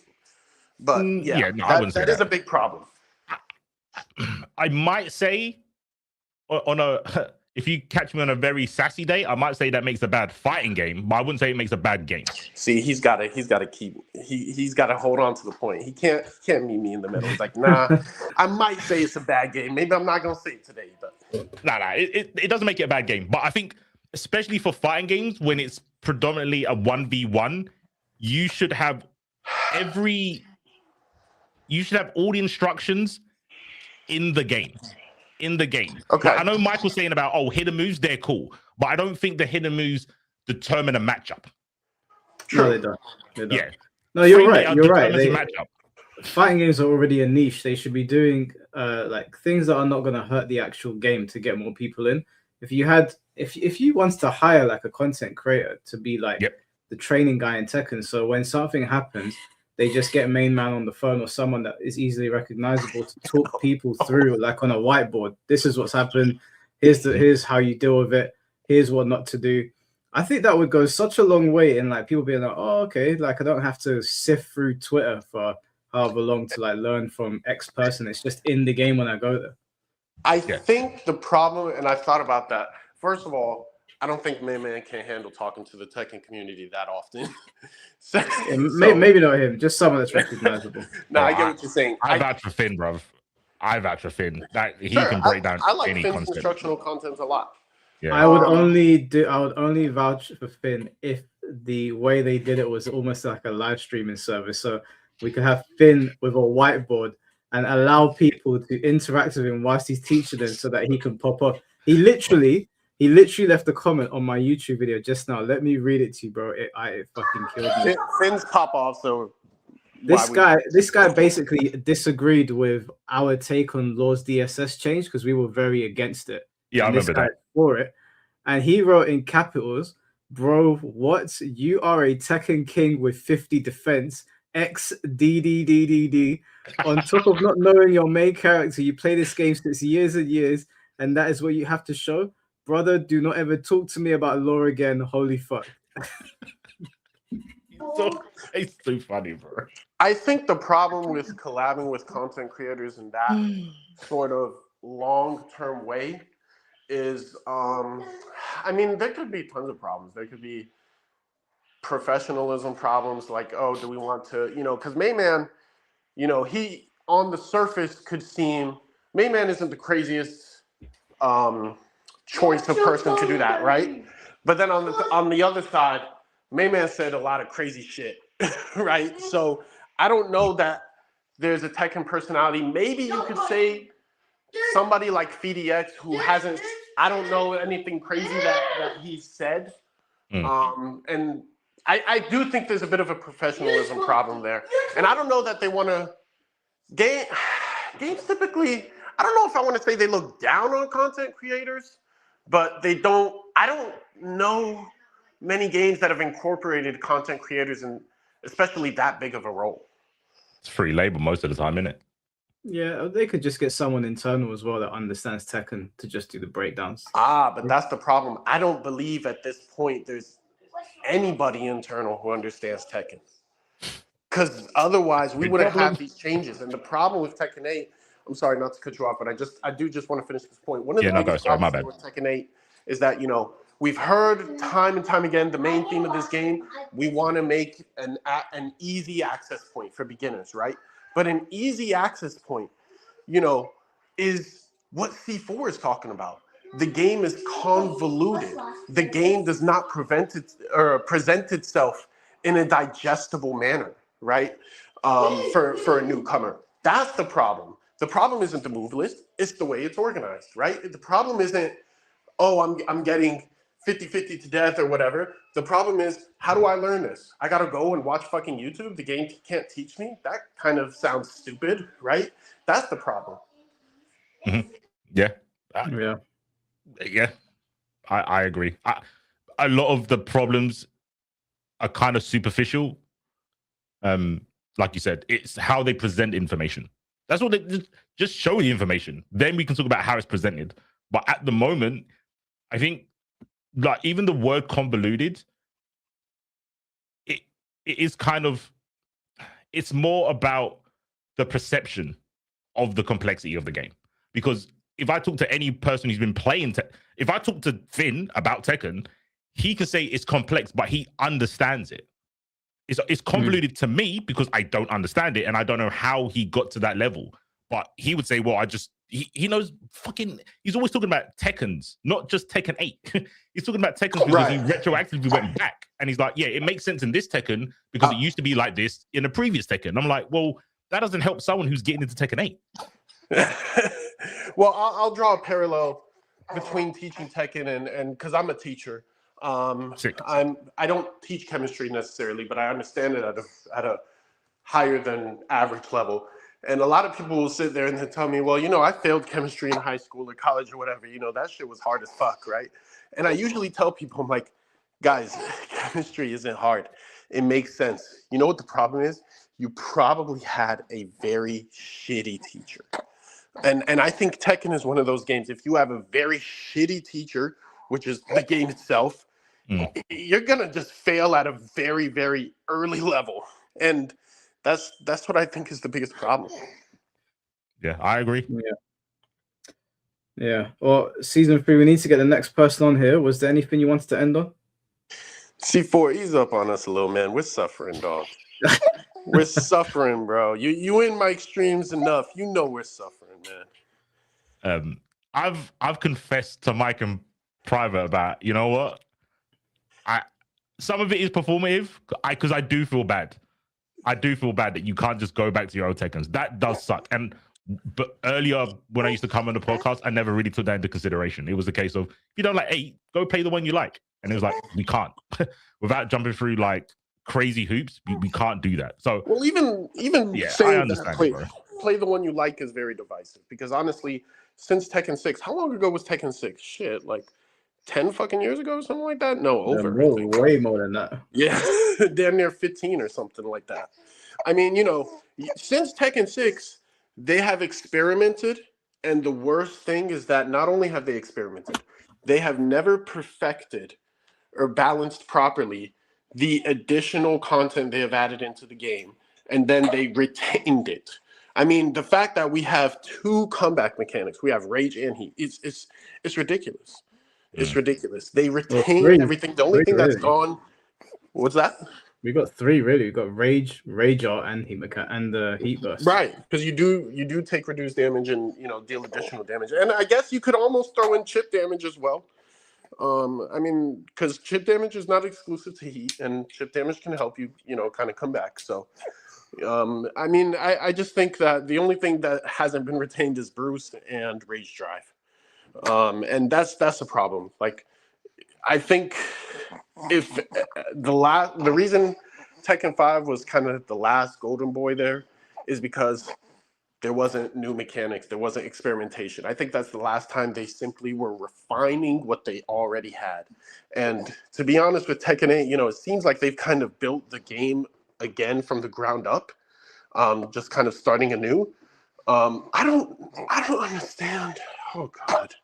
I don't understand who the fuck thought that was a good idea after your franchise almost died and Tekken 7 saved it. And really, Tekken 7 didn't completely save it. A big part of it was the community and the circumstance of COVID saving it.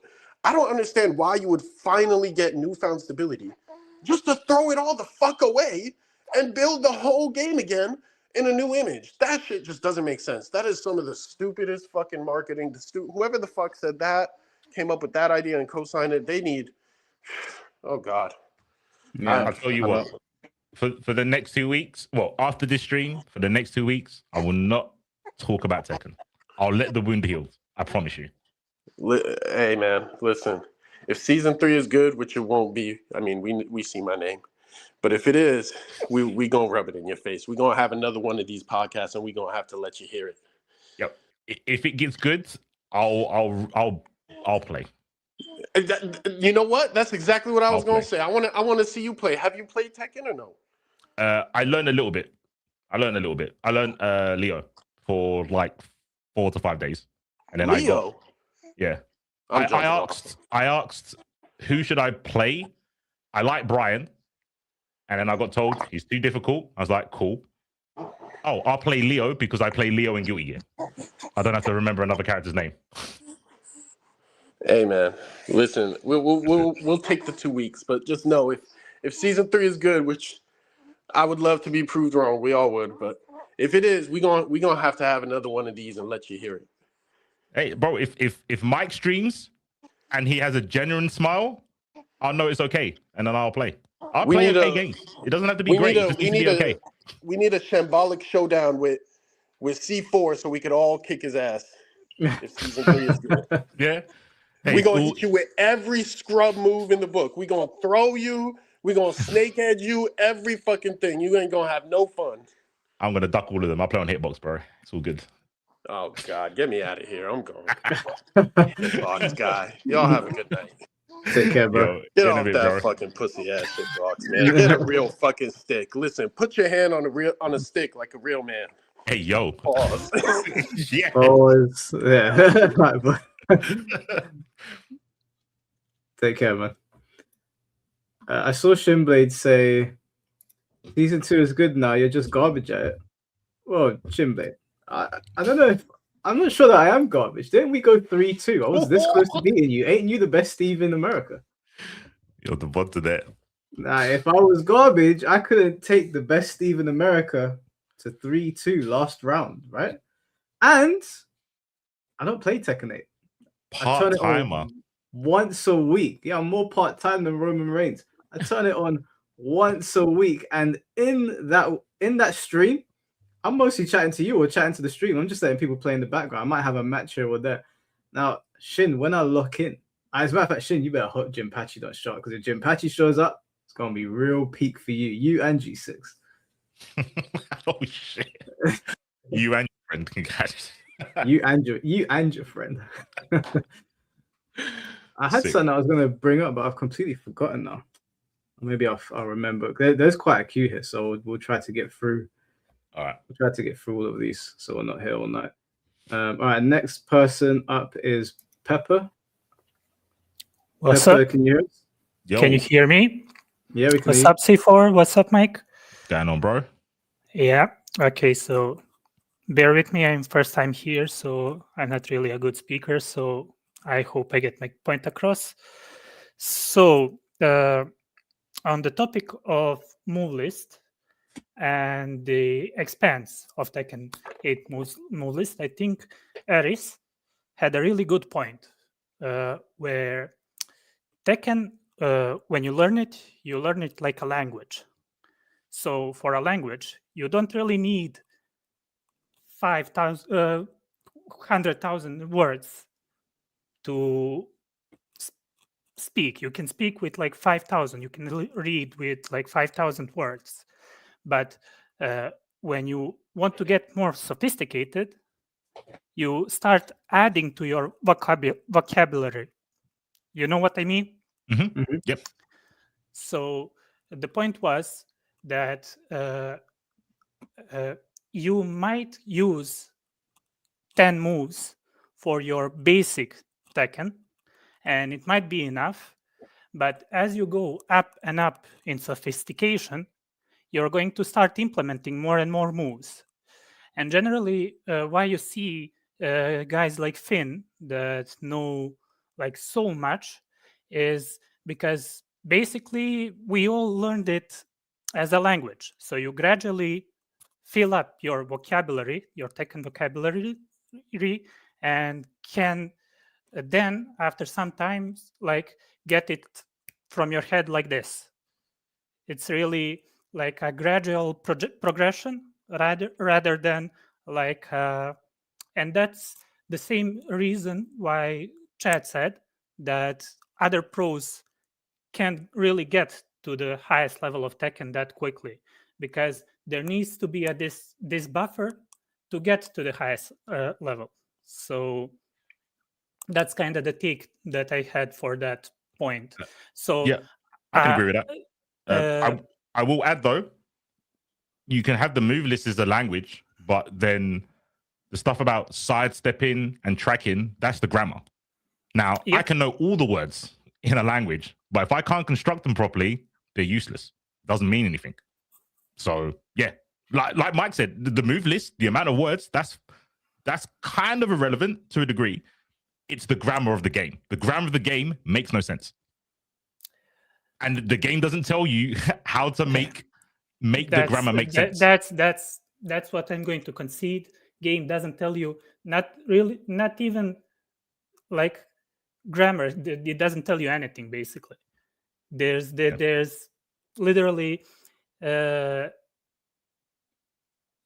maybe basic word construction, and that's it. Like, and don't get me wrong, some people learn another language just by watching like sub anime, but not everyone learns like that.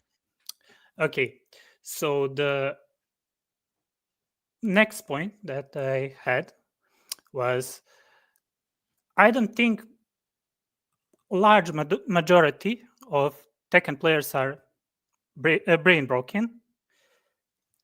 They are fighting game bigoted. That sounds worse. That's even worse. It is That's worse. probably more accurate, actually. That's probably more accurate. Okay. You keep talking. Talk to me. Educate me. Why are they bigots more than brain broken?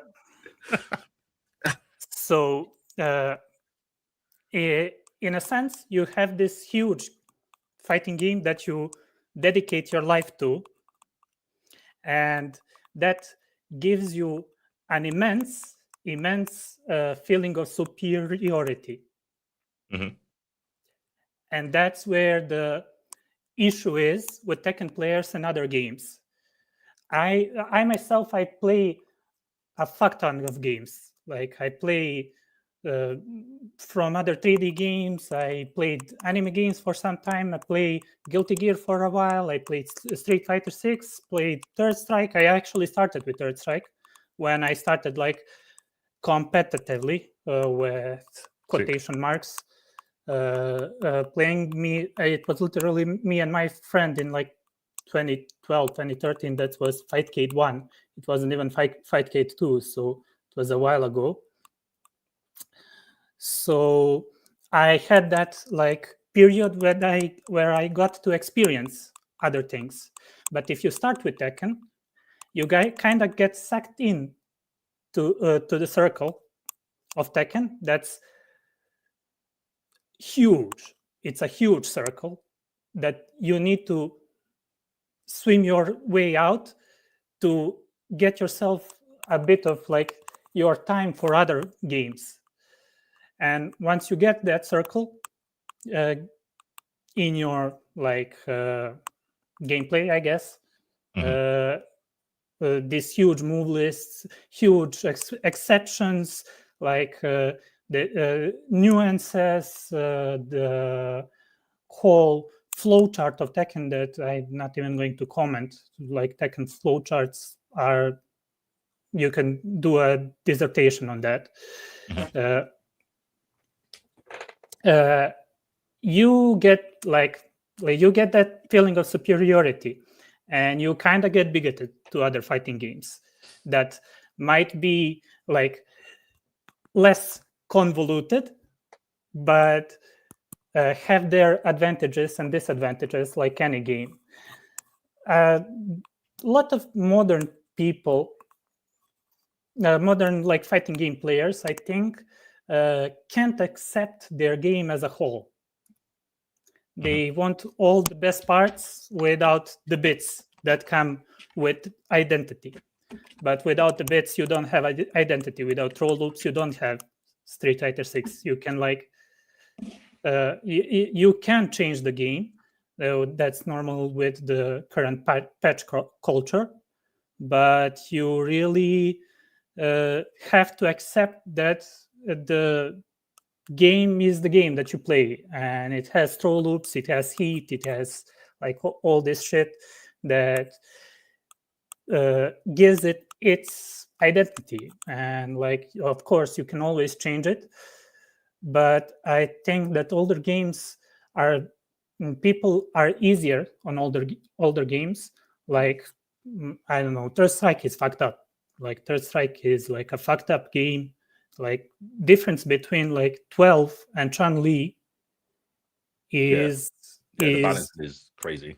It's enormous. It's I think like thinking about what you said, I think there's kind of two. I'll say arrogant for now. It might turn into being a bigot. I don't know, but you get like two levels of arrogance. I think you get people that play a hard game that are arrogant, and then you get people that are good at a hard game, and that arrogance is a little bit different. And I think in Tekken, something like if you play like Fight Cage, have you played CVS 2?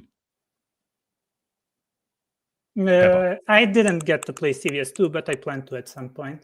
Okay. I personally think CVS 2 is like a super, super hard game. One of the big reasons is the hit stop in that game is literally not there. I play Bison, and I played Bison in like Street Fighter 4, and I was like, yeah, super straightforward, cool. I can do light kick, short, whatever you want to call it, short, scissor kick, super easy. Yeah. You go to CVS 2, there's no hit stop. So when you hit that short, you have to hit the short immediately afterwards. And you can't, it's really hard to hit confirm because you don't have the freeze frame that most modern, I say modern, but it's quite common, like after like 20... Third Strike is the same. Like you can't really punish exact frames. Exactly. You have to anticipate the corner. Oh, what, paint the defense? one where he slaps you over and over again. Yeah. I used to piss people off. They need to bring that move back properly. But yeah, I used to think, if I can play CVS 2, I can hit confirm in any game because it's just hard to do in CVS 2. And I think I'm pretty good at hit confirming. And my arrogance, my ego was that I've played an older game that's harder than these modern games. But I know I'm not good at CVS 2. So it was watered down arrogance. Now, if I was good at it, maybe I would be a bit bigoted. And it reminds me of like when Street Fighter 4 came out and all the Third Strike players were like, this game is fucking easy. And now look, people are crying about one frame links. They're like, this game is insanely hard. Doing a one frame link without plinking is absurd to think that people should have to do that. So I get, but I think with Tekken, mediocre Tekken players have the ego of a good gamer. I don't think that's the case. 100%. You can talk to a low-level Tekken player, and they're like, bro, this is like the hardest game, so complex. My brain is so much bigger than yours. You're just a smooth head. And I'm like, if you say so, bro, but... I'm going to say, I'm not going to sugarcoat it. Please as don't. Devastated Tekken discussion. Like, I believe that most of this, like, mediocre, arrogant player came from that meme. Like, that's their like highest achievement, like doing electric and putting like fire sound effect on it and like and like doing like, I'm not gonna sugarcoat it, and that's like their peak. Shinblade don't have it. That is calling you up. That's like the only input you have in your game, bro. Heads off to the like actually good players. But you know the type. Like the wait, sorry. I don't wanna say wanna be like content creators, but like guys that like came in Tekken 8, started putting out shorts and kinda not really being good at the game, but good enough to appear to a layman. Culture vultures. Yeah. Who are you talking about? Why you put him on the spot like that? No, I'm just have you got a name? No, it's like I don't even remember those names. It's like scrolling shorts and seeing like a random clip of like Kazuya doing an electric and then doing a wind god fist and like missing the combo and putting a sound effect and like going like, I'm the greatest player ever. And that's like the Kazuya syndrome that everybody is talking about. That's why the Kazuyas are. Those Kazuyas. You play. You said you play Fightgate, right? Again, not, I don't not, play. Not that much anymore. I used to play. But yeah, you used to play. Do you? I had an idea, and I kind of spitballed it to other Tekken players. One big thing about fighting games is like execution. Tekken, outside of Kaz and a few other characters, doesn't require much execution. Would you say that as a person who plays Tekken and old games? I would not say that. I would say that Tekken has execution comparable to like other fighting games, maybe not at the level of like one frame links, like our Taunt Jet Uppers are one frame link, but that's not necessary thing that you have to do. But I would say that like your left hand is doing tons of execution. It's not like the immediate precise thing like hit confirm, for example, but it is like hold this repeating movement inputs that you have to do, that you have to concentrate, and also think about what your opponent is doing. It's more like a brain thing than that you don't get confused, rather than like doing the one really hard thing in a moment. It's like a constant thing that you have to keep in mind, and it's kind of like infinites. You know, it's a constant rhythm that you have to repeat throughout the match that sets up the difficulty of everything else. Like you have a huge buffer for punishes, and you have like pretty easy input of 99.99% of the moves. But to be able to play neutral minus Tekken 8, you would have to be at a constant pace that would make it difficult to maybe like convert some things with punish. It's like the most similar thing is like anti-airing. Like it's something that you have to have in your like muscle memory to be able to play the rest of the game, kind of. I think so. I make a difference between execution and dexterity, and it sounds like you're talking about dexterity. Execution is when you have a hard input that you do consistently, so like in a combo. Like execution is like a combo, right? So if you think of like KOF, I was talking about general difficulty. But dexterity would be doing something on the fly. So that would be movement. Like in Marvel, dexterity is like when people are plink dashing and moving around and knowing when to stop plink dashing. I would say I would say that it's comparable to like Marvel movement. Yeah, okay, that's fine. Yeah, I call it dexterity, but it's not easy to do either way. Yeah, that's cool. That's the biggest difficulty in Tekken, like keeping other than the amount of options. And like Tekken is a game where you have problems and answers. You have like it's most fighting game, but it's most prevalent in Tekken because there's so many problems. It's like your final exam. Tekken is your final exam. You have to like know when Yoshi is trying to give you the low unblockable. You have to know those things, react to those things. You have to know 10 hit strings. I mean, it might come up. You don't have to know them. you can pass with 80% grade, but it would be good to know them. You know. Okay, fair enough. Yeah, doesn't sound like you disagree with me.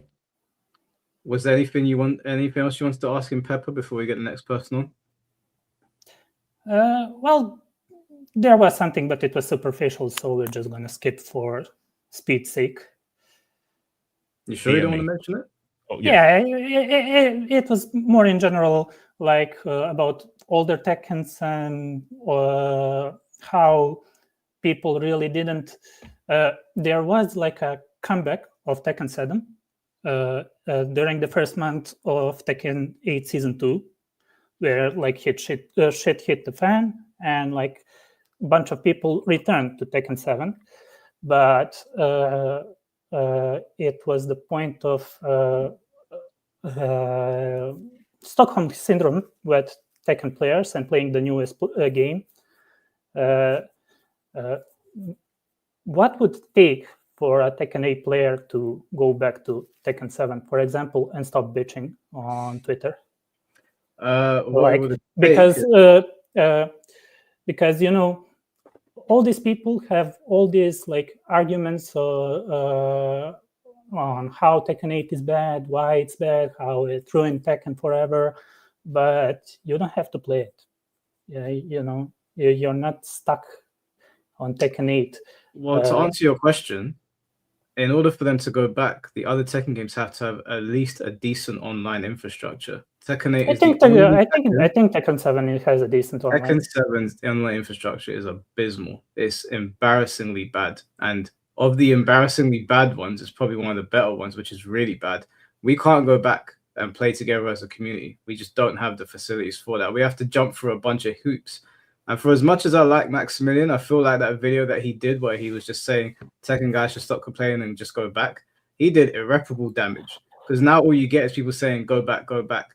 Capcom guys can go back. MK guys can go back. Other games have collections. Tekken ain't got a collection, and all of its old games suck online. They are a drag to play.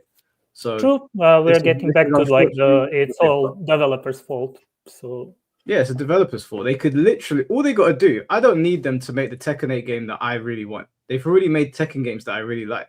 Just release a collection, and I'll piss off back to Tag 2. I still play Tag 2 with one of my mates offline because I've still got my PS3. So I still play it, but I can't play these guys. So you know, I mean, it's a tough call, but I believe Bandai Namco is a multi-million-dollar company, maybe $1 billion. Even when you add the toy section, I think they can manage it. But like, it would be really, really difficult to implement rollback on PS3 games. But before PS3, like PS2, PS1, that's like piss easy. Like we already did that. So yeah. I mean, I don't see why did. Even if they did Tekken 5, I would probably go back and just play Tekken 5. Tekken 4 is the furthest I would go back. If they did it for Tekken 3, 2, and 1, I wouldn't. Those games are outdated for me. No, sorry, Tag 1 is the furthest I'll go back. Other than Tag is great. Tag is great. Yeah, there's like in Poland, there's like a movement, Arcadia. I don't know if you know it. Yeah, that's they're trying to bring rollback up to Tekken 5. So we'll see how that goes. Yeah, but that requires people to have PCs and that. Like, people want to sit on their PlayStations as well and play. Well, there's console peasant issue. Yeah. Wow. Bigot, right? They're bigoted. Unbelievable. All right, Pepper, we got to get more people on now. Okay. I wanted to move on anyway. So see you guys. Thank you for having me. Take care, man. See you, bro. Damn. Shot me down right at the end. The stray was crazy. Spicy Punk Rocker, thank you for the $5. Season 3 to provide needed balance changes. We've added 20 plus HP to everyone and made 90 second rounds. Thank you for playing. But if they do that again, that change to the health system indirectly hurt Feng Wei. Yeah, you're a hit many times kind of character, innit? Yeah, and if you increase the health bar, I got to hit you more times now. So it's just like, great, thank you. And my death by 1,000 cuts became 2,000 cuts. Appreciate it. A GGB, thank you for the $5. To Pepper's point, we don't actually go back and analyze old fighters as a whole, do we? Who even does critical analysis of old games, gameplay wise? Theory Fighter.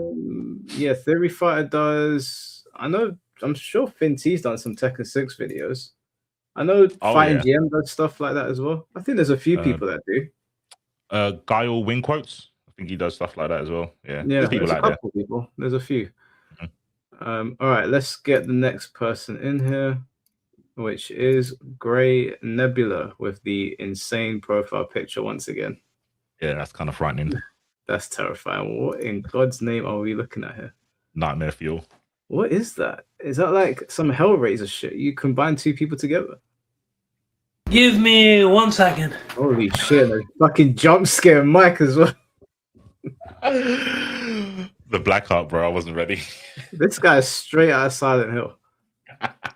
You know, whilst he's on his way back, I did want to say, because Alexis brought it up earlier, whilst I do believe that tutorials are good for fighting games and Tekken should have them, personally, I don't like fighting game tutorials. I never have, and I never use them. But that's a personal thing. I know that if I was running Tekken, I wouldn't do that. I'd tell them, put a tutorial in the game, because it's not just about one person, it's about everyone. But yes, you guys were bringing it up in the chat. No, I don't like tutorials.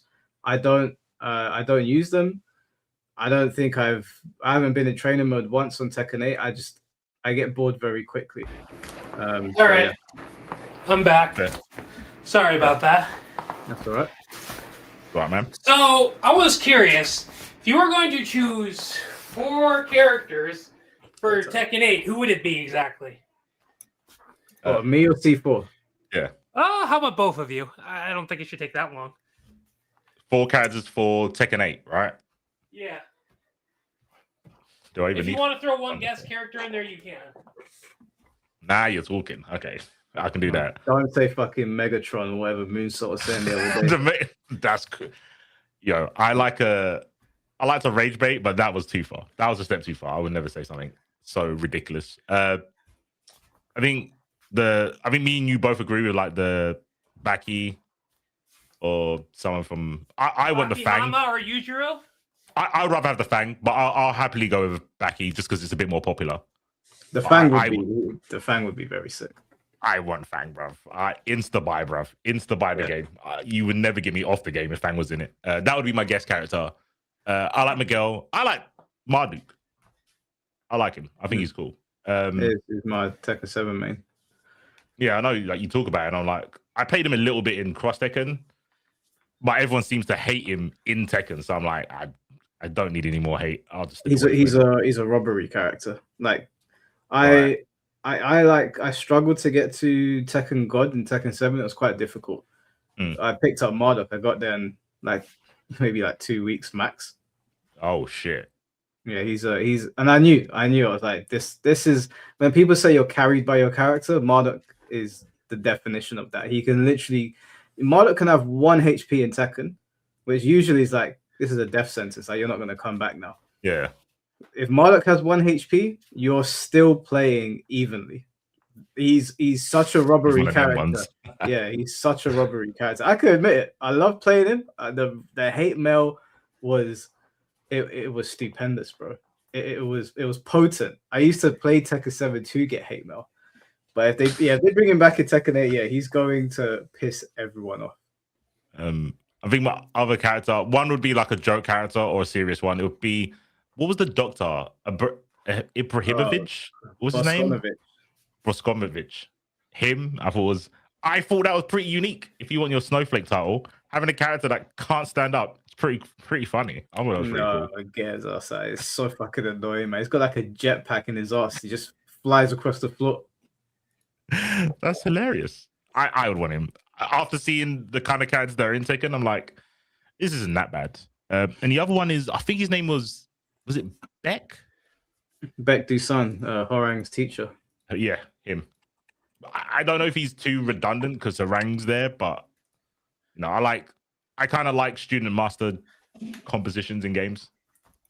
So I thought that would have been cool. I don't know how you would make them super different nowadays, but yeah, one of those two. For me, I'll start off with the guest character. So I know this probably won't be popular with a lot of people. I'm not gonna go Kiryu because I believe he'll probably end up in Virtua Fighter. Can't do Kensho anymore because he's in another game. So I'm gonna go with my boy here, Kamen Rider Black. Now, if you are cultured, then you know who this is. If you're not cultured, see yourself out. But I would 100% love for a Kamen Rider to be a guest character in Tekken. I think it would be. Now, I'm saying that I would love it. I understand that over in the West, Kamen Rider is not as popular as in Japan. When I went over to Japan, I felt like I was at home because everywhere I turned was Fist of the North Star, Godzilla, or Kamen Rider.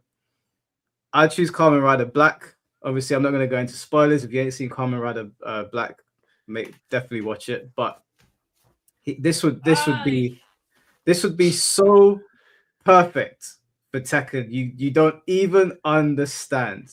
And if you ain't seen Kamen Rider, you're doing yourself a disservice. As for the Tekken characters, I would choose Jinpachi. I would choose Ancient Ogre, and I would choose Miguel.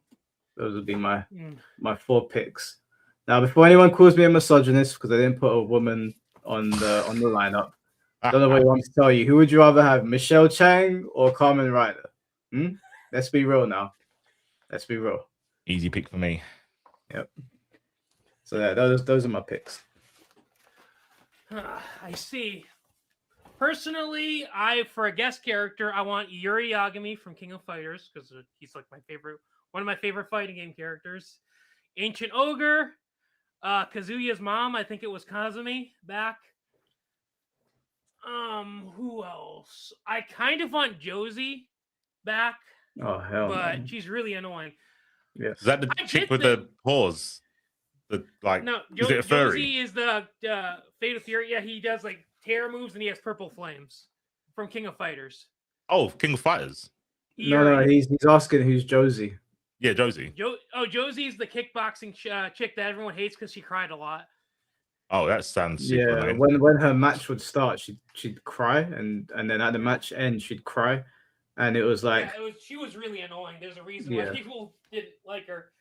I'll tell you why people want her back. I'm gonna be completely honest because people said in the chat the other day, we got a bunch of gooners in the Tekken community. I do think she was attractive, but I also found her fun to play. I just found her super annoying, so I didn't play her that often. They got rid of Bruce for Josie. Yeah. How many? That's another. You're okay with that? How many people do you think? Why nobody? That's what you should be tweeting about. That's a travesty. We did tweet about it when it happened. Yeah, we got 2 replacements for him technically in Tekken 7, Josie and Fakram. So he was replaced twice. Yeah, they really stamped him out. Yeah, big shame. So, yeah, this is a follow-up question to that Bruce thing. How many people do you think really care about him, want him back? Because I do know this for a fact, as I've been a streamer for years, and some people just go along with the opinion of the streamers. How many people do you think literally want him back?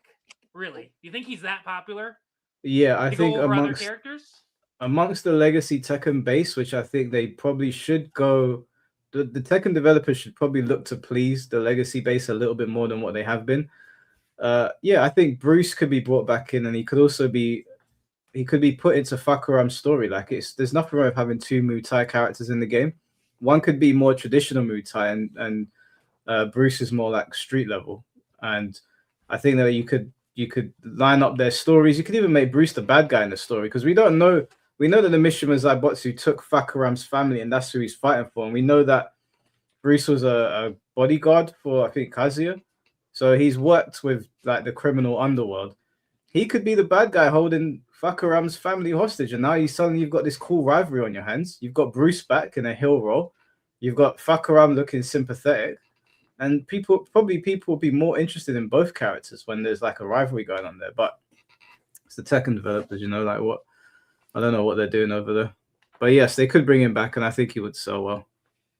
All right. This has to do with my next question, if there's time, has to do with game modes for Tekken. Yeah. What do you think the odds of like how much work do you think it would take actually to put tag in the game? Because wouldn't they have to redo every single character to an extent to have it balanced for like a tag mode? Don't put tag in Tekken 8 because it is going to take too long. Put team battle instead. Team battle would be better than tag. Yeah. Be honest, originally when tag was mentioned, I didn't really care about it at all, being able to play with my friends.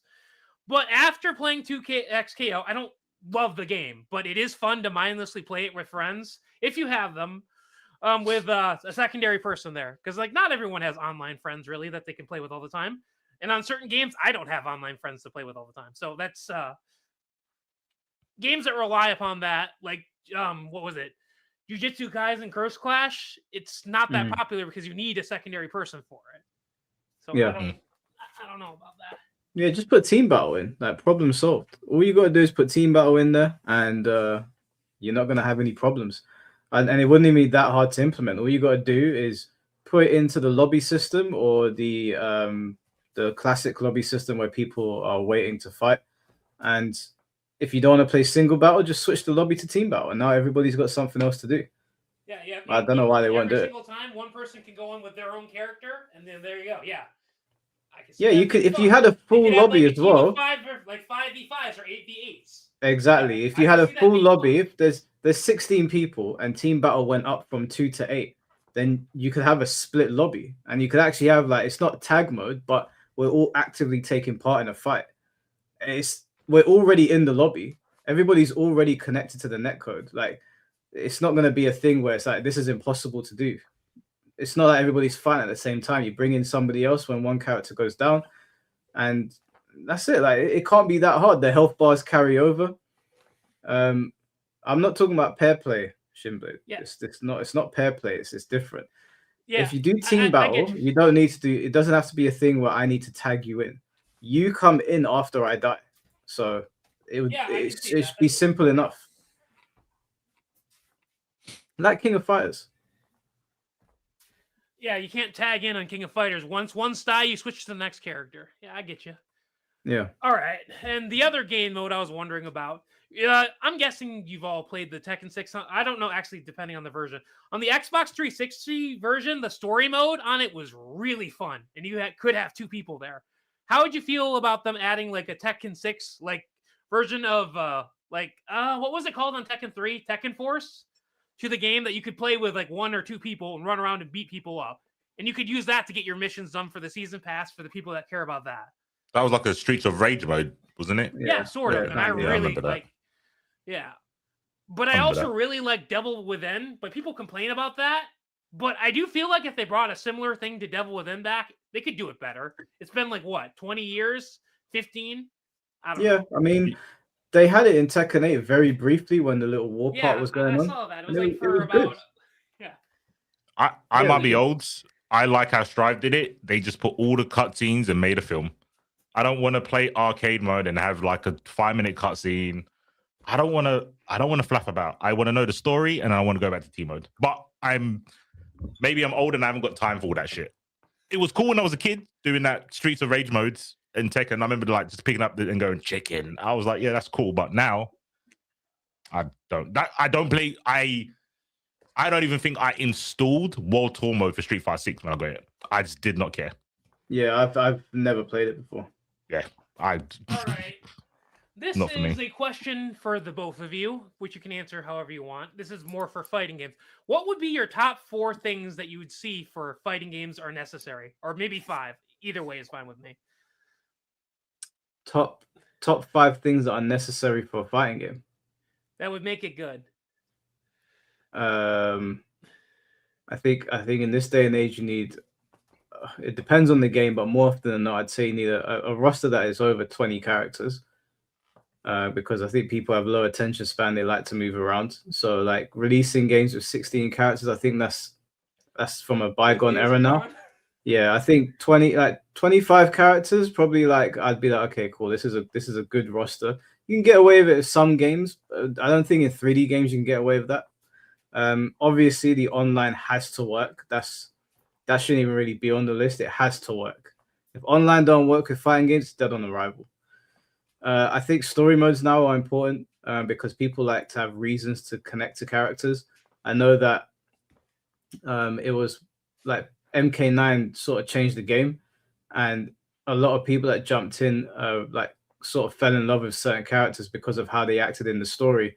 Whereas if you don't have a story mode in a game, like Virtua Fighter, for example, it's kind of hard to connect to the characters. Like I know Virtua Fighter has a story, but it's no one knows what's going on. The only thing I know about Virtua Fighter is that there's some shark that Jeffrey's in beef with, some devil shark, but we don't really know what's going on there. It's hard to connect to the characters. Where if you had a proper story mode and you saw their motivations, you'd probably be like, oh, I want to play this character. So I think that's very important. And I think having other modes, other things for people to do, like Virtua Fighter's got League and it's got Tournament. I think that goes a very, very long way. So just having your standard modes is not good enough anymore. You need to have variations. So League and Tournament in Tekken would be awesome. See, I think the rollback, just or good online, whatever you want to call it. I think that's mandatory. The things that I would want, online team mode should be standard now. Some games have it, some games don't. I think online team mode is a troll not to have it. It's literally a lobby system where your health bar doesn't go down. I don't know why they don't let you do that. Training mode with online just allows people to learn easier. Some people have problems like recording dummies and all that sort of shit. Yeah. And a big problem that was in Guilty Gear, when you've got characters or archetypes, that are so different, like puppet characters versus, I don't know, grapplers. You don't want to have to spend a week learning a combo from a puppet character because you've got to do stuff like negative edge and all that shit. And then you have to learn the character to fight against the character. I think that's bad. The other thing is I think they should do what Street Fighter 4 kind of did. They can do it better, which is pick the patch you want to play on. So if I jump on Street Fighter 4 with Mike and he's like, yo, my vanilla saga is just, I was the sickest when Street Fighter 4 dropped. We can play the first version of Street Fighter 4. Yeah, that was actually sick when they did that. That was. Oh, so if you wanted to, you could go back to like season 1 of Tekken if you liked it better than Tekken 6. Yep, exactly. Street Fighter 4 did it weird because you could pick the character, then you pick the patch that they were in. I think you should just go, we're playing season 1 of Tekken 8. And you pick that, and that's the lobby. It's just a season 1 version of the game. I think every game should have that. That was very cool. That sounds really cool. I don't know if a game's ever done it. I think Street Fighter 4 is the closest when you pick the character in the patch. They do it more often now in Street Fighter games. Like you can pick. I think in Street Fighter 2 you could choose between like classic or turbo or like hyper fighting. Right. Yeah, so they did it before, but Street Fighter 4 like really expanded on the idea. No, you're right. Yeah, they've been doing it. I guess, still something from Capcom. Yeah, I don't know why other companies don't do that instead of just discarding that version of the game that people might want to play. The other thing, I don't know if anyone's done this, but I think it would be cool. Something that Strive does is when someone wins the World Tour, it's in the game. It will say Latif won CEO, and it will just be the banner on the game when you go into a lobby. On top of like seeing that, I was like, oh, that's cool. Every game should do it. If they've got a World Tour, it doesn't make sense for them not. But I think it would be cool if, like you get trials in games, like combo trials. I think something that would be cool is if they did like a matchup trial. So it will be this week or this month. We want you to figure out how to punish this move from Brian, for example, in Tekken 8. Find the gap in his 10 string. And then you get some in-game currency or some shit for doing it. I think it's kind of like a way of hoodwinking bad plays into learning matchups. But I think it's good. I think it's unintentionally good, even though you're kind of tricking them into learning something they probably don't care about. It just gives you a reason to. It's kind of like a daily. It's like a daily thing that you do on like mobile games. No, that's a good idea. Like it's good to give people incentives, especially in a game that, as we said, is pretty complex and convoluted. If you gave them something to work on every day to get Tekken coins, I wouldn't have a problem with that. I think that'd be a pretty good idea. Yeah, you could learn something like, oh, I didn't know you could duck that, or I don't know, you know what I'm talking about. I think that would be a cool idea for any game, not just Tekken. Yeah. For me personally, I would say good netcode, lobbies, customizations for characters, and I'm big into customization. This isn't for everyone. But in Soul Calibur 6 and in a Mortal Kombat game that was on the GameCube, you could make crazy things for your characters. And expression for characters is a big thing for me, to make them look like they're your own person, you know? But yeah, and variety of game modes. I feel like in Tekken 6, there was a degree of customization that they don't have in 8, the things that we lost. And in Tekken 7, there was a degree of customization, which we lost, as well as Tag 2. Like, they all took things and gave us things and took things away. And the thing about Tekken 8 is, at this point in time, it has more with all the stuff that we got. But the options that we had in the older games, some of the older games, are gone. Like being able to customize your own hair completely. That was crazy. I loved that.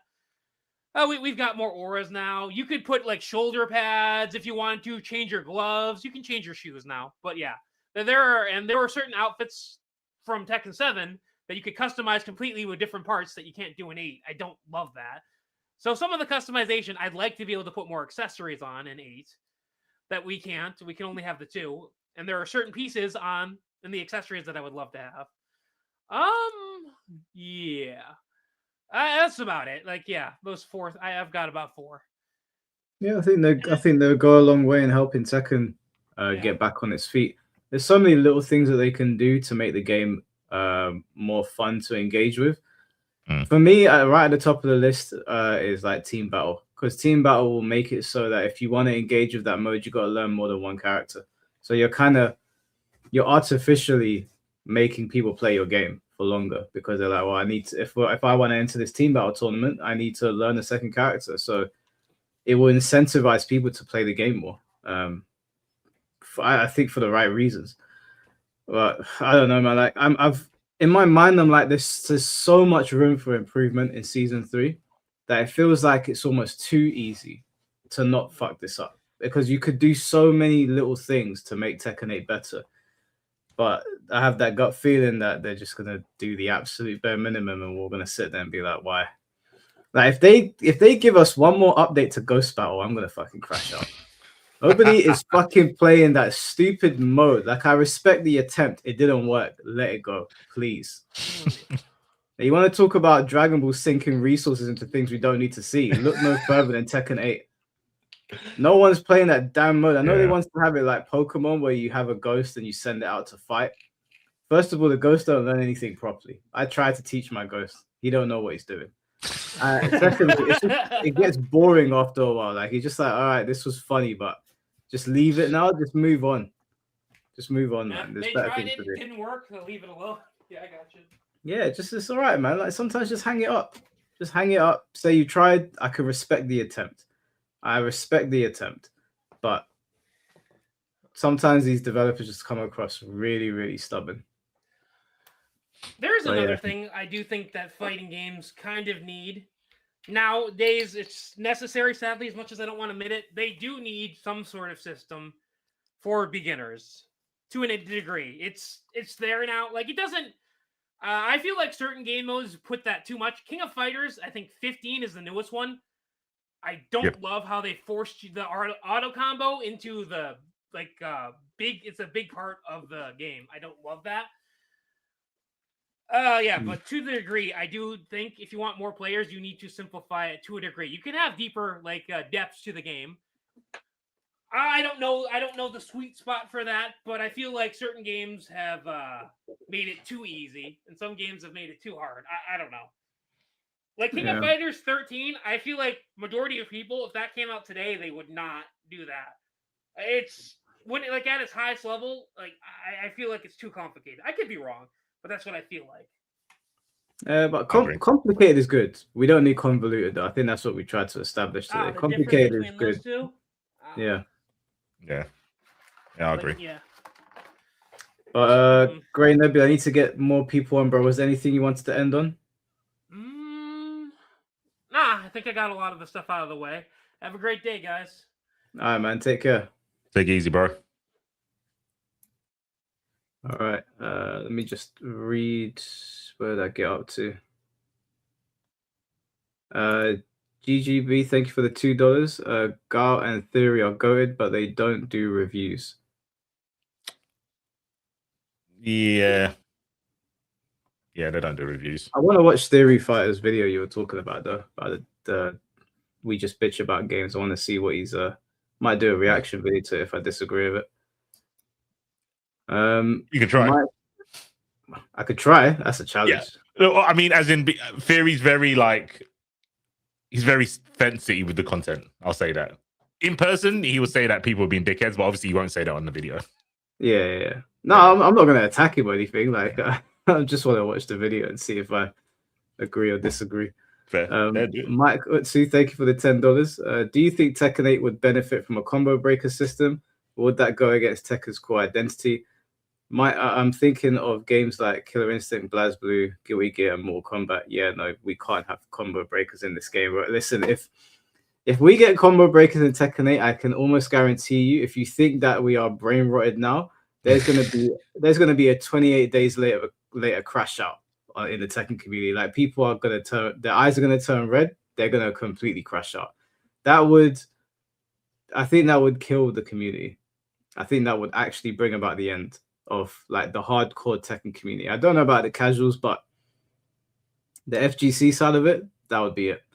That would actually be it. I've already like started playing other games. I turn on Tekken every now and then. Now I'm waiting for season 3. But I saw that life bar update in Street Fighter 6, and I thought that was so cool because I really liked the HUD in Third Strike, and like having it there, I was like, yeah, I kind of want to play this now. It's just a cosmetic, but it just makes you want to boot up again. It's mad how that works. It's a really I never would have thought that something like that would make me want to play the game a little bit more, but they're doing little things in Street Fighter 6, which I think Tekken could do. They don't need to do something like a breaker. You put a breaker in Tekken, it is over. You think a Mishima main who hits you with an electric and then you break out the combo is going to take that shit lying down? He's going to get on Twitter and he's going to be as racist as humanly possible. And Elon Musk ain't going to ban him. So now we all got to deal with it.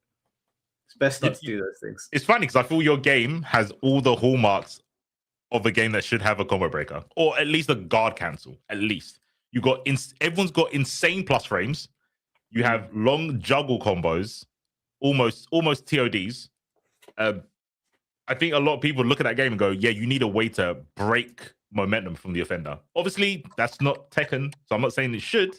But if someone just writ down, like, this is what you can do in this game, you've got unblockables, people will be like, yeah, you need a combo breaker if you've got unblockables in your game. But I know unblockables aren't serious. Well, like, speaking of unblockable combo breakers, IMOP uploaded this video, and apparently this was a mechanic that was removed from Tekken 8. Now, I don't remember if it was a combo breaker, but I'll show you guys here. So what he uncovered was something called Revenge in Tekken 8, which was removed. I don't know if you guys have seen this. I'll show you guys the video. It's a very quick video. It's only 40 seconds. I think someone... Yeah, it's weird, the animation. Do you see that? That's like he broke through the string.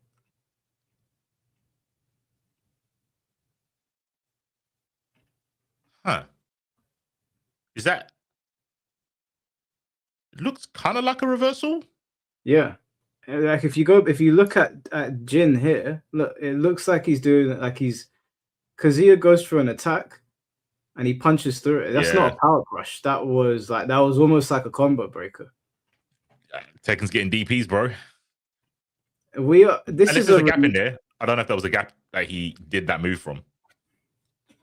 On hit, this move, where is it? No, I don't think you can do that. I don't think there's a gap in that move. So yeah, it kind of is like a reversal, but he also did break the string. Like I'm worried because this is in the game files, right? And they could very easily turn this shit back on, and we're in for a whole world of pain. It's just a button away. Like, would you not want? What about if you could only? No, I don't know how to program that. You could only do that move when someone did heat on you, so you could kind of sacrifice your heat attack and not be minus on someone's heat attacking you on block? I don't want to add more things to heat. Again, convoluted Okay. is the word, right? Okay. Fair. But yeah, that animation was Jin's down one. You're correct. But it's how he did it, which is what is worrying me. This was not a power crush. This was not a Sabaki either. That's not what a Sabaki is. If you look, Kazuya hits him. It's on block. That's almost like Jin was invincible. That's invol frames, bro. That is invol frames. That's a reversal. We do not, guys, please. I'm showing you that so that you can be outraged, not so you can be like, yeah, we need that. Because if I start hearing people saying, no, that looks good, you're getting banned. You're getting banned for the greater good. I can't have you around me. Absolutely diabolical. Yeah, back to Tekken Revolution. Yep, that's exactly what it is. Kingsley, thank you for the £10. Yo, Mike, when are you gonna check out 2XKO? Caitlyn is a female character you might like. C4, what's your favorite duo plus Fuse? When I did play, I played Juggernaut Alawi. If I play now, it'll either be Cat Juggernaut or I play with Theory Fighter and he plays Ari. But I really don't play the game unless it's duos. I don't think it's that good. So my missus is a League of Legends player, so obviously she wants to play it. So when we went to her house, we turned it on, and she plays Ari and what's the girl with the sniper? Cat. And Caitlyn? I don't know her name. Just gun girl. But the girl with the top hat and the sniper. I played the guy with the big axe and Darius and the werewolf. Oh, Warwick. Yeah, and I actually had a good time with it. I was actually having a great time. It's very simple. Like I was doing combos that look like they should be hard in like 2 minutes. And then I was looking up stuff like setups and that. And I was like, wow, this is really simple. It has no motion input. So you can learn you can learn things that look super complex, but they're not. It's very, very simple. You can train me on it. I appreciate that, Bo, but I don't think you need training on 2XKO. Like I've been playing fighting games long enough. You can pick. That's a game you can pick up and you can learn a lot of shit very, very quickly. I actually think it's pretty cool. It's fun to mess about with. Like I was messing about with my missus playing it. I didn't understand all the different tag features. I knew one that you could absorb your tag mates' moves or get something like you get rid of them and then it's just you. I didn't really understand what I was doing, but I ended up preferring the one where like you like can match supers or something. Oh, double down. That's basically you can DHC. So you can do a super, and then the other character does their super afterwards. Yeah. I ended up using that just because it was familiar to me because of Marvel. Yeah. But yeah, no, I don't mind playing. It's free, right? I'm not going to complain. If they charged for 2XKO, I would never play it because it's not the kind of game I'd play. But it's free. My girl likes League of Legends. It's a good way for me to try and get her into fighting games. So I don't really have a problem with it. Yeah. So yeah, we might do streams. Yeah, it's a very pretty game. Very, very pretty. All right, we got 4 more people to get through, and then I'm gonna close it up now. Cool. So we've got Dawari is next, then Mad Mousley, and then Obless, and then we'll end with Noah Black. Okay. Dawari, can you hear us? Yeah, I can hear. Can you hear me? Yeah. What's good? Forgive me, I'm in the middle of a match. I'm more on C4 side on this one, to be fair. So I'm kind of here to talk shit on the Tekken community for a bit because I think you guys are a bit too much. You're being a bit too much now. W stream. Yeah, man. Nah. You guys like you ain't loving them. Shush. Nobody's talking to you. Don't worry. So that's what that guy should have done when we were playing Bleach. He turned the console off. I was thinking that. Nah, my missus is not turning off the console in the middle of a match. She knows nothing's gonna happen, but she just knows it's not worth it, bro. I will turn it back on and just start another game. But it's been a minute, so and I'm in the middle of a set. Anyway, so Tekken, yeah. I think first and foremost, the Tekken community is far too opposite on us, thinking that they're better than they actually are. And that their game takes a lot more effort than does at a baseline level. At a high level, yes, Tekken is hard. High level, because you got a lot of shit to think about. You know, you got sidestep and whatnot, you got ducking, mids and whatnot, fine. But on an intermediate entry level, these people are not working anywhere near as hard as a base any character, any fighting game player.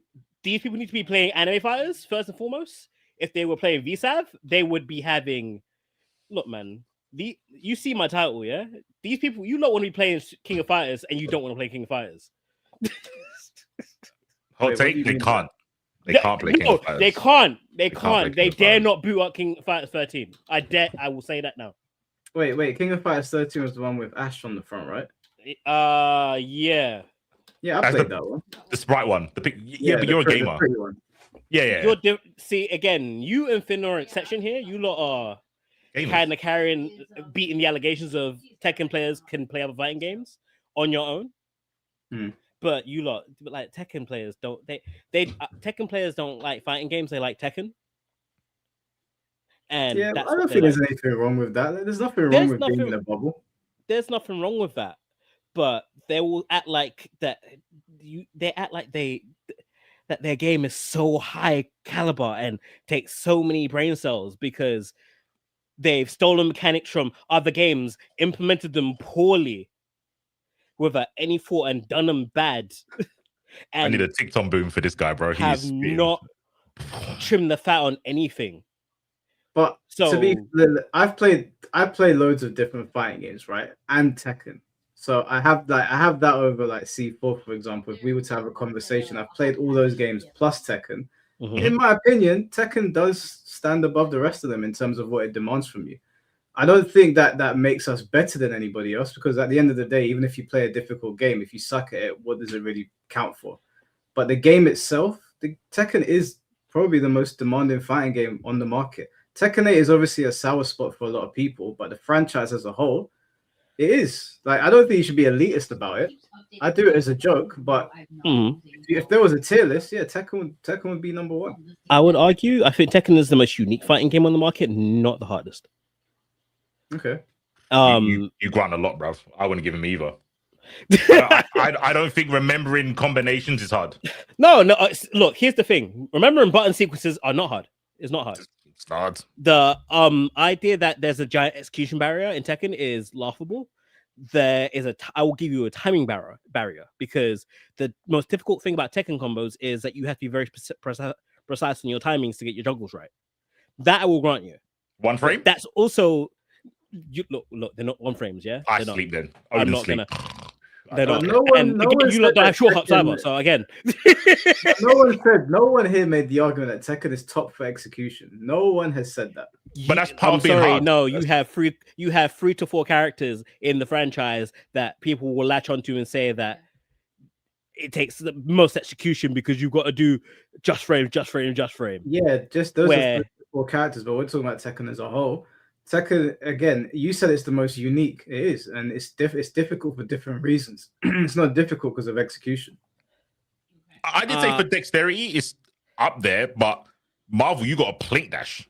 It's difficult for different reasons in that you have more options than most fighting games, in that you have different dimensions, but that's also cancelled out by the fact that you don't have to jump as well, so you don't have to worry about aerial offense. So it's just different angles mainly. And yeah, but like I would make the argument that like Marvel, for example, it is difficult, but it's difficult because I can't fucking see what's going on right now. The character is like going in diagonal directions. There's an assist coming from this direction. Virgil's attacking me from like omni directions. It's not that like the other guy doing something that's super hard. It's the game is so fucking messy. Man can't you can't track. You can't track. Crystal Gay games, like they're a mess. Virgil is literally you can't track, bro. On the stream, bro. What's that move? That way the judgment cut thing where he runs past you. Track, bro. You think Marvel players can't block that? No, they can't block that. I'm a shit Marvel player. I can block that. But we've seen it plenty of times where they can't block it at the highest level in tournament. That's because of X Factor. But yeah, I hear what you're saying. Yeah, but that's part of the game. It is part of the game. I mean, we track. Us Marvel players, we just see things. Like I used to watch Chris G playing Morrigan, and at full screen, there's fireballs coming from 4 different directions, and the guy is dying to chip that. There were times, correct me if I'm wrong, where you could not do anything. Like you literally got into a situation. No, Sister was a nightmare. Sister was a nightmare. I will give you that. There was checkmates in that game. Yeah, no. Yeah, that's not because the game is hard. It's because this is just bullshit. I can't do anything. I'm gonna die. But the consistency in that game is high. The best players consistently won. That's true. There's no randoms winning. But that's true for almost everything. It doesn't mean the game's not bullshit. And we know, and we're not going to sit and argue that Marvel games are not full of bullshit. They are built on bullshit. I mean, you could say it's bullshit, but your game has unblockables. I would argue unblockables are bullshit. Well, it depends on the character. They don't all function the same. See, now we've got nuance all of a sudden. We can go through unblockable lows, bro. Yoshi unblockable low. You can't. Yeah, we all sat here yesterday and we said that, or whenever we said that Yoshi unblockable low has to go. I would also like I have another grievance, like all this Brian Sonder in your chat and in that tier list yesterday. I'm sorry, we are not that bad. What did you say? All this Brian Sonder in the chat and on that tiers list yesterday it's so unfair. Like Brian is a couple nerfs away from being the most balanced character in the fucking game, and he's not committing anywhere near the amount of all crimes that everybody else is. But that's besides the point. Lies. Let's not tell lies. I'm wearing my cross. I shan't be lying today. Hey man, I'm not saying Brian's not busted. Yeah, I'm not. I'm saying that everybody is being far too hyperbolic on how good he is and how much he carries you. Saying that Brian carries you in Tekken 8 as much as King does, I think is absolute cack. No, I don't think Brian carries you as much as King does, but we did put King in like one of the most carried places. We didn't put Brian there. I heard the arguments though. I know you didn't, but there were some arguments for that. And Finn said you play Brian. Is this true? Of course, Finn I play Brian. Okay. No, I play Brian. I'm a shit Brian too. So like, that's how I know that. That's how I know it's tough in these streets. Hey, you're talking from experience. Shit and honest. That's all I've got to say. But anyway, the issue is, it's not even that it's an issue. It's that you lot need to be playing King of Fighters if you want your complexity, your depth of gameplay, your deep pool of moves that you can jump into in lab situations and actual executions. King of Fighters is right there. Why would we go to King of Fighters when we have Virtua Fire? Huh? Because you don't want to play Virtua Fire either. I like Virtua Fire. I play it. I think Virtua Fire is great. It has higher execution. In aggregate, not you, Mike. For real. No, but the Tekken community in general should migrate to another 3D fighting game. Virtua Fire is the other best 3D fighting game that's currently active, even though it's small. It has the exact thing that we were talking about earlier, where it's streamlined sidestepping, so you know when you need to step. There's no like this thing operates differently to all the other moves. You understand if you sidestep left or right what you're going to get. And it's got execution. Like Virtua Fighter has genuine execution. So if you were looking for those things and you have a 3D fighter, we would go over there. We wouldn't go to King of Fighters. Don't you think you should touch grass? Well, yeah. I mean, there's an addiction with the Tekken community here that I think needs to be broken. Touch grass. Play non-3D games. Play platforms or something.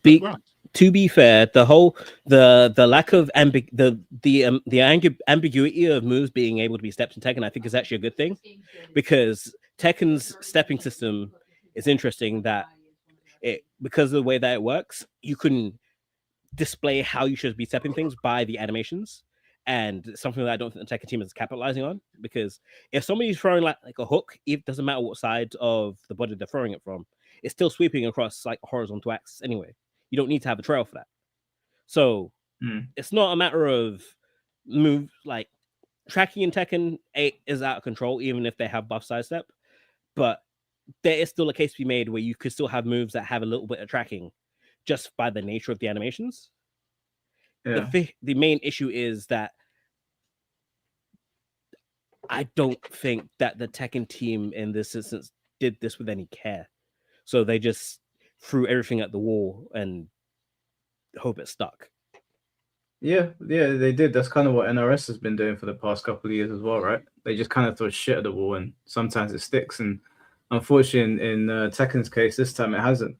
I don't know, man. Like, we just gotta wait and see if season 3. I'm really hoping that it's gonna be a big overhaul, and that they send the game in a new direction. But who knows, man? Moonsault put up that video. Everyone was saying it's bait. It's not real. But I hope. Wait, hold on. What video? I'm trying to remember. That season 3 is going to get announced at the Tekken World Tour Finals this weekend, which I will be streaming. I know people ask me. So I'm going to stream on Sunday, not Friday and Saturday. I think I do think season 3 is coming, because I don't think like Tekken is still making money. They can still make money out of it, so it would make no sense for them not to have a season 3. No, I know season 3 is coming, but we don't know when the announcement is coming. Yeah. So that's the only thing. Just they just to do something that makes people go, oh wow, like we don't pick like underwhelming characters. Like they need to pick characters that even if you don't necessarily like the character is like it puts a stamp on it. Like oh shit, so and so is back. Even though I don't play them, this character is significant for Tekken. Don't go fucking picking like Kunimitsu or some shit. Like who wants Kunimitsu in the game? Like really, be being for honest though. Apart from Miguel and maybe Marduk, because everybody likes Marduk, even if they say they don't like Marduk, they like him. He is a pretty interesting design. Who do they have? Okay, hold on. Apart from Miguel, Marduk, and Lei. Lei's another great one. Ancient. I don't want Lei and Tekken 8. Being serious, I love Lei. He should not be in this game. You could do Lei, you could do Ancient Ogre, you could do Jinpachi, you could do Wang Jinrei. You could do Baekdu-san, you could do Bruce, you could do Michelle, you could do Miguel, Bob. Like there's so many characters to choose from. Just open it with a slam dunk, at least a slam dunk. I would still go Jinpachi because that's gonna make people go, oh shit, Jinpachi's back. Like that's gonna be fighting game headlines everywhere. And I think Tekken needs that. Yeah, Ancient Ogre is another one. There's already a 3D model of Ancient Ogre in the game, a fully rendered Tekken 8 version of Ancient Ogre. And you have Mierizo, who is like the benevolent version of Ancient Ogre reincarnated. Have him show up to kick her ass. And then you've got an actual rivalry there. I know it's going to look weird that this little girl's fighting this massive ancient deity thing, but Tekken's wacky anyway. Who cares? I don't know, man. I mean, I'm thinking about the characters aren't there, and I'm not really seeing anybody that's gonna be like really that's gonna be so hype to get people engaged again.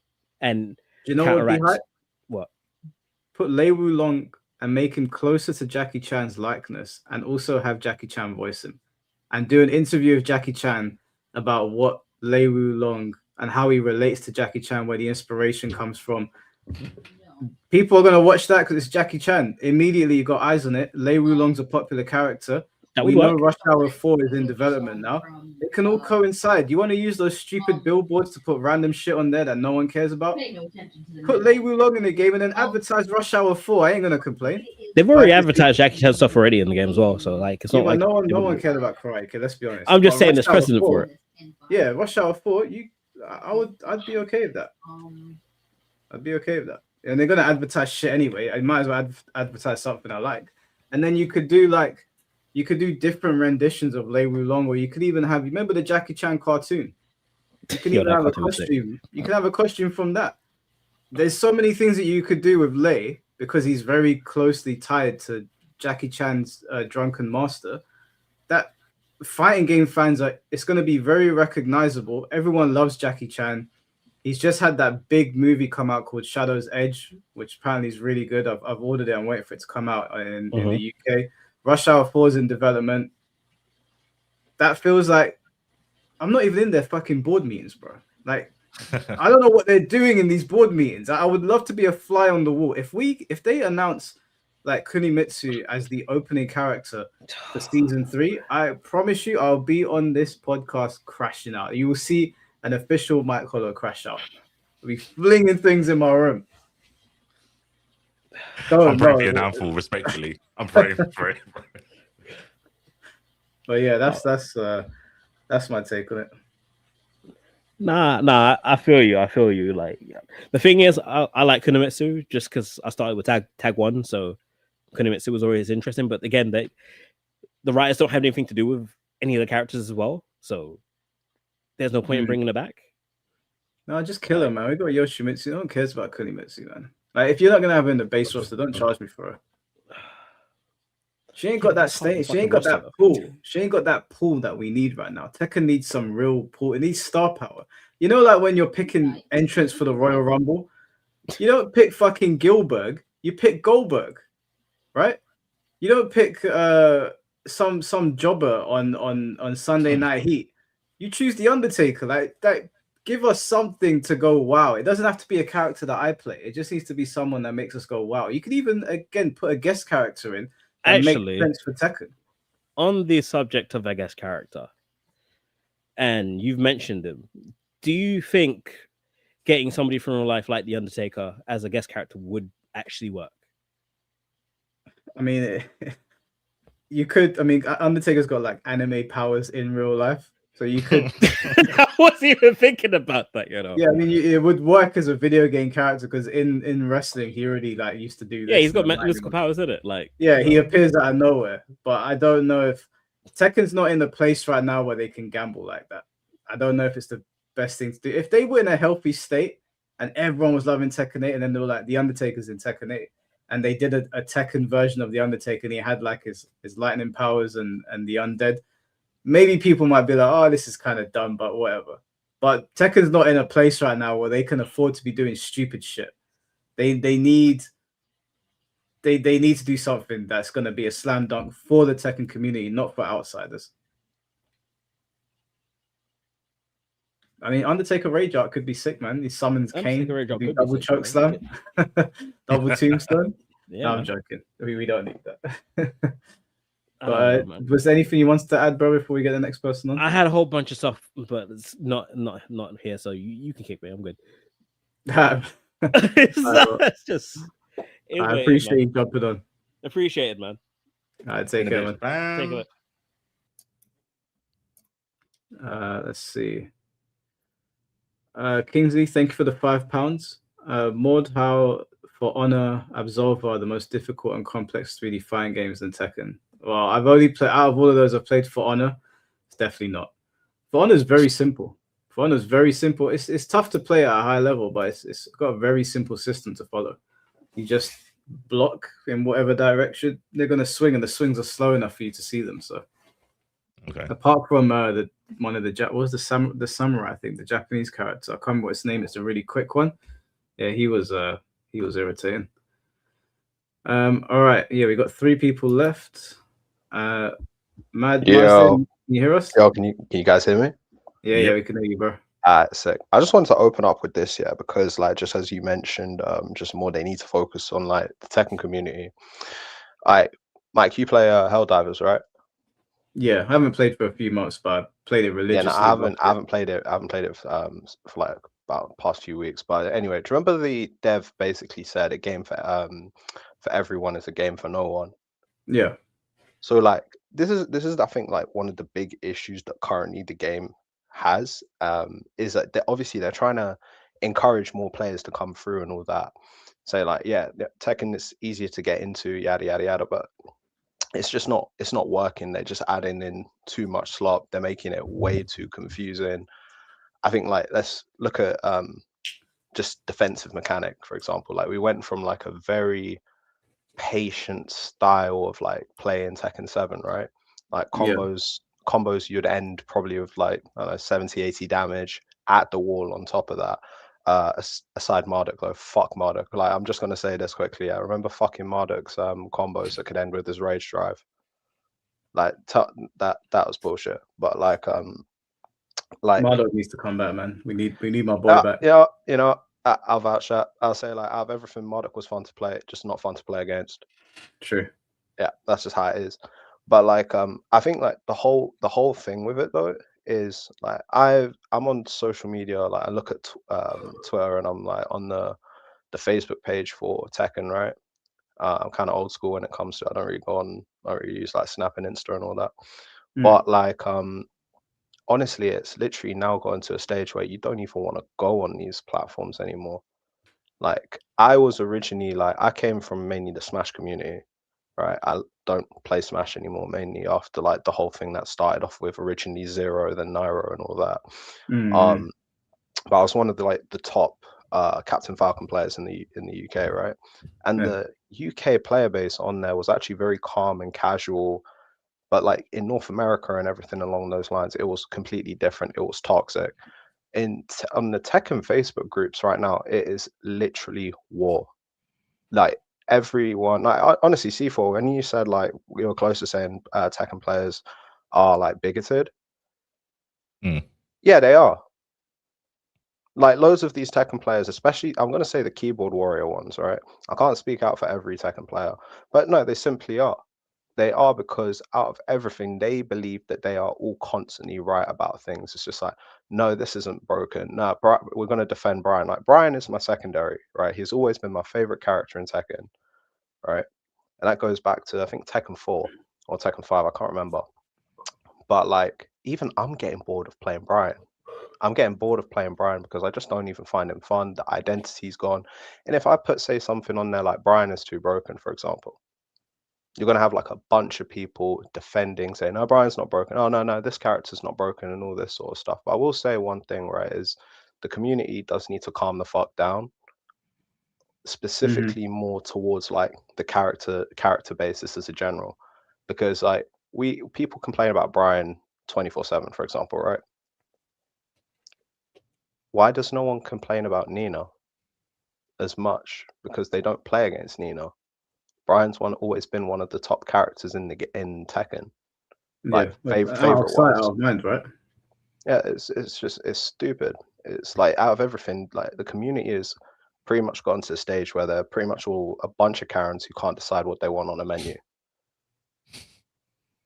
They don't honestly like. I can point out 1,000,001 different things that like I can say I'd want to be changed. For example, like let's say a move that can transition into a stance, right? Let's think like Brian's new 4-1 instantly backsways. That shouldn't be in the game. But I know they're not going to remove it from the game. Like people are not thinking realistically out of everything. Like in my opinion, like I want to know this because I had a conversation with one of my friends and he said that this wouldn't be a good idea. Would heat be better if you had to earn it rather than just given to it on a platform straight away? 100%. It's always better to put systems in games in fighting games that you need to earn, because the whole premise of a fighting game is earning the victory. You're just given shit to help you along the way. It doesn't feel as earned. So if you had a system in the game where you had to earn heat, it would fix so many problems. It wouldn't fix every problem because heat is still a very controversial mechanic, but forcing players to work towards getting it and managing their meter correctly and having an actual like intricate system that isn't just like, well, if you have a smidgen of meter, you can still do the exact same damage. Like I think the less meter you have, the less damage your heat smash should do or your heat attacks. It doesn't make any sense to me that you do the same amount of damage on 100% than you do on like the last percentage of the heat meter. So if they made changes like that where you earned it and then maybe you could use a little bit here and there, but it does less damage, or you want to save it for a big cash out, that would be much more interesting than just hit every round full meter, because the rounds get dominated by heat. So every round ends up looking the same. Yeah. And like I think like this is the one thing. It's like they're trying to encourage the aggression, for example, right? Because like let's be real, Tekken 7 was not aggressive. It was very much backdash. I'll move in a little bit, backdash, and then see if I can get a magic 4. That you'd see like I don't know how many in pro games you'd see that at least 90% of at least one round. You'll see backdash, magic 4, and that's basically what they would be doing. And like we've gotten to a stage now with Tekken 8 where it's now the complete opposite. I can't defend at all. That wasn't the case for like most matches, though. That was only the most high level in Tekken. That's what I'm saying. Like mainly the pro matches that you'd see. Like if you look like to be fair, I do go back and watch stuff like old Combo Breaker. Like Combo Breaker, actually the one that Nee won against I think it was Anakin when he was playing Paul. I watched that again like the other day, and I thought that was just like such an entertaining game, even though like there was a lot of backlash in looking for a Magic 4 weird counter hits. We don't talk about Paul's old wall combo that did 1 million damage. Like just stuff like that, and there's like a load of like quality of life things that they basically did. Like, you know, they change how low parry works, for example. Yeah. Low parry was ridiculous, but in exchange, I can heat burst and extend my combo. It's like, yeah, there's the change to low parry was good, but he made it like it's like, oh, we're right back where we left off. If heat wasn't there, the low parry change would be great. I think they did a good thing with that. Yeah, like my suggestion on heat burst during combo, right? Do you think like it's a good idea to have heat burst that just goes straight up into Oki? So say I do a combo, I heat burst, but I have a chance for Oki, instead of being able to extend my combo 1 million miles and then be able to get the wall.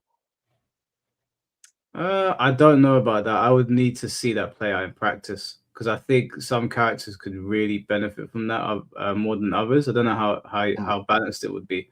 Potentially, yeah. I don't want to give a concrete answer because Tekken, again, like we said, it's very complex and convoluted. You could put that in there, and it might solve the problem for half the roster, but it might cause a problem elsewhere. So I'd need to see it in practice first. I would prefer it if you just got like guaranteed setup, guaranteed hit afterwards, and then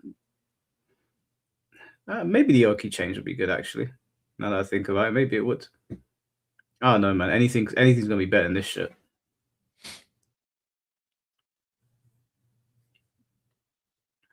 Do you have a follow up? Hello? You got AFK. Don't know what happened there. Hello, can you hear us? Didn't even give a good answer. Oh, all right. Maybe his internet died or something. That's fine. I'll just read the super chat before we get the next person on. Mr. Jamie, thank you for the $4.99. For the next original Tekken character, I'd love to see an Eskrima fighter, like similar to Eagle in Street Fighter Alpha or Nightwing in Injustice. Eskrima is it's Filipino, right? It's the Filipino fight style with the Kali sticks. I thought I don't know. I called them, Eagle from Street Fighter. I think they were called Night Sticks. I think Maki had it as well. She's from Street Fighter. Well, yeah, Maki. I think she's from. Is it Final Fight? She's from the same game Cody's in. Cody and Guy, isn't it? Yeah. Yeah, Maki. Yeah, Night Sticks are sick. Yeah, that might be cool. In Tekken, I don't really want to see more weapons. I was about to say that. Yeah, you don't want weapons. Even Night Sticks. Yeah, we just want to throw hands, man. That's all I want. Okay. So if you want to pull out the Kali sticks in the Rage Art, then I'll be like, all right, cool, whatever. It's whatever. But not in the actual gameplay. All right, let's get Bless on and then Noah Black, and then we'll wrap it up. Cool. Bless, can you hear us? Yeah, I can hear you guys. Can you hear me? Yeah, we can hear you. Okay. So I just wanted to kind of mention for what C4 was saying about Tekken players being, what would you say, brain broke or something, right? Yeah, I said brain broken. Brain broken, yeah. So, I'm a Tekken player as well, right? I started off in Tekken 7 coming from Street Fighter and Mortal Kombat back in like 2022, 2021. Okay. But what I noticed was similar to you, but what I noticed was that similar to what Chad was saying early on, where Tekken players do not have the ability to articulate themselves. And because Tekken kind of demands, after you get past the beginner stage, it kind of demands a little bit from you when it comes to matchup knowledge because of the diversity of the cast. So some people who learn a few matchups and who start winning a little bit, you ever heard of the Dunning-Kruger effect, right? Yeah. So you're so that's stupid, you don't know how you think you're smart. Exactly. Where you learn a little bit of what you have like limited knowledge, but you have an insane amount of confidence, right? Mm-hmm. That's the Tekken player, especially the intermediate Tekken players, are victim to the Dunning-Kruger effect, like huge, more than other fighting games that I've played, right? And also another thing about Tekken is versus, like, for example, Street Fighter. in Tekken, like let's say in Tekken 7, not Tekken 8, because Tekken 7 before Tekken 8 came out had some sort of integrity in the rank system a bit, right? So you didn't actually have to learn fundamentals until probably around like orange rank, maybe red, depending on like season 3 or which season you started. Reason being because of the knowledge checks versus like Street Fighter, you had to learn the fundamentals of the game very early on, right? Because the game didn't it has these knowledge checks and whatnot, but not as much as Tekken, right? So people will start like, playing however they want to play, and then they will get forced to kind of play a certain way, right? So a lot of these like Tekken players will say that, yeah, I play fighting games, I play Tekken, but they're just kind of just, pressing buttons or whatever, right?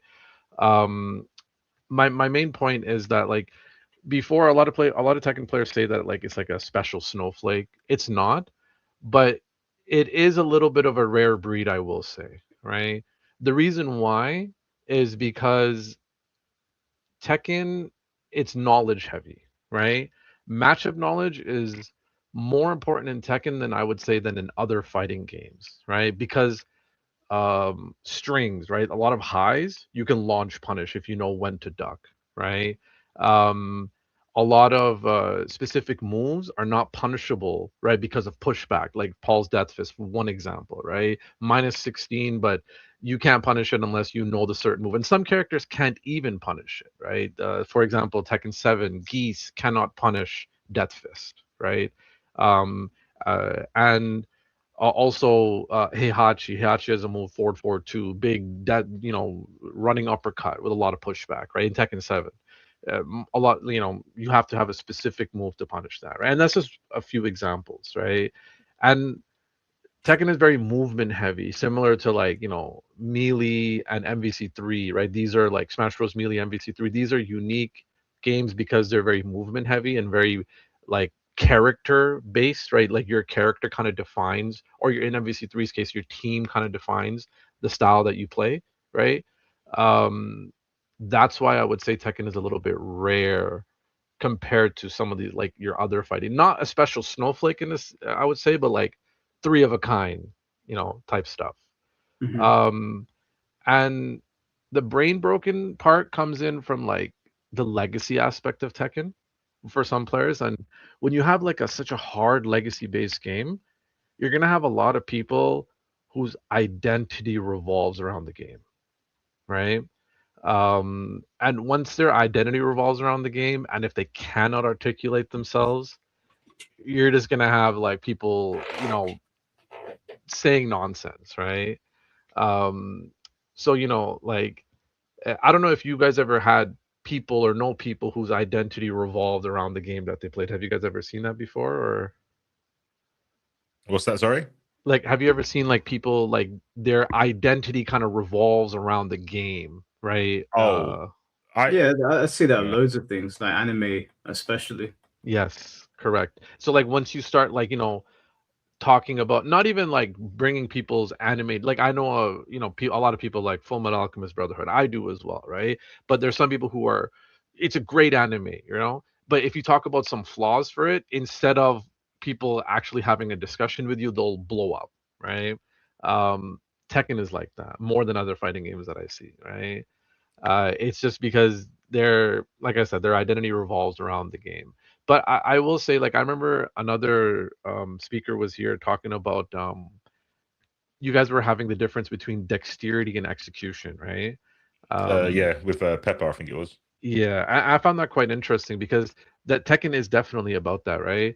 Especially more of like not as much 8, but 7 for sure, with like the KBDs and like moving around, fuzzy guarding, all that good stuff, side step canceling, and if you played Mishima's wave dashing and whatnot. Um, I don't find that a lot in other games apart from like Melee and MVC3, right? Like movement based fighters, right? Um, that's why I feel like Tekken is a little bit rare, right? But is it that rare if you just name 2 games that have it? No, but it is like, how many fighting games do we have, right? Like if we're talking about like what is whatever we classify as a fighting game, how many of those are out there? I think I agree with you. Like, I don't know if I do it mostly because of like commentary, where I make a distinction between words. But for the most part, movement. When I say dexterity movement, I mean it's like execution movement, right? So like you said, like Korean backdashing, not anyone can do that, even though it's just moving backwards and forwards. But something like Street Fighter 4, like a slower paced game where you have like more traditional neutral, the difficulty is in patience. I think a lot of people like you know, perfect example, Cross Tekken. Cross Tekken was known for being like timeout. Yeah. So, but it's hard. It's hard to be. I don't want to get hit for 99 seconds because most people want to press the button. Most people, and in that game, you can't really afford to because you die in 2 hits, especially against the Tekken cast. I think Finn streamed it. I played Finn. Respectfully, he wasn't good at the game, obviously, because he just started playing it. But he could do electrics. He would hit me twice and I'd lose because he could do electrics. That's all he kind of needed to do. So I needed my neutral to be better than his. And the difficulty was, well, I can walk backwards and forwards, but if I don't take a risk, I don't hit him. But electrics beat lows, so I can't poke him low. Sorry, no. Electric beats mids. I can only poke him low. And I think the difficulty, funny, because in Tekken, you don't hold back to block. You can literally hold nothing and block mids. Neutral block, yeah. They nerfed that in Tekken 8, but yeah, okay. Yeah, you almost everyone holds back though. Like yeah, no one stands still because there's other problems that arise. Yeah, with that.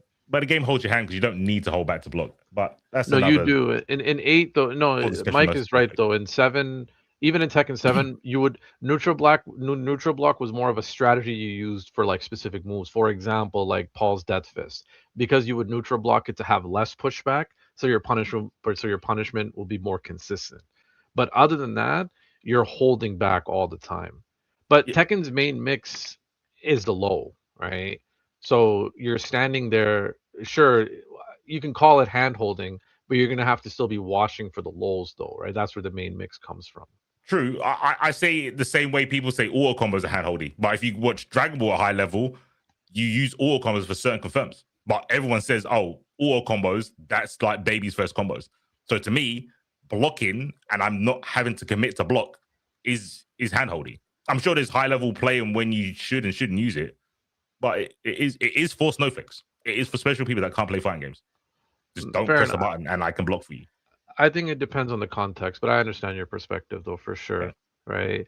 And Tekken, like legacy wise, right? Most people who played the previous games at like a little bit intermediate, a little bit of a higher level, it was always about like the movement, the safe poking, the low risk, low commitment play, right? You that's how you've seen most matches kind of roll out, right?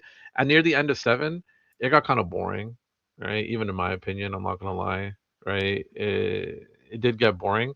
And Tekken 8, what they did is they overcompensated. I'm sure we all know, right? Like they forced the interactions, they rewarded offense too much, and they punished like passive play, right?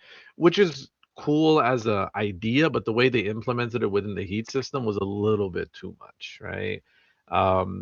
And it kind of like deleted a little bit of like the legacy skill, right? I'm not a huge fan of Tekken 8. I play it because like I'm in that, Tekken Stockholm syndrome thing, and I like grinding the rank system and whatnot.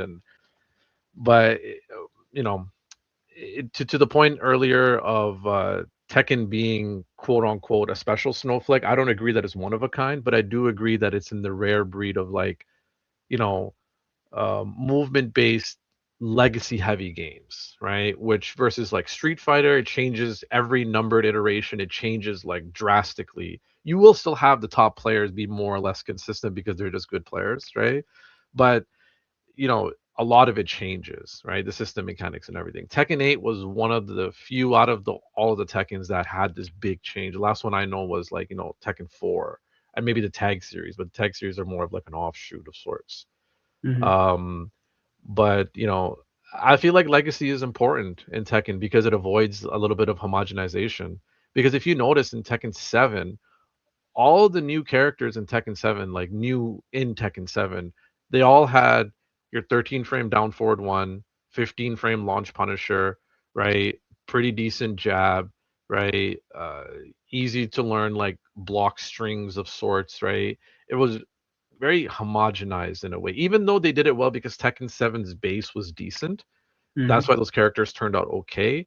But the real sauce of the game, in my opinion, from Tekken 7 came from those legacy characters. And in 8, you have more or less the same thing. The new characters, I'd say the newest, the coolest character in Tekken 8, the new one, in my opinion, is Azucena. Even though I'm not a huge fan of like how exactly she plays, but the way that she is, even because she has all like the generic down forward ones and 15 frame launcher and all that, but her 15 frame launcher is launch punishable. Sorry, his not launch minus 13, her down forward 2. Her down forward 1 is not just used by itself, is used alongside with down forward 1 forward into a stance or mix, right? So she has more things going for her. So in Tekken's sake, I feel like Legacy avoids the homogenization because a lot of these Tekken devs don't, I'm not going to say they don't know how to make a new character, but they don't know how to make a new character with sauce, right? Yeah, you're not wrong. Not wrong at all. They definitely lost their way in terms of like not homogenizing everything. It certainly feels that way. Yeah, and that's why I feel like a lot of Tekken players, even though I'm relatively new to the Tekken scene, has been like maybe 3-4 years, almost 4 now. I respect the legacy that came before me because I literally see it, right, with these legacy characters. And then even in Tekken 8, they messed up some of these legacy characters. Almost everyone has a demon paw like move, right? Neutral skipping heat engager. The Eddie 3+4. They gave Kazuya 4-4-2. He never had that, right? Lydia forward 2. Like, I can name off a bunch of characters, right? All these demon paw, forward advancing mid heat engagers, right? They're doing that to everybody, and that's because of the homogenization, and that's because of discarding legacy. I'll discard legacy when needed, but I think Mike was saying it earlier. If it's a good idea and it's like if it's a new idea and it's good, then great, right? But if not, if it doesn't fit the formula, then get rid of it, right? Then you never need to use legacy as a reason. What do you mean by that? You don't have to use legacy as a reason. If something's bad, you can explain to anyone why it's bad, and they go like, "Oh yeah, don't have that in the game." And if it's good, you can explain why it's good. You would never need to say, "Get rid of it," or "This doesn't work because it's legacy." Legacy should never be a reason. You shouldn't need to use it. Okay, so that is in theory, but like in the practical, what actually happened with Tekken is that legacy is what's holding down the game. Your foundation's terrible then. Sure, the foundation maybe, but what we have right now is legacy is was literally holding it down more or less. The new players, right? People who join in Tekken 8 as their new game, like they learn however they learn, right? Like I would hate to be a new player in Tekken 8, first of all, myself, right? Way too much to learn.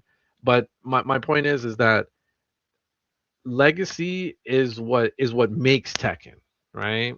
Legacy is like the rules that have already the new players, sorry, the old players who have always been playing the old game, when they come into a new iteration, they feel more upgraded, right? Rather than having to learn everything it's new itself, right? Versus other fighting games. Like obviously your fundies carry over your fundamentals, but for Tekken specifically, legacy is a huge thing, right? Look at what happened to Melee. That's bad.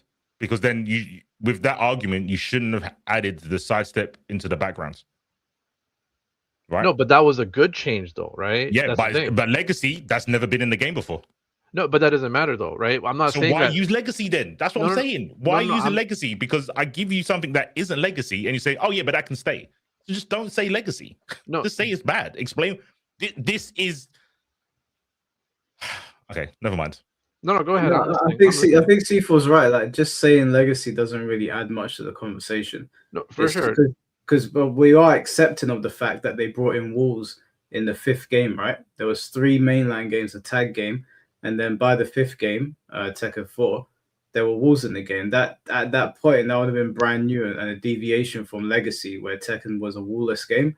So, like, just saying Legacy, it doesn't really help us at all because there's been plenty of things they've added and taken away over the years. For sure. So I may have not iterated it properly. I don't mean like stick into legacy and that's the only thing that we should be doing, right? But I'm saying is don't deviate too far away from the boundaries that have been set, right? Like heat system, right? Heat system deviates quite far away from it, right? Versus, for example, unbreakable throws, right? Unbreakable throws have existed in Tekken, right? Tekken 7, the characters have had it, but generally speaking, they're very slow and reactable, right? Mhm. Tekken 8 made it so that they're not slow and not reactable, but they're more or less a mix up, right? I'm not a huge fan of it, but I'm like, okay, maybe some characters needed it. It stays within this boundary, right? Tekken 8, like I was saying earlier, overcompensated, right? With that heat system, adding that meter. A better way to implement this would be what we were talking about earlier, would be like earning that heat, right? Rather than having it front loaded, right? Um, so I'm not saying like Tekken should be just bound within this legacy system all the time. Obviously, it has to be malleable, right? But you can't stray away from it too far because that's what builds the entire franchise. What would you? I'm going to push you because Sure. I think this is bad. I'm going to ask you: would you rather have your game be more legacy or your game be more popular in terms of like every tournament? Tekken's got like more entrants than Street Fighter. You look at the Steam charts; it's doing like Marvel Rivals numbers. Would you rather have that and it move away from legacy, or would you rather have legacy and people play it less? See, okay, to answer your question directly, right?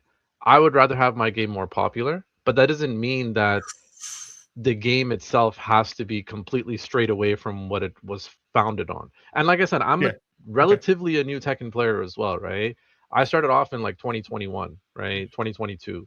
So I'm not a huge fan of I'm not a fan of these 10 hit strings. I'm not a fan of some of this cheese knowledge checks that you had to learn as well, right, in the beginning. But just the foundation of like a movement based game that is Tekken, right? It's actually kind of like a defensive game as well, right? It used to prioritize defense, right?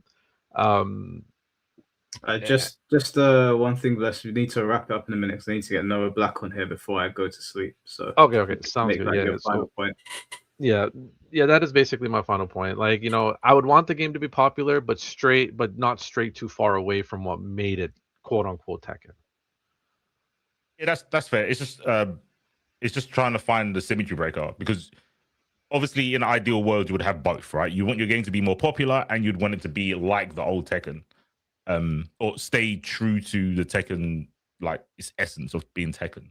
Yeah. But I think it's important when you have two paths and the devs are clearly picking one over the other to ask the community, what would you rather? I had to ask this in Guilty Gear. What would I rather? Have Guilty Gear not be as popular when it was in like the Rev stages, or have Strive, which is nothing like Rev, but more people are playing it? And as I like the franchise, well, I like Leo, which means I like the franchise. And luckily, I could just go back and play Rev if I really wanted to. I'd rather Guilty Gear be popular. So yeah. That's Tekken what players don't have that. Yeah, you you can't don't- go back. And I don't You know can't if go back. Namco is going to release Classic Collection because I think it's going to cannibalize on their Tekken 8 sales and people playing because they want more people to play Tekken 8 so they can buy the Tekken coins and whatnot. They just want the player base, and I don't think Namco is ready to release a legacy collection anytime soon. Fair. It's the unfortunate reality. Yeah. We're stuck. Yeah, but thanks for having me, guys. I appreciate it. No worries, bro. Take care. Peace. In a bit, bro. And just before we bring Noah Black on, I have to say this to everybody watching right now. Yesterday we did a Dragon Ball stream and there was a whole lot of yapping about, oh, they're only gonna adapt Beerus. Well, there's been a leak apparently. Now this leak is consistent with the leak that already told us that Super was getting a remake. The original leak said Super was being remade. But when the stream started, obviously they said only Beerus. Mm-hmm. Well, this leak has come out and it's got a breakdown of what they're doing. So I guess I was right. Because obviously. Now, the only reason I'm running with this leak is A, it's being reported by a lot of Dragon Ball sources that have been pretty accurate. Geekdom is one of them. Oh, Geekdom 101. Geekdom 101's reporting on it. I've got his video up here. Obviously, I'm not going to play it now. I've got the screen grab. So what they're doing is 6 episodes of Battle of Gods, 7 episodes of Resurrection of F, 10 episodes of Universe 6 versus Universe 7, 18 episodes of Goku Black, and 40 episodes of the Tournament of Power. And then Mora will be 24 episodes, Granola 24 episodes, pre-Superhero, the Gohan movie, 5 episodes, and then Superhero will be 12 episodes. That leak is consistent with the original leak that said that we were getting a Super remake. So unless this one is just off the mark completely, which I doubt considering how accurate the other one was, and the original leak said that Beerus was going to get remade as well, looks like we're getting a full Super remake. So Cody, wherever you are, I know you retweeted the stream, so maybe you're watching. Like I said, you will be watching like the rest of us. And you're all going to sit there and we're going to sing Kumbaya together. And in 10 years, when they say they're going to remake Super, I'm going to sing Kumbaya and you're going to follow along with me. You might have to do a part 2 with Cody on, bro. That's pretty funny. You might have to do a part 2.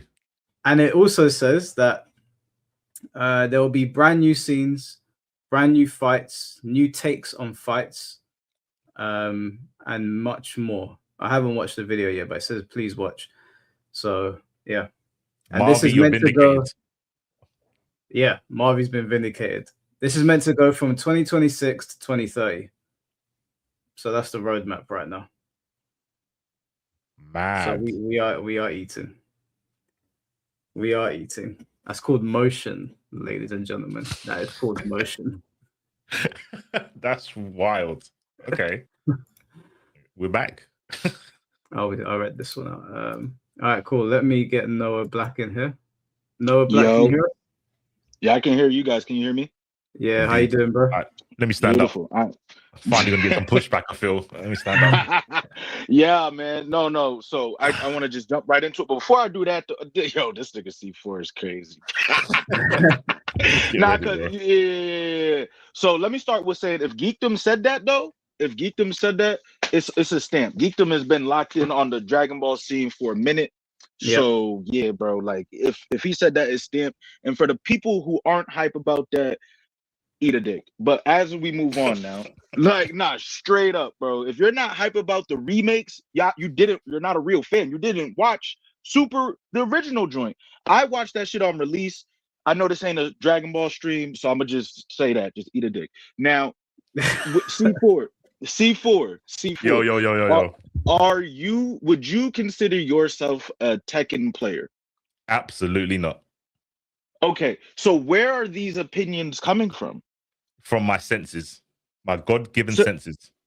But you've never been. So here's the thing, right? Like I'm with you. Because one of my hot takes is Tekken 8 is balanced for the most part because the shit that they cry about is like just baby shit. Like me, C4. One thing I know that you do know is fighters. We know actual bullshit.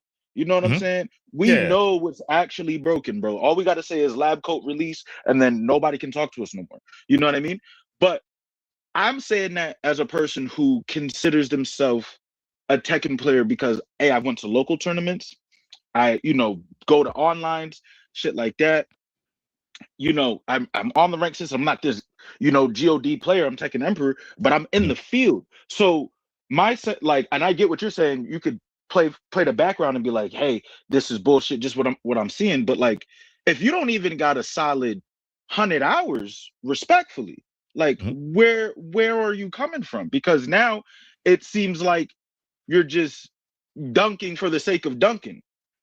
I'm coming from the ability to look, to listen. I don't need to touch. If I presented you a shit sandwich, right? You don't need to taste it to know it don't taste good. You can smell it and know it don't taste good. You can look at it and go, that probably ain't going to taste good. I can look at Tekken. I can talk to Tekken players. I can evaluate from what they've said to other things or on its own merit and go, yeah, that's not a good idea. Or that is a good idea. I don't need to physically play it. I have other senses. That's why I can do that without being in the trenches. I believe I can do that. Okay, so let's build on that, right? Now, when you say that, like you just said, like, if you brought me a plate of food and it looked nasty and smells nasty, it is nasty, right? The same could be said about it. Using that same example can be said about like 5-star cuisine type of shit. Like me not being a chef, my palate isn't, you know, built up a certain way. I could be like, yo, this shit is nasty, da da da da. And an experienced 5-star chef would look at me with the same, like, looking at that same plate. He originally probably would have been like, "Nah, this is nasty." But as an experienced chef and an upgraded palate, he can see the good in the game. But he's only able to come to that conclusion because he's an experienced chef and he's had to expand his palate all around. Not saying that you haven't played X, Y, and Z games and shit like that, but when it comes to the Tekken world specifically, especially with it being a 3D game and you're not in the trenches, it would be fair to say, correct me if I'm wrong, that your Tekken palette isn't like properly adjusted. No? I would agree with you, but I don't believe Tekken is some. I don't think. Let's keep going with the food analogy because I'm going to get food after this. I would say like like a sous chef, or I don't know, someone who specializes in, like, you make steaks. You're a barbecue guy, right? Yes. You can cook something for me, right? Maybe I'm a baker, right? We both cooking, but we're cooking different things. Without being big-headed, I think I can do everything but a steak. I'll say the steaks are 3D games. I can do everything but a steak, and I can do stuff around steaks. I was one of the people, I don't know if I was doing it here, but I remember talking to Mike saying, like, no, like, Bleach is like a 2.5D fighter. Like, it's not quite arena, and it's not quite 3D. But I could conceptualize without playing the game that I can see the dimensions. I don't need to play the game to see dimensions. I just need my eyes for that. And the things that I've spoken about with Tekken, I think most of it has been about the community more than the game. I guess the only thing about the game was when I said all the females look alike. And I granted that the guys, they're different. Like Steve to, actually, no, not Steve. He looks like a girl. Eddie and Brian, totally different. But the girls look alike. I don't need to play the game to make that statement. I think the statements that I've made have been statements that I don't need to play the game to make. Okay, valid. So with the sous chef, a sous chef is the equivalent in comparison to head chef of even a 4-star, 3-star restaurant. Would it be fair to say that said sous chef would be like a red rank, right? You know what I mean? Yeah. Like a red rank player, right? So that doesn't mean I can be just now cutting on the game and have an opinion, and I'm entitled to it. But if I'm around other 5-star chefs who have expanded palates and all this and all that, and I say, hey, this dish is ass, and I'm a red rank chef, and I'm around a whole bunch of, you got to be God of destruction just to get in the door. You know what I mean? If I say that to them, my opinion, respectfully, even though I can have it, doesn't matter. I.e. this, a Tekken player who's never played fighters a day in their life jumps in and's like, hey, this game is fucking ass because X, Y, and Z. Respectfully, you just haven't learned the matchup. Respectfully, you haven't done the necessary homework. So you're saying this is ass when in reality, you're just lazy.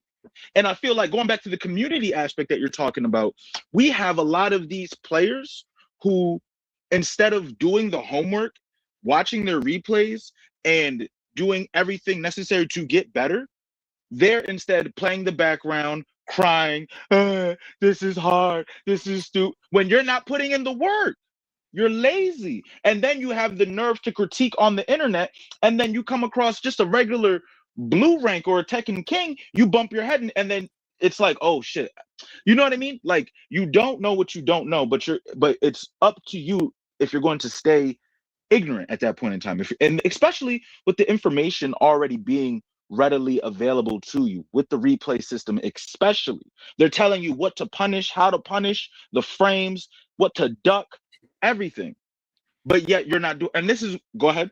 I was about to say, I can kind of prove that I don't need any hours in the game because all three of my points stand alone. I can make these 3 points, the legacy point, the complex, not convoluted, and your brain's broken. I can make them without even uttering the word Tekken, and you would agree with me.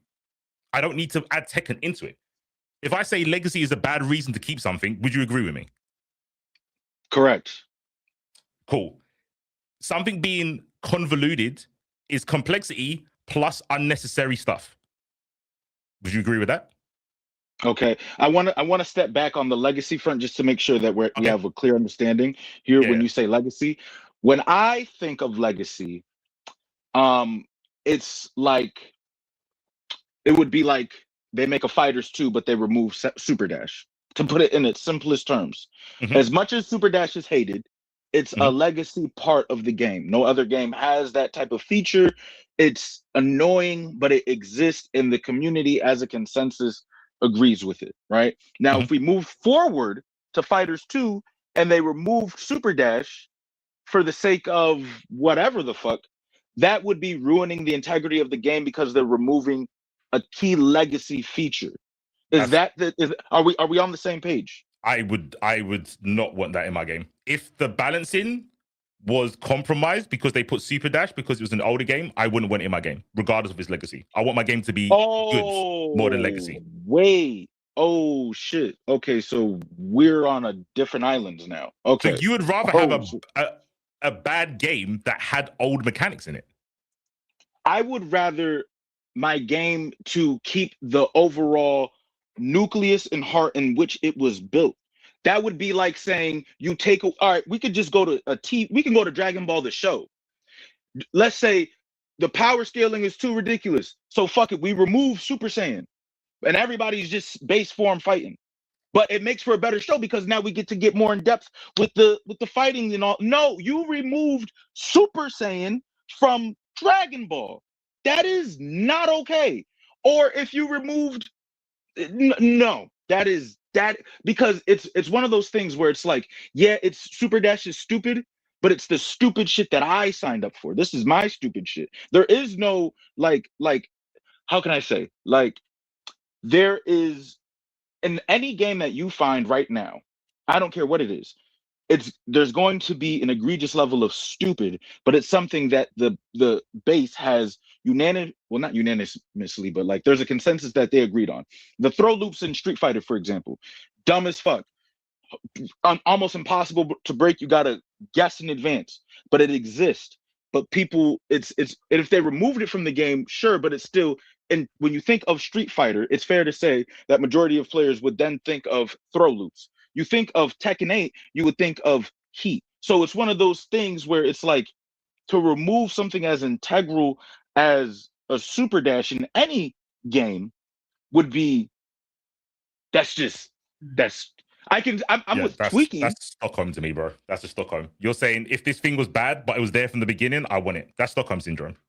But you're being abused. You're a victim of a mechanic. So give me a game where they remove the legacy and it's done better.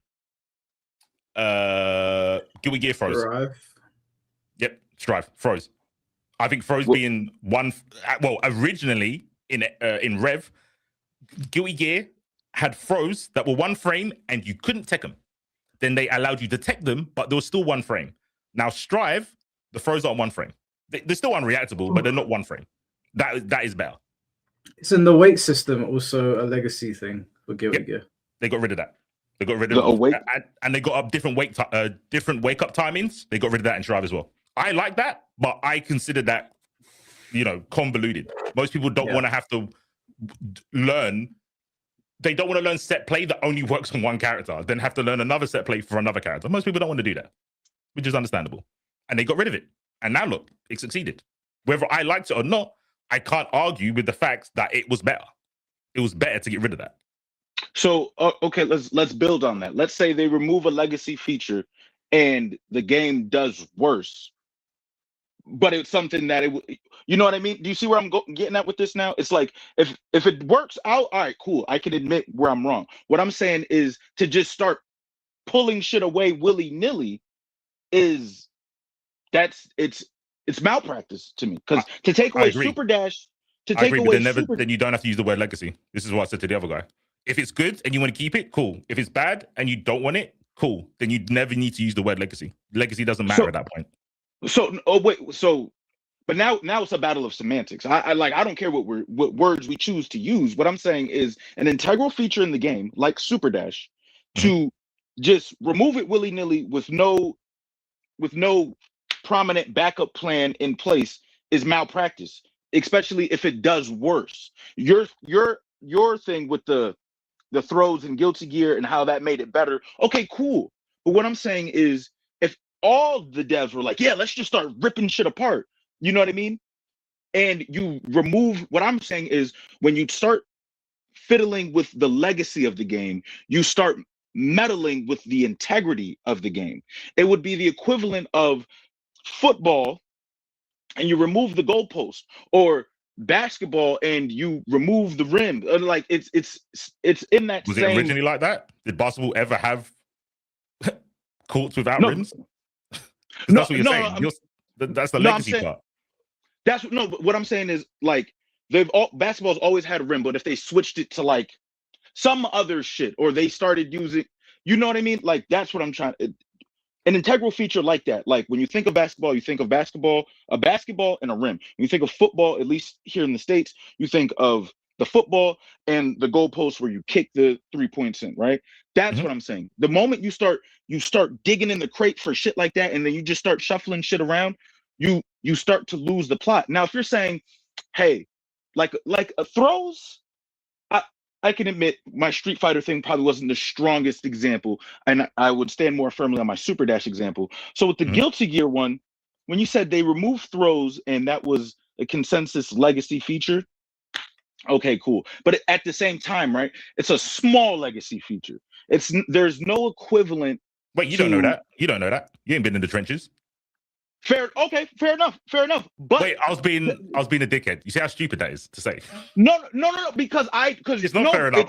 If I tell you that's legacy, you just accept it, right? You take what I say. Because I don't no, but that's the problem. That right there is that if you don't know, anybody can say anything to you, and you would have to take it for what it is. Because you don't need to play the game to understand what a one-frame throw is.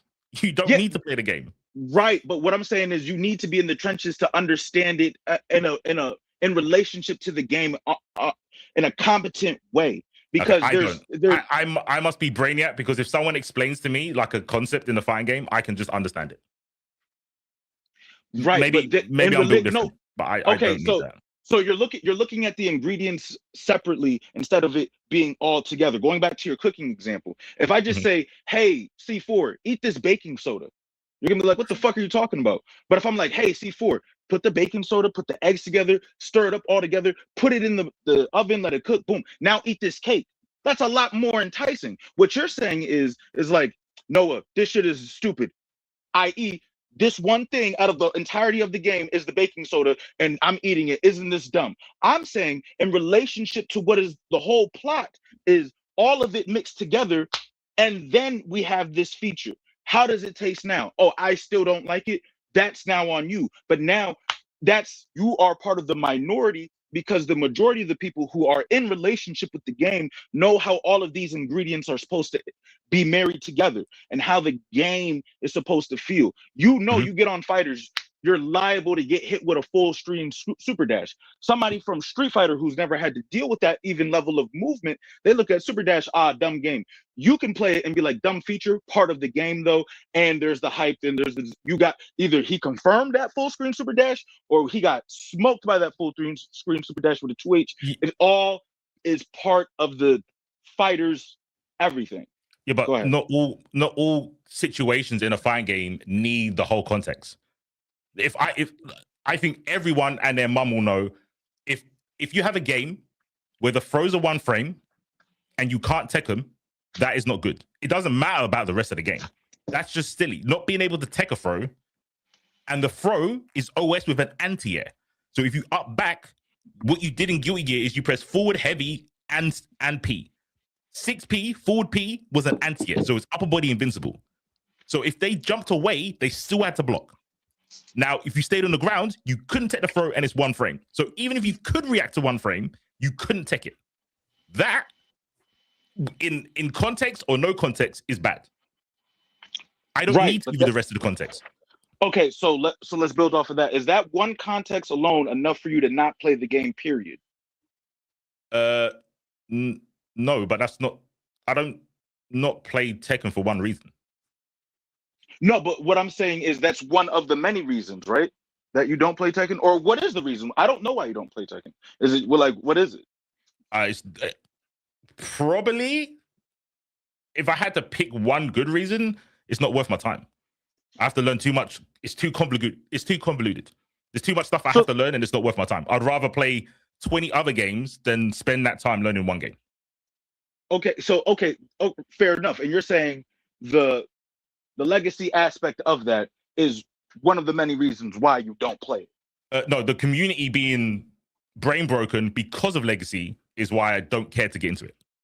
Can you elaborate on what you mean by the community being brain broken due to the legacy?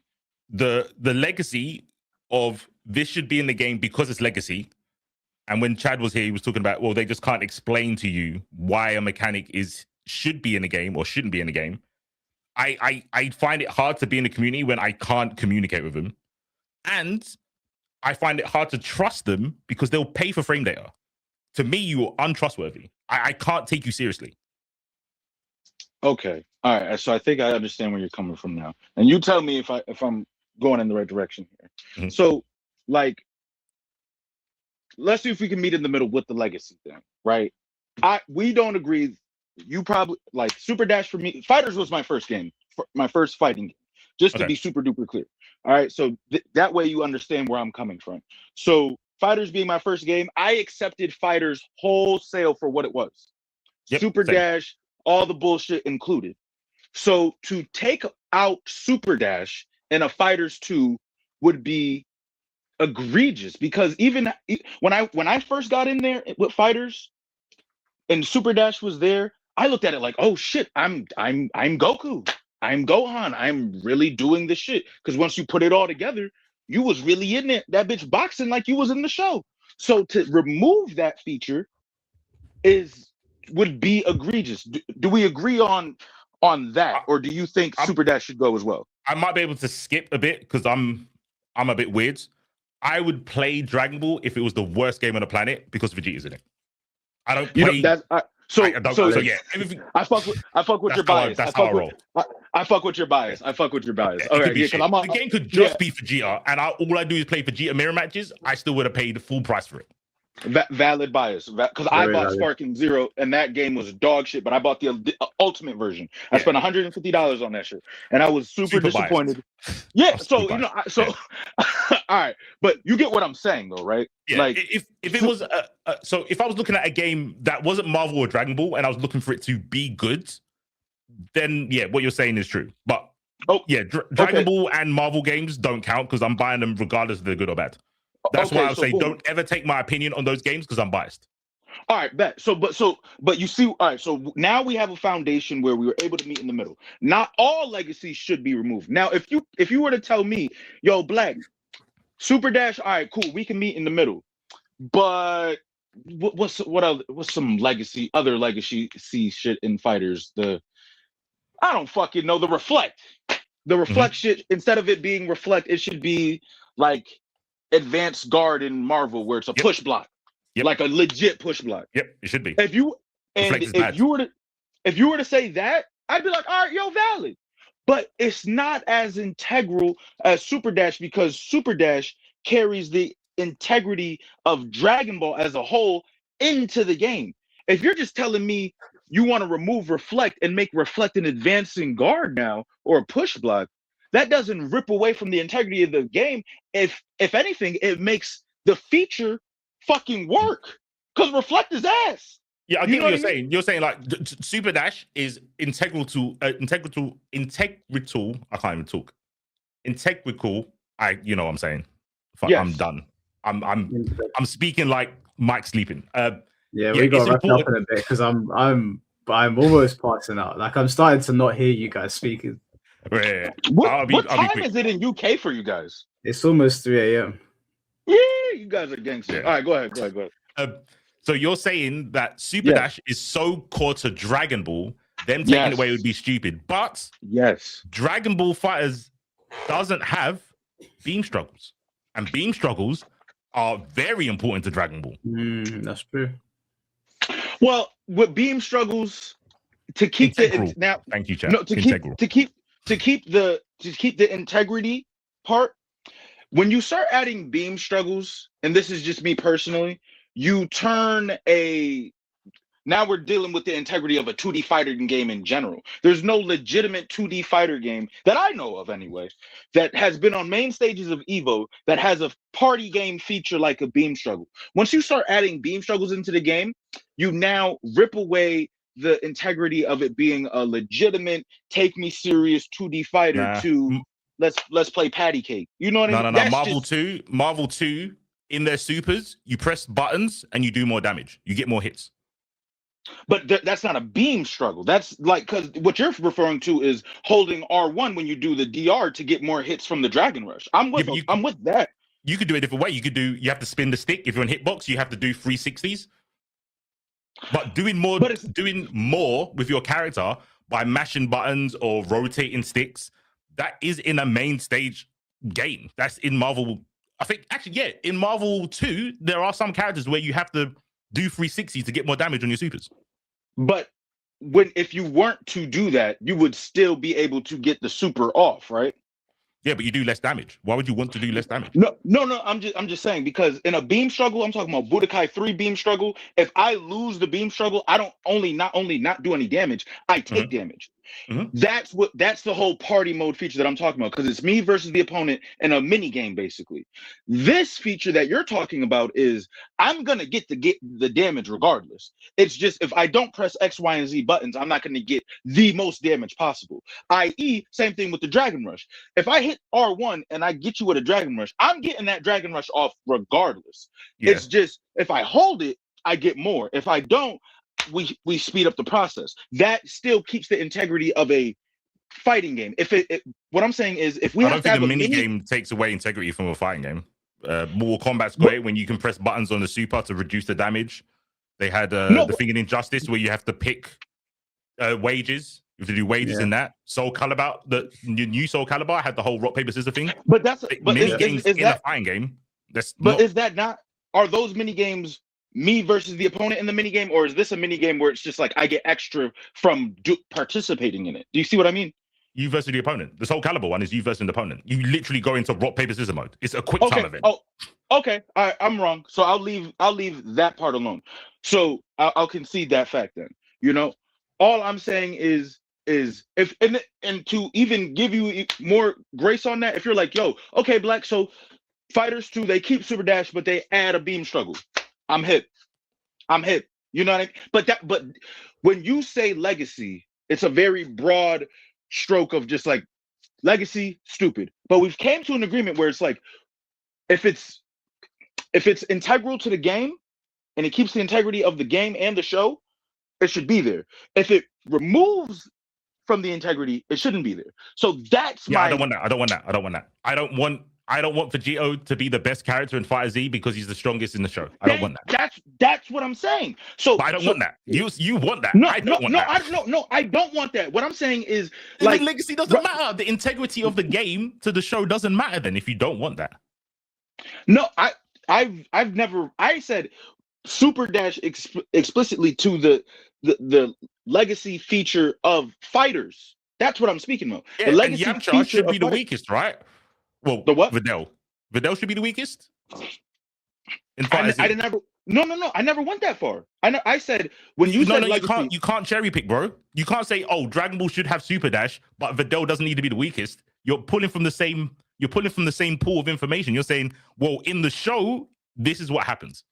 In the show, Videl holds mad L's, and I'm a Vegeta guy saying that. But what you're saying. But what you're saying is, and this is where your statement by itself. Hold on, real quick. Your statement by itself lacks nuance. I'm attacking the nuance. When you said legacy, I'm thinking a legacy feature in the game, and I'm attacking that. When you're saying legacy, it's a broad opening, like you said, like a big bucket of everything. I'm honing in specifically on a legacy feature in said game that and why they shouldn't be tampered with wholesale. That's my point. If you want to get to said character being weak in the show, so it should be weak in the game, and yada yada yada, that's a different section of the nuanced conversation that we're having. But my focus is the legacy features in said fighting game. That's it. So if they make a Fighters 2, what should Fighters 2 look like? If they make a Tekken 9, anything it wants to. what should There's no Tekken legacy. 9? It's only one game, Noah. It's one game. It's not legacy. No, that's just the one before it. Like if it was Dragon Ball Fighters 5, you could say legacy. I'll still say that's not a good argument. But one game, no. Like if they did that with Street Fighter 2 from Street Fighter 1, I don't know if Street Fighter would have popped off. Because no one cared about Street Fighter 1. So they had to do something for Street Fighter 2. They didn't go, well, Street Fighter 1, it was like this. Let's make Street Fighter 2 like that. Well, and again, I have no problem dancing in the weeds right here, but I see Mike Hollow just dozing off, bro. I see it. It's all good, brother. We love you. But so like he's fighting for his life, bro. For the content. Yeah, we gotta wrap it up in like 2 minutes tops, because I'm literally I'm about to fall asleep and not wake up. Noah, I'll come back on yours. I'll come back on your podcast. Then we can do it. All right, yeah, facts. So that's what we'll do. We'll do that. And Mike, wait, hold up. C4, are you up? Are you gonna be up for a minute?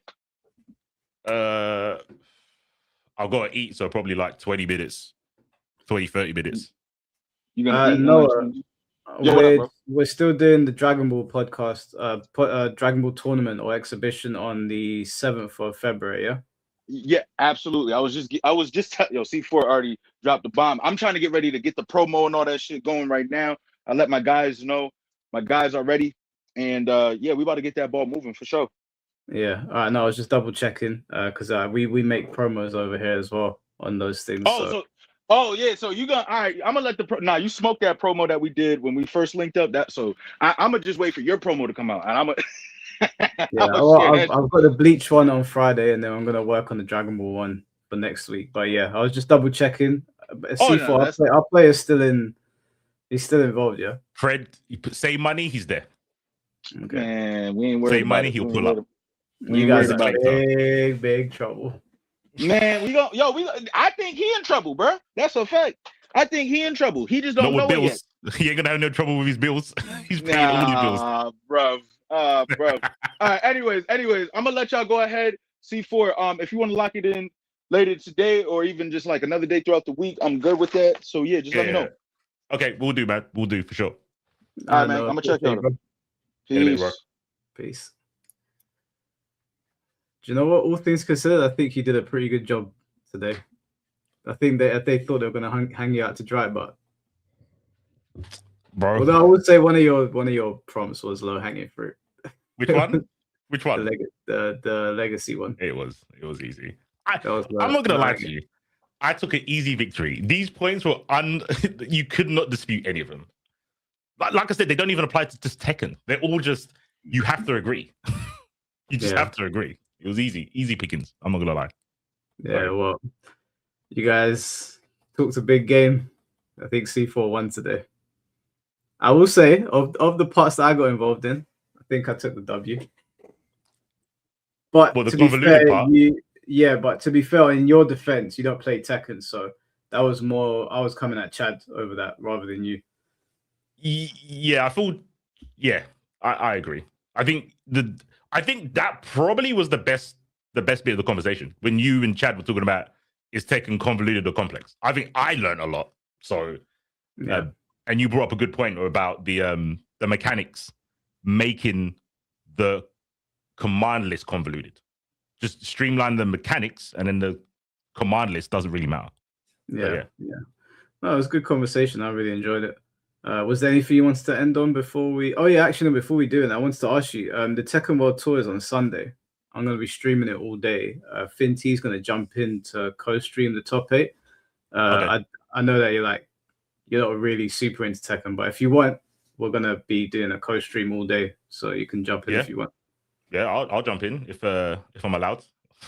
Yeah, we're hoping that there's going to be some announcements and that, so it'll be fun. But Yeah, I'll message you about that later on. Yeah, no, I'll be about. But yeah, good stream. Thanks for setting this up.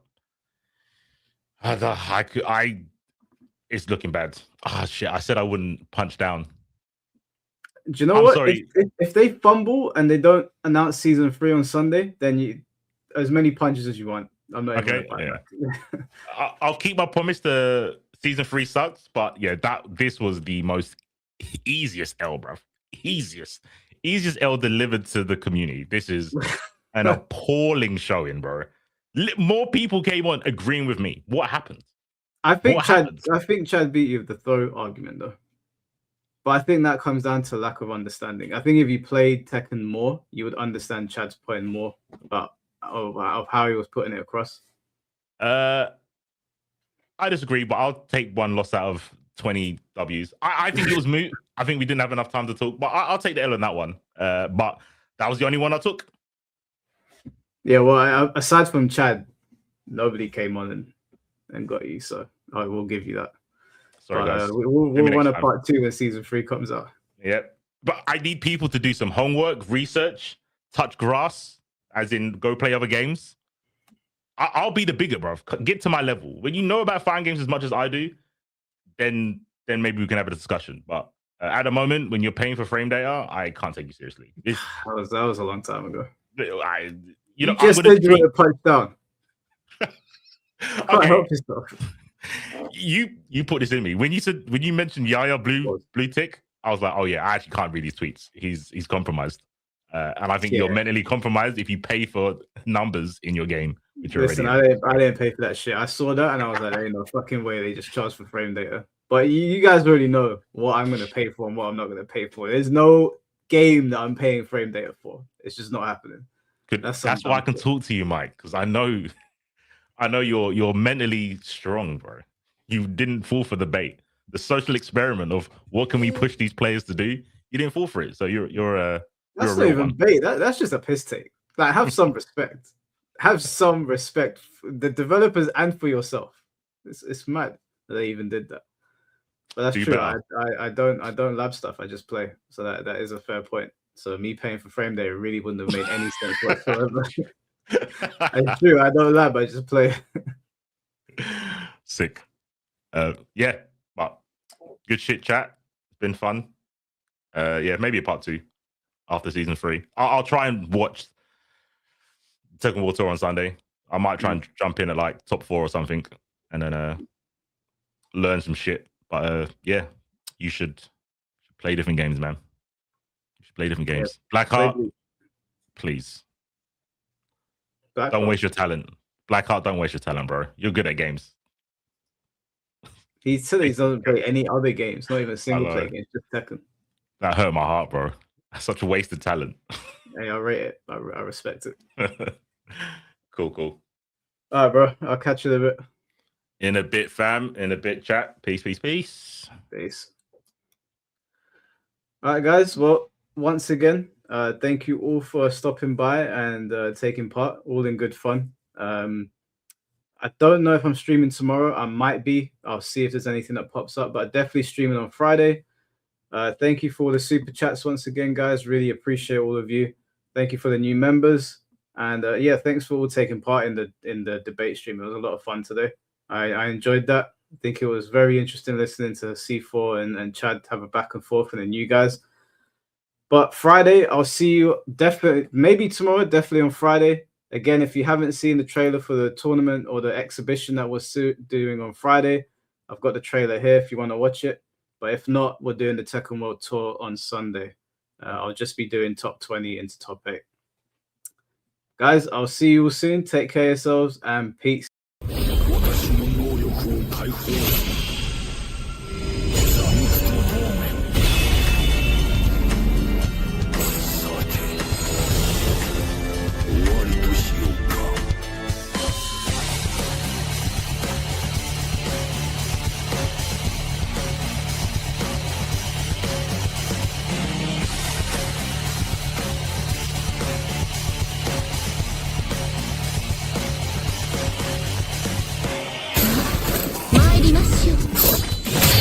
Yes, sir! 加減はできねえぞ。かせてもらう。お前には全力で戦っても良さそうだ。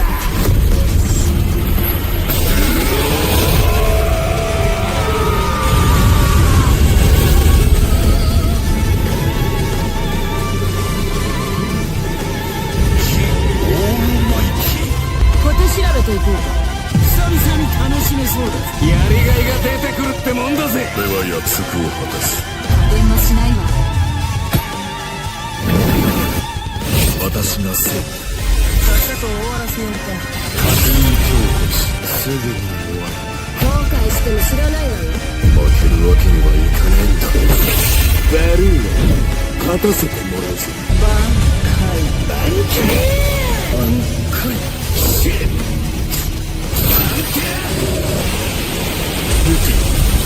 寄付だ。